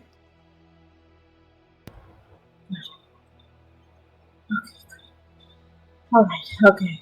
We'll just sort of look up after a minute, very clearly relieved, very relieved on his face. And he says, kind of looking at Rush kind of weird, and say, "Sorry you lost your shirt in the fall." Resh, sorely missed. Oh, say that one more time. I'm so sorry. He says, "It will be sorely missed." Resh just shakes his head and kind of nods his head back towards Tove. "Used it to put her arm in a sling." Yeah, I saw it. I was making a joke. I realized that that's part of it. Apologies. And but Ari, kind of seeing that Tove was still up and alive, does kind of give a little relieved sigh. And Resh will kind of give Narcellus, he'll give your arms a little sort of reassuring squeeze before looking around at everyone. And he'll say, "Well, if everyone's able to walk, we need to find our way out of here." Gonna be a long way up.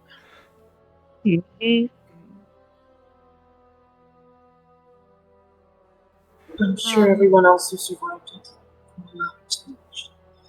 look for the nearest source of light. Rush, can you use tremor sense? You might find something. Resh nods to that. I should be able to, yes. And as long as kind of no one else has any complaints or anything else they might need, Resh will kind of take the lead, using his tremor sense to find his way, as he helps to try and guide your way out of here. And soon enough, moving through the debris, you find yourselves in a tunnel. Not so much a tunnel as you kind of see patterns upon the floor and a carpet, and you realize that this is actually one of the hallways of the giant amphitheater that you had walked through before to get to your seat. And you follow it along, coming across a few other survivors kind of making their way out as well. And soon enough, you find yourselves coming out of the amphitheater through a different entrance than the one you had come through. But you managed to make your way from out of the rubble, covered in dust and specks of fallen stone.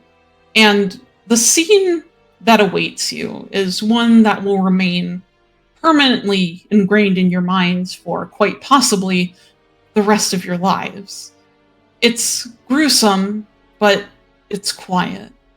The theater had caved in, with chunks of stone toppled over, along slender bodies of jet black skin, pools of sticky blood clinging to white hair. Looking over the destruction, you just see bodies now. Hundreds upon hundreds of crumbled, crushed bodies of countless dark elves and other races that line the floor, coated in dust themselves, and staring with fear etched almost permanently onto their faces. Drow, both young and old, some younger even than Narshellus, and some older than Valar himself. Most seem to not be moving, or breathing, or alive in any way, shape, or form. Many lie in the rubble, others have been retrieved now, with loved ones standing forlornly beside them. Save for, that is, one man standing upon a perch, upon a half-crumbled floor of a story above you, surveying the scene. It's a man with pale skin and blue eyes, a painted face and straw-like hair sticking out every possible way. It's only when he turns and sees you all still standing that his mouth twists into a gleeful little grin, and he tosses his head back to laugh. One hand reaches down to grasp at a silken red cloth, and pulling it tightly across himself seems to vanish before your eyes. Despite this, Resh will suddenly turn to Tove, his red eyes almost burning with anger. Is this enough drow blood to sate your need for revenge? What revenge? And Marshall's just kind of turn and look at Rush. And the rest of you think this is a rather weird outburst out of Resh, as he's been very quiet and very level-headed up until this point, but you can hear and see just the anger in his face, in his posture, as he just has his gaze fixed on Tove, even as he speaks to Narshellus. Tove has made it clear that she thinks of us as monsters, the ones that killed her family and the ones that defended themselves against the invading armies of Leyrid. The blame, according to Tove, rests squarely on us. And Marshallus is going to turn. And he's going to look at Tove. and his eyes are just going to go very wide at first.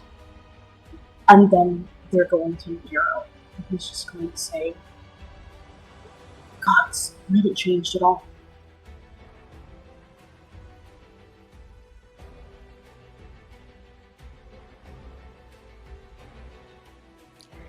And Tove, who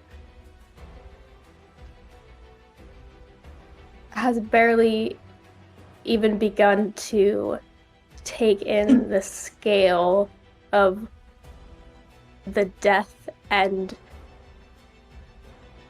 destruction that's around her,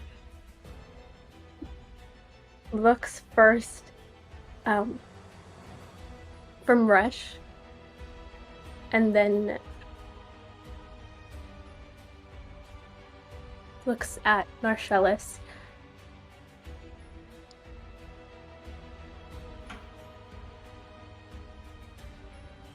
And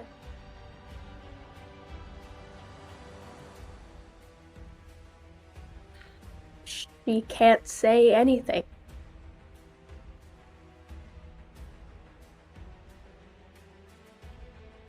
And Marcellus will just sort of see how speechless she is, and he just says, back in Eastoff, you blamed me, you blamed my people for everything, and then you told me you were going to change. And then back in the Thronde, you took me aside, and you told me that you were going to change, and that you weren't going to think of me or of us that way.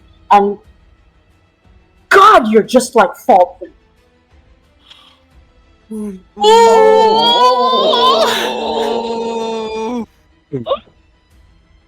Oh, And even Yeah. even Runarian, kind of standing off to the side, is looking over at you, Tove, with this look of like shock and disbelief on his face. And as Narcellis compares you to his father, all he can do is kind of grimace and look down towards the floor. Oh. oh.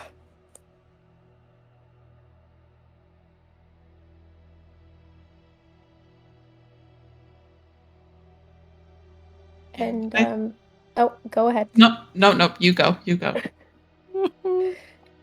Oh, God. Please go. Um, and Tove, just watching Ari just sort of turn away from her. Her one good arm, her one good hand, just sort of clenches into a fist for a moment before releasing itself.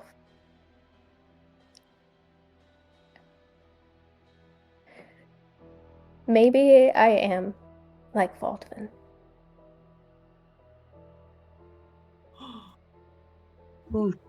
And Michelle just sort of stares at her in disbelief and looks around at everybody else, like at Martha and Yavari and Yulia. Like he doesn't know what to say. He's looking for someone else to speak. Because he's just, like, her confirmation of this, like, his expression is just one of just hurt. Yavari is speechless. Absolutely speechless. Yeah. Arca is like clearly in shock that this is coming from Tove. Real quick, Michelle's just going to walk up to Tone, get very close. Like he's limping forward toward her. He just, Oh. my brother just saved your life.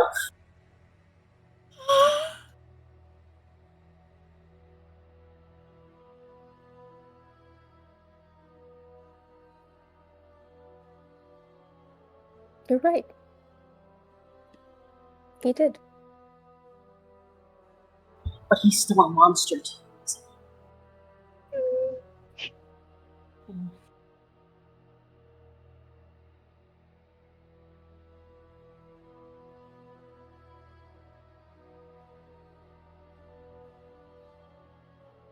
Maybe he should have just let me die. Um,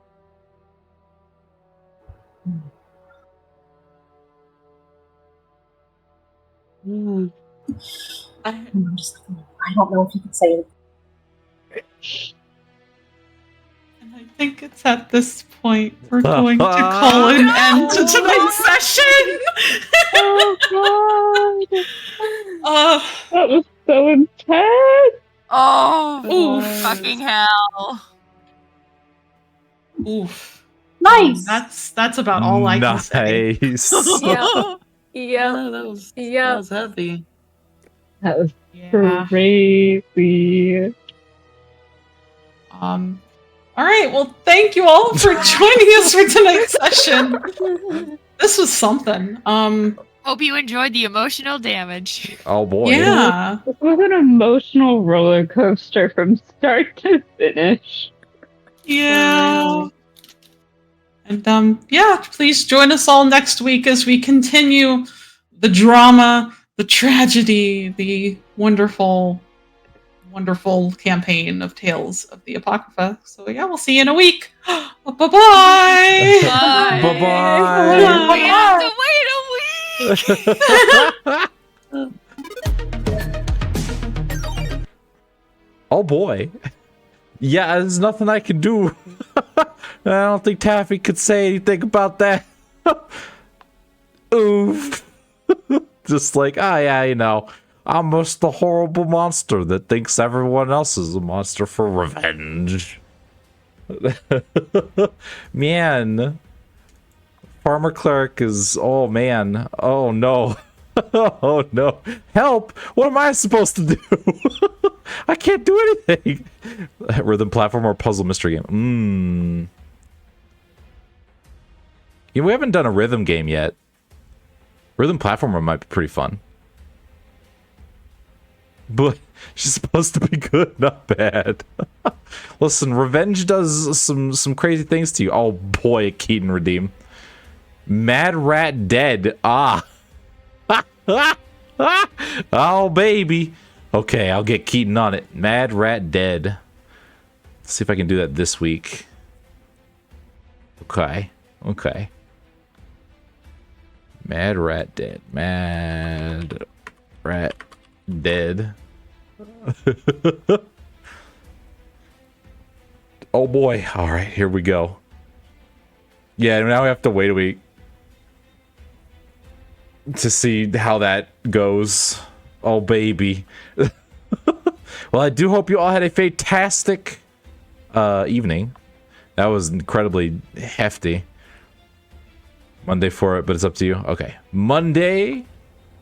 Well, yeah, we can do Monday. That should be fine. What have you done? Oh, I know. Oof. Oof.